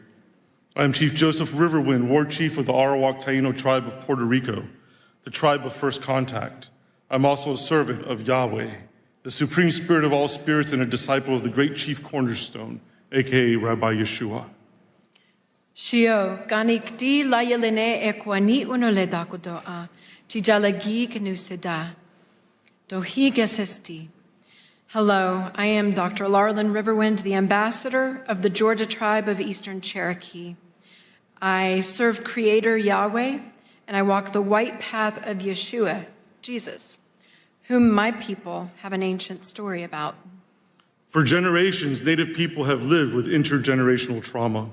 Depression, identity crisis, and suicidal ideation are often lifetime struggles rather than temporary obstacles. As a result, American Indians and Alaskan Natives face suicide rates 91% higher than the general population and lead in depression, anxiety, PTSD, and substance use disorders. We can name the contributors of forced assimilation, racism, socioeconomic disparity, cultural incongruence, generational trauma. These matter. And in our tradition, we make our decisions based on 7 generations ahead. And these issues are not exclusive to the indigenous population of America. I have seen them abroad in the indigenous population of the Republic of the Marshall Islands, where I lived during my youth. But personal reasons often boil down to relationship problems, violence, and lack of access to care. Yet each of us must make and take the responsibility for our own mental health. Healing is not accidental. It takes time, faith, hard inner work, wise counsel, humor, and miracles. Humor is a core Native tradition, so we'd be remiss if we didn't ask you, how many psychiatrists does it take to change a light bulb? 1, but the light bulb has to want to change. And speaking of change, did you know that Native Americans will be the first ones in heaven? We have reservations. There you are. Jeremiah 29:11 declares, "For I know the plans I have for you," says Yahweh, "plans to prosper you and not to harm you, plans to give you hope and a future." We must help people envision a future worth living for. Often the first step across that bridge is moving from silence to speaking up, because evil flourishes in silence. It is often through sacred care that people find the courage to speak. Sacred care takes many forms. At Firekeepers International, our Good Medicine program provides sacred care through ancestral teachings passed down by our elders, through art, music, storytelling, dance, counsel, honor, and ceremony that brings holistic healing to the soul. Yet our culture should strive for much needed refinements. To 1, celebrate heroic whistleblowers. Normalize ongoing counseling. Honor mental health professionals. And develop emotionally intelligent leadership. For many, there is no dramatic crossroads between victim and victor. Victimhood is often a default survival mode. But this world, though filled with pain, is also filled with love. A soul's journey from victim to victor is forged through forgiveness, healthy boundaries, and discernment. It is our sacred duty as faith leaders to teach and model healthy, holy, enforced boundaries. Without them, encroachment is normalized, victimhood is enabled, abusers protected, and spiritual necrosis left unchecked. Across Turtle Island, what we call the land here, indigenous wisdom teaches a foundational truth. Life is sacred. It is a gift from the Creator. Important question. So where does spiritual diplomacy end and sacred heroism begin? When there are mobs of serial murderers currently slaughtering Christians, Jews, Druze, Alawites, Kurds, Yazidis, Persians, Syrians, Hindus, Nigerians, Masalit, Hutus, Tutsis, and moderate Muslims, we must speak up. As faith leaders, we must break our cultural taboos surrounding violence, sexual, physical, emotional, and spiritual abuse. Silence is compliance. Silence is condoning. Silence is abetting. We cannot teach tolerance of violence or endorse violence as resistance. We must model the sacred care of speaking up and breaking the silence, and we will now. This great nation protects freedom of religion, our right to serve any God or none. But liberty demands responsibility. If a religion commands the taking of an innocent life, it is a death cult, not a religion. And its constitution, come on now. It is a death cult, not a religion, if it says, take innocent life. Got a few of you. And its constitutional protections then are null. Speech defining holy versus profane is protected, but breaching physical boundaries to commit violence is not. As indigenous spiritual authorities from these ancient lands of Turtle Island, we want to make a clear declaration. Radical Islam, death cults, anti-Semitism, and enslaving ideologies disregarding the sacredness of life and liberty are not welcome on Turtle Island. We must become divine interruptions on someone else's path to destruction. And let me just say this. It's a big deal to have somebody with spiritual authority of indigenous people to say what is and is not welcome in their land. Meditate on it. As we leave today, return with me to that dark room and that bleeding girl. She was not unseen. Her faith leader knew. He knew intervention was needed. He knew there were options. Now the only question left is this. What is he going to do about it?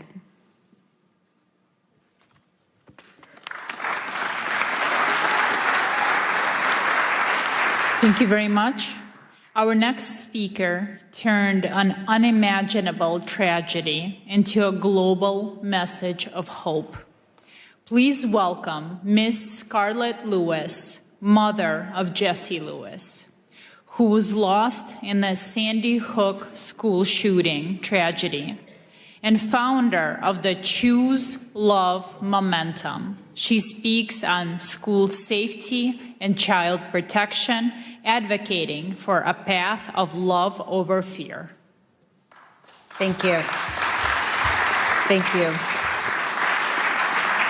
I want to thank everyone for showing up today as boots on the ground soldiers, capital S-O-U-L, soldiers of love, spreading this message because that's exactly what we're doing. Hope and peace live and grow in this room. I can feel it. Thank you. I want to begin with a simple truth. When we talk about peace, diplomacy, or global stability, we're not talking about ideas. We're talking about lives. We're talking about our children. We're talking about what happens when love breaks down and compassion is absent. I know this not as a theory, but as a lived reality.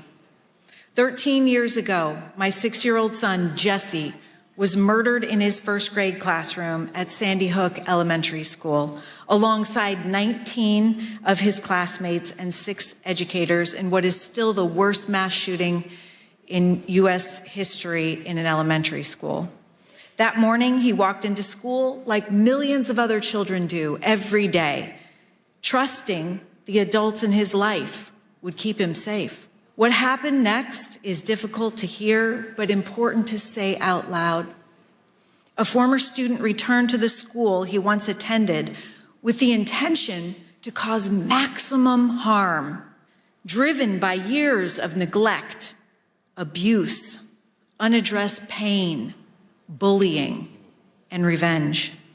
He murdered Jesse's principal and guidance counselor outside the classroom and Jesse's teacher just inside the door. Then his gun jammed. In that moment, my 6-year-old son stood up and told his classmates to run. His courage saved 9 lives before losing his own that day. Kids and adults in this world are hurting. They're in such pain because they don't have understanding, love, role models, spiritual diplomats, essential life skills, and they know no other way to get relief but to seek revenge and to off-put their pain on as many people as possible.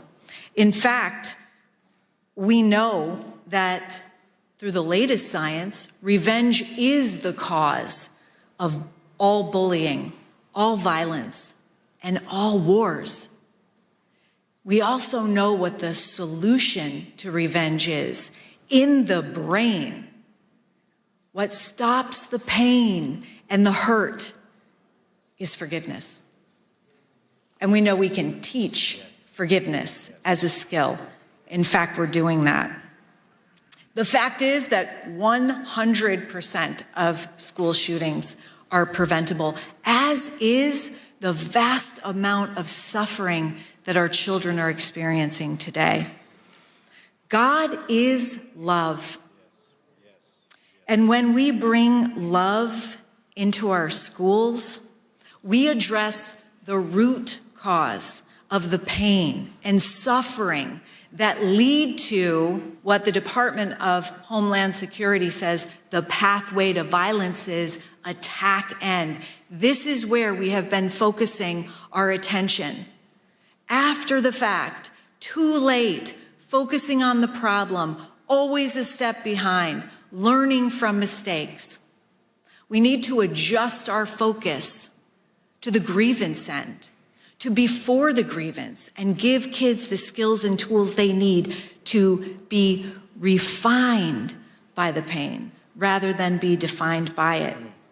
After the tragedy, I was faced with a choice, one every human being faces, whether on a global stage or in a private moment of pain.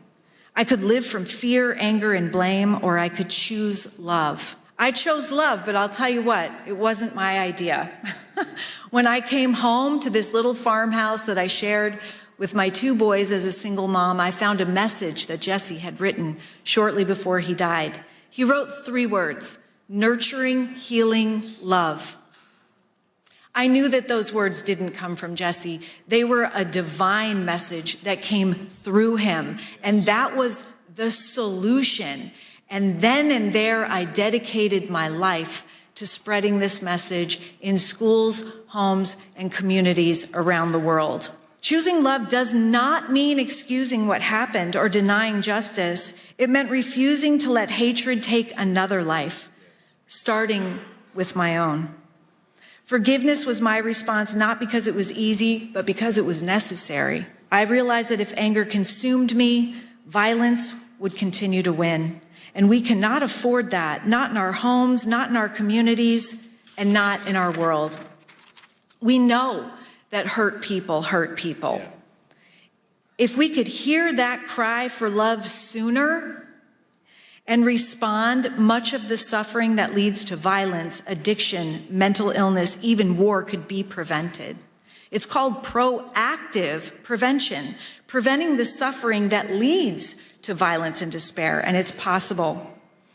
What happened at Sandy Hook did not begin with a gun. It began with pain that left unaddressed, with disconnection, with humanity forgotten. And violence is always the final symptom of something deeper. Across cultures, faiths, and nations, our children are showing up with the same signals: bullying, mental illness, despair, addiction, suicide, violence. These are not separate crises. They're signs that love is breaking down and compassion is absent. Everything can be seen as either an act of love or a cry for love. It's our moral duty to answer that cry. And here's the uncomfortable truth. We cannot legislate our way out of this. We cannot blame or argue our way out. We cannot outsource or off-put our own responsibility. Peace begins with us. We can't wait for someone else to fix it because there is no one else. And it turns out love is a skill that can be taught and practiced, and this makes it available for everyone. I created the Choose Love movement to teach how to choose love as a thoughtful response in every situation, circumstance, or interaction, especially the hard ones. At its core is a simple understanding. Every day we choose love or fear, and the outcomes of these decisions look dramatically different. We were created in love, but our brains are wired to defend us and thus attuned to fear. Having these essential life skills enables us to have the courage to face pain, grow, and be strengthened by it, and not pass it on. And as Vicki from Joy of Mom mentioned, our work doesn't stop there. We're honored to bring Choose Love from classrooms into homes and families with Joy of Mom, because the home is where peace is practiced and the next generation is shaped. We can't always choose what happens to us, what someone else says or does, but we can always choose our response. When we choose love, even in the face of hatred, we reclaim our true, authentic power as humans, our self-control and our humanity, because the opposite of love is not hate, it's fear. When we understand this, we can look upon hate as suffering and with compassion. This is the work of spiritual diplomacy. It's choosing to see people not as enemies, but as human beings. It's responding to fear with courage, the same courage Jesse showed that lives inside every single one of us. It's replacing judgment with compassion and hearing the cries for loving action all around us. It's understanding that every thoughtful response rooted in love creates safety, locally and globally. Our children are learning how to respond to conflict by watching how we do it. They need leaders, spiritual diplomats, who understand that peace is not passive. It is active, it is courageous, and it is a choice. Spiritual diplomats must exist because the world is aching for moral clarity. When humanity disconnects, our children suffer. And every act of love, no matter how small, restores hope and reduces fear. The courage to spread nurturing, healing love is why we're here today. This is why spiritual diplomacy matters, to teach our children to be spiritual diplomats. And this is why the work you're doing and we're doing together is so urgently needed today. Thank you for choosing love. This is Jesse's favorite tale. Thank you so much. Oh my Wow, that was so beautiful. Yeah, we see it. You're so great. Seriously. Thanks for giving us courage. And now we are honored to receive a special address from His Excellency Caleb Mutfeng, the Executive Governor of Plateau State, Nigeria. Through his video address, he speaks to us today on promoting peace and liberty amidst global challenges, sharing a governance vision anchored in justice, mercy, and the sanctity of human life. Distinguished faith leaders, policymakers, members of the United States Congress, diplomats, and esteemed guests from all around the world, I bring you warm greetings on behalf of the good people and government of Plateau State, Nigeria. I'm deeply honored by the gracious invitation extended to me to participate in this important International Interfaith Conference with the theme, United in Liberty, the Rise of Spiritual Diplomats. It is with all sense of responsibility that I regret my inability to be physically present at this time due to exigencies and demands of the office.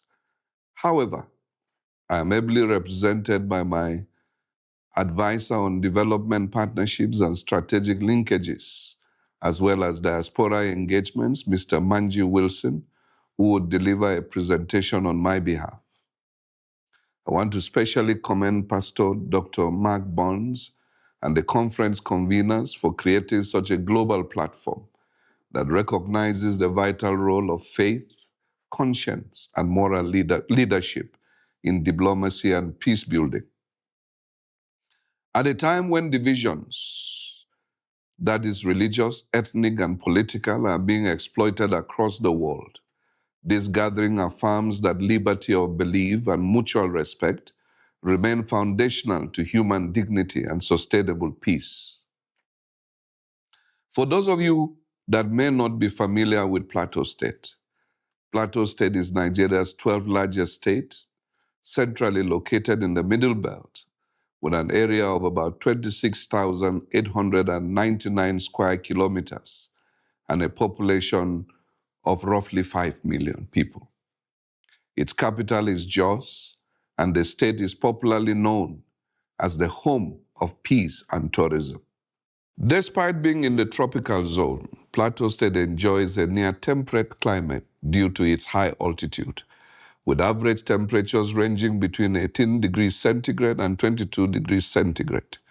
The coldest period occurs during the Harmattan season, which lasts between December and February, while the hottest months are March and April.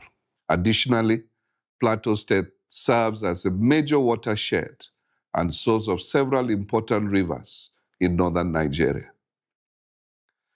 Now back to the reason we're here.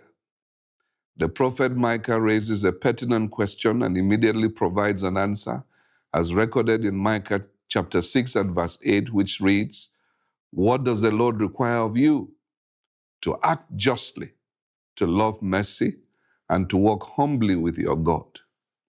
This timeless call speaks not only to people of faith, but to all who hold positions of responsibility.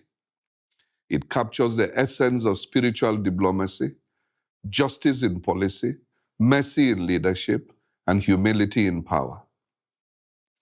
Plateau State is often described as a microcosm of Nigeria because it is home to diverse ethnicities and faith traditions that have coexisted for generations. Under the administration I am leading since coming on board in May 2023, we have made deliberate efforts to rebuild trust, strengthen interfaith dialogue, and restore the social contract between government and citizens. We're investing in inclusive governance, youth empowerment, agricultural transformation, infrastructure renewal, digital and economic reforms aimed at restoring livelihoods and hope for our people. However, it will be incomplete and indeed dishonest not to acknowledge the grave challenges we continue to face, especially with regards to the persistent attacks by violent extremists and criminal elements that have led to the loss of lives, the displacement of tens of thousands, and the destruction of communities.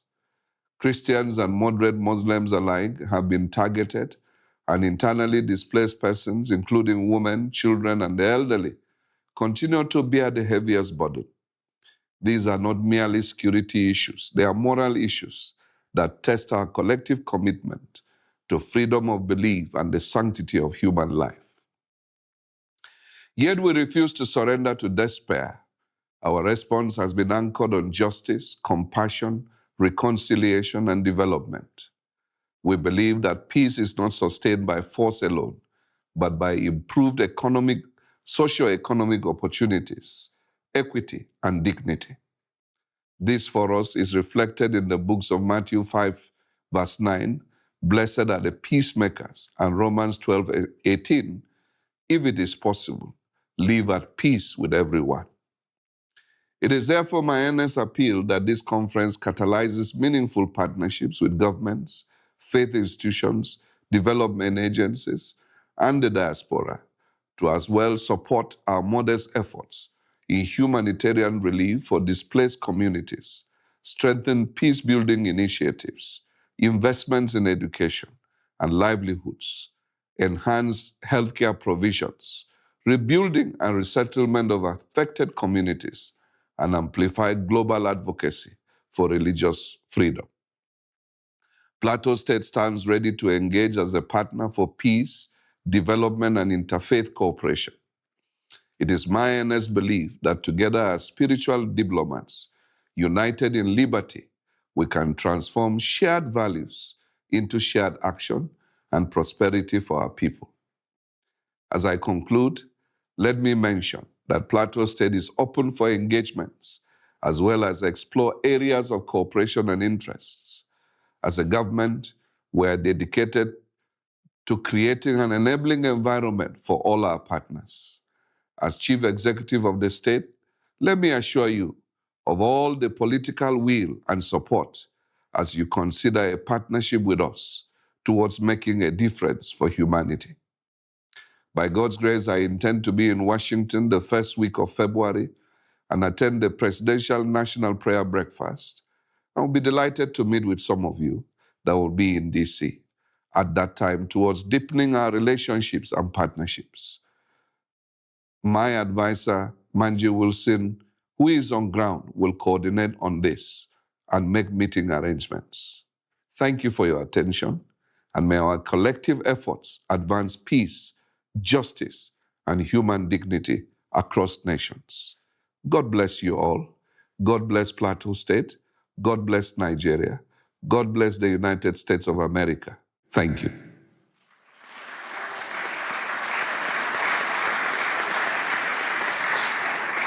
And now we would like to invite His Excellency Manji Wilson to the stage, Chief Technical Advisor on Development Partnership, Strategic Linkages, and Diaspora Engagement to the Plateau State Governor, Nigeria.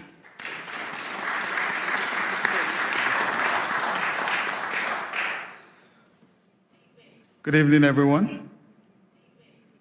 I know it's been a long day, and we are all loaded with all the information we've received from various speakers, so I wouldn't take much of your time, considering also that His Excellency has also delivered a speech. Distinguished members of the U.S. Congress and House Committee on Foreign Affairs, faith leaders, spiritual diplomats, Pastor Mark, thank you very much for having us today. For us in Plateau State, I know that so many of you have heard about Nigeria and the designation of the country as a country of particular concern. And I would say that one of the major reasons that Nigeria has been on the map is because of Plateau State.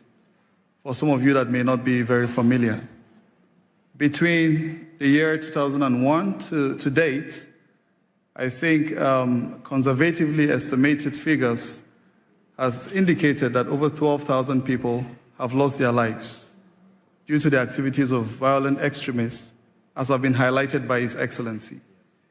One of the most difficult moments for us when we came to office in 2023 was in December, And I remember quite well on the 23rd of December, when we were preparing for Christmas, people were making all the necessary arrangements.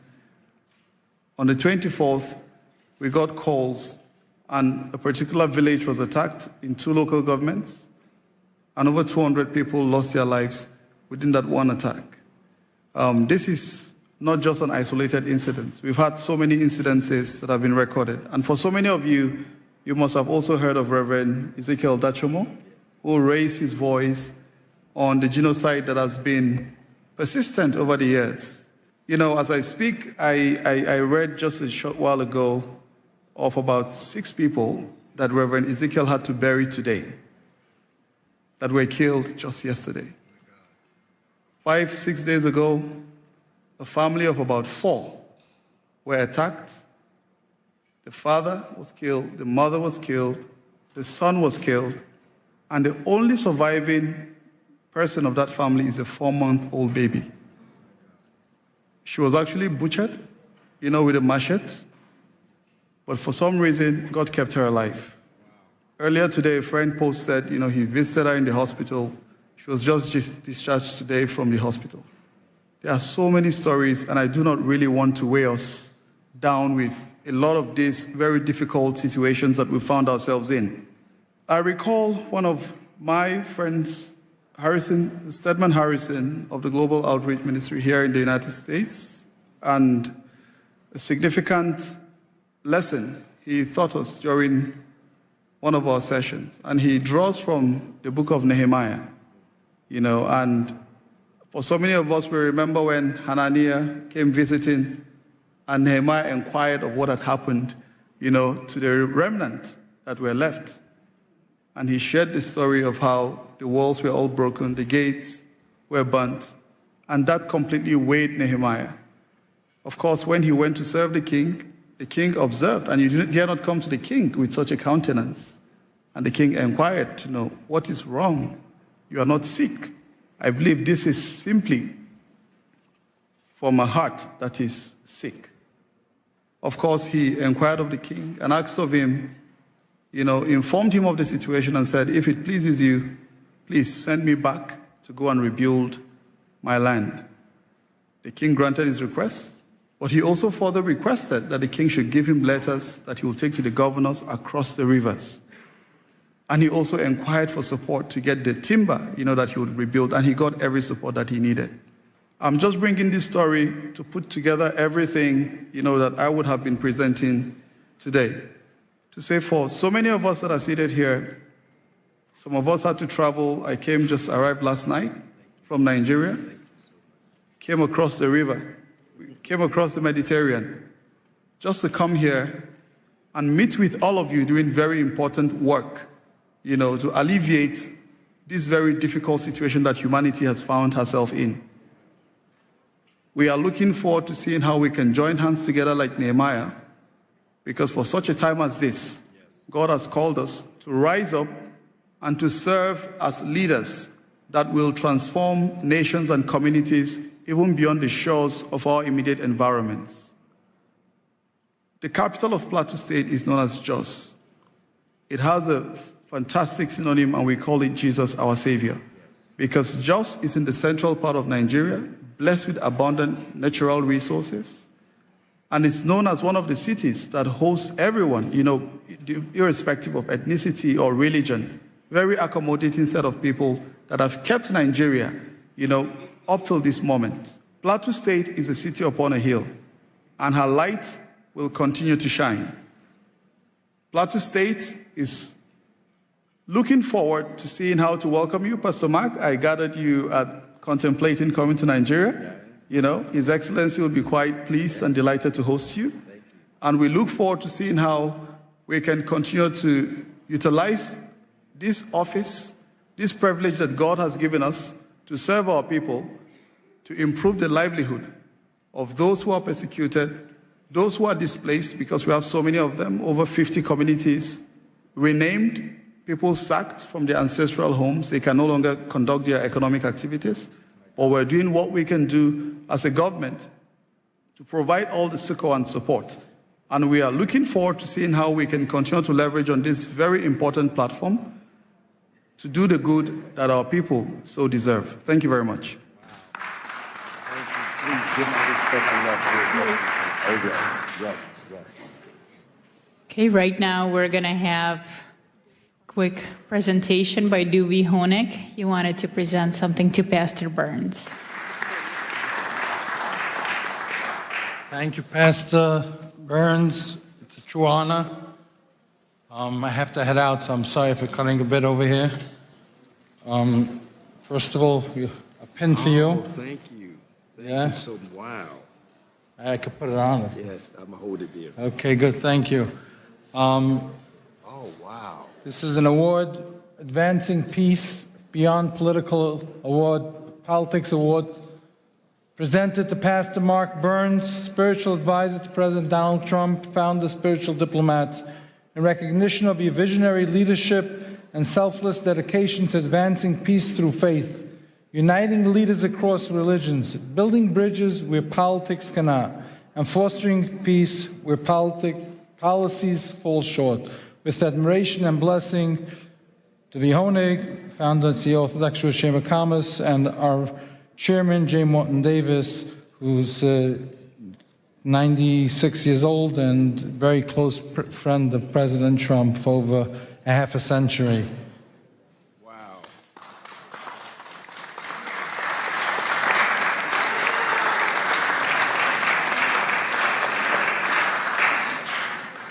What an honor, what an honor. Thank you. What an honor.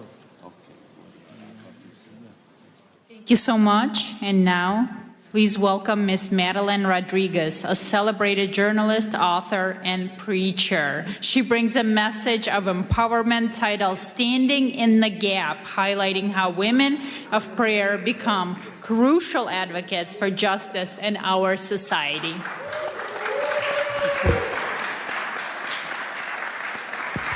Thank you so much.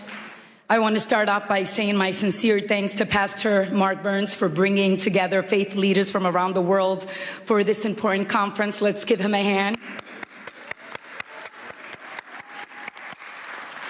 Through his leadership, he has created a space where faith and civic responsibility meet in service of justice and human dignity. Thank you for the opportunity to speak in this historic place where laws are debated, policies are shaped, and the future of millions is influenced. Honorable leaders, distinguished guests, and faith representatives, today I will talk about standing in the gap, how women of prayer become advocates for justice, and how prayer moves from the secret place into courageous action. I am the founder of Women with Purpose, a global movement of women who gather daily across nations and time zones through Zoom to pray. These women come from every background, culture, and life experience. Yet they are united by one conviction, that prayer must move us to action and faith must compel us to pursue justice. For our God is a God of both mercy and righteousness. Prayer is so important that it moves heaven, transforms lives, and brings freedom, hope, and healing to the body, soul, spirit, and mind. Prayer is not just words. It is power. It is life flowing from heaven to earth. When we pray, what happens? What was lifeless begins to breathe again. What was broken starts to be restored. What was chained is set free. What was dark is filled with light. And what seemed impossible becomes possible. The word of God says in Psalm 34:4, I prayed to the Lord, and he answered me. He freed me from all of my fears. I also serve as chairwoman of the Faith Advisory Board for the United Nations Association of El Salvador. In this role, alongside the president of the organization, we are committed to cultivating and sustaining a prayer-rooted presence at the UN, at the United Nations. One that invites the global Christian community to engage through intercession and God's word. This work is grounded in the belief that when faith communities approach global engagement prayerfully and with integrity, they help foster peace, uphold human dignity, and strengthen cooperation among nations. Prayer doesn't just change our circumstances, it changes us as well. It makes us more compassionate, loving, and full of grace towards all people. To stand in the gap means to step into the space where others are vulnerable, unheard, or forgotten. It is the choice to intercede, to advocate, and to act when silence would be easier. One of the clearest biblical examples is Queen Esther. Esther was a woman of faith, positioned within power, yet initially hidden. When a decree threatened the extermination of her people, she faced a choice: remain silent and preserve her own safety, or risk her life to speak. However, Esther chose prayer, fasting, and courageous advocacy. She stood in the gap, approached authority with wisdom and humility, and ultimately saved her people from destruction. Esther's story reminds us that access without courage changes nothing, and prayer without action is incomplete. Her faith did not remove her fear. It gave her the strength to act. Throughout history, women of prayer have done the same. Women have prayed in kitchens and in sanctuaries, in upper rooms, in quiet corners, in homes of worship, and hidden places, often unseen and unnamed. Yet their prayers have shaped history, protected God's people, and challenged injustice. Prayer has long been the place where God forms courage in the hearts of women and men. It is through prayer that God forms fearless women. God plants courage in the hearts of women, preparing them to move with faith and strength. Why women? Why am I talking about women today? Because women have often lived closest to the cost of injustice. They have carried families through war, protected children through famine, endured discrimination, violence, and exclusion, yet refused to surrender hope or believe in Jesus Christ. In our daily prayer gatherings with Women with Purpose, I witness this transformation continually. Women enter carrying the weight of the world on their backs, but they leave with clarity, courage, and a renewed commitment to stand for what is right in their homes, communities, and nations. When women pray, they do not merely ask for comfort, they ask for change. It's about honoring the image of God in every single person. It is about defending the widow, the orphan, and the stranger. It is about ensuring that no one is overlooked or forgotten in the eyes of the Almighty God. Just as Esther stood to protect her people, so God calls us to stand for those who cannot stand for themselves. Standing in the gap is not passive spirituality. It is saying someone must speak, someone must care, someone must act, and often that someone has been a woman. Today, in a world torn by division and injustice, we need women of prayer more than ever to rise, to stand with conviction, and let God's justice flow into every place, crying out for hope. We need women who will pray and vote, pray and advocate, because justice does not belong to one religion, one party, or one ideology. Justice belongs to humanity.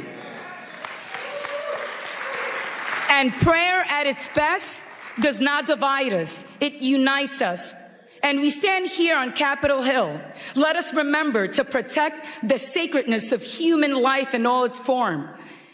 Let us pursue justice that is compassionate, courageous, and enduring. May our prayers not end in words, but move our feet, shape our policies, and restore dignity where it has been denied. When women of prayer stand in the gap, justice does not remain an idea. It becomes a lived reality. Thank you and have a blessed day. In Jesus' mighty name. When it ended. I'm learning from you. I'm learning from you. God bless you. Thank you. It's you. Okay. Well, first of all, listen, can we give all of our wonderful speakers a big hand clap? Was this not good? Was this not amazing? Listen. Yes, yes, yes. Yes, amen. Yes. I'm going to be real quickly.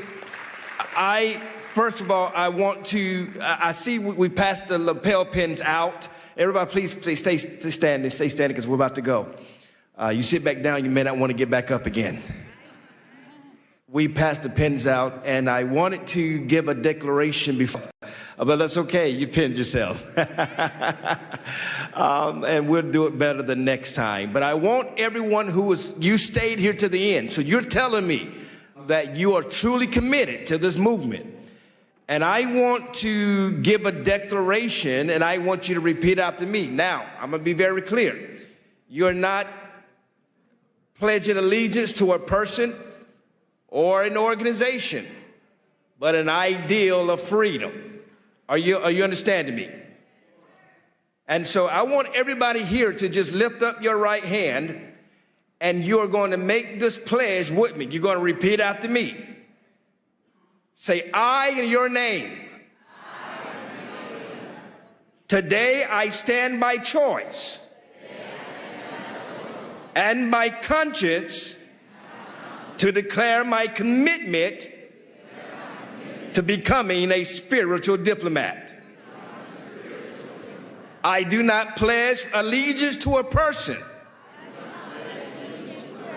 a title, a political party, or an institute. I pledge myself to a higher ideal of peace, the sacred responsibility of peace. I commit to carrying peace before all conflicts, wisdom before reaction, and truth before pride. I choose honor, the dignity of every human life, regardless of faith, culture, color, nationality, or background. I will be a bridge where others build walls. A voice of calm where anger seeks control. A servant of reconciliation where division has taken root. I accept the responsibility to listen before I speak, to seek understanding before judgment, and to act with courage guided by compassion. I commit to protecting the vulnerable, advocating for justice, standing firm against hatred in all forms. I recognize that peace is not passive. It requires discipline, humility, and strength. I will pursue peace in my own words, my actions, and my influence, in public and in private. In public and in private. In public and in private. In moments of ease and in moments of challenge. Today I declare that I am accountable to my conscience, my Creator, and future generations. I choose the path of peace. I declare and accept the calling of a spiritual diplomat. So let it be said, so let it be spoken, so let it be committed. Congratulations, spiritual diplomats. Congratulations. Congratulations. And I want to Quickly, before we dismiss, I want to thank, we got a couple of people to thank. We've got to thank ALLATRA, Miss Marina. Come on, give her, the president of ALLATRA. Y'all give a big shout out to all of ALLATRA. Where's Miss Valerie at? Where's she at? She's running around here somewhere. Where's Valerie at? Valerie's so busy, she can't even tell that I'm calling her name out. Valerie, thank you. Y'all give Valerie a big hand clap, who's so hard. Miss Olga from the president of Creative Society. Y'all give a big shout out to Olga. And to every spiritual diplomat that helped make this happen, God bless you all. Many thanks to you all. And don't forget, in February the 5th, we're coming right back here during Ukrainian Week to have our Ukrainian conference. It is called Freedom Has a Name, and it's called Ukraine. You don't want to miss it. Be right here. And also, in 6 months, June of 2026, we're doing this again, but we're doing it at Mar-a-Lago in Palm Beach, Florida. And then in December, we're taking over the G20, and we're doing it again in Miami, Florida for G20. God bless you all. Thank you all.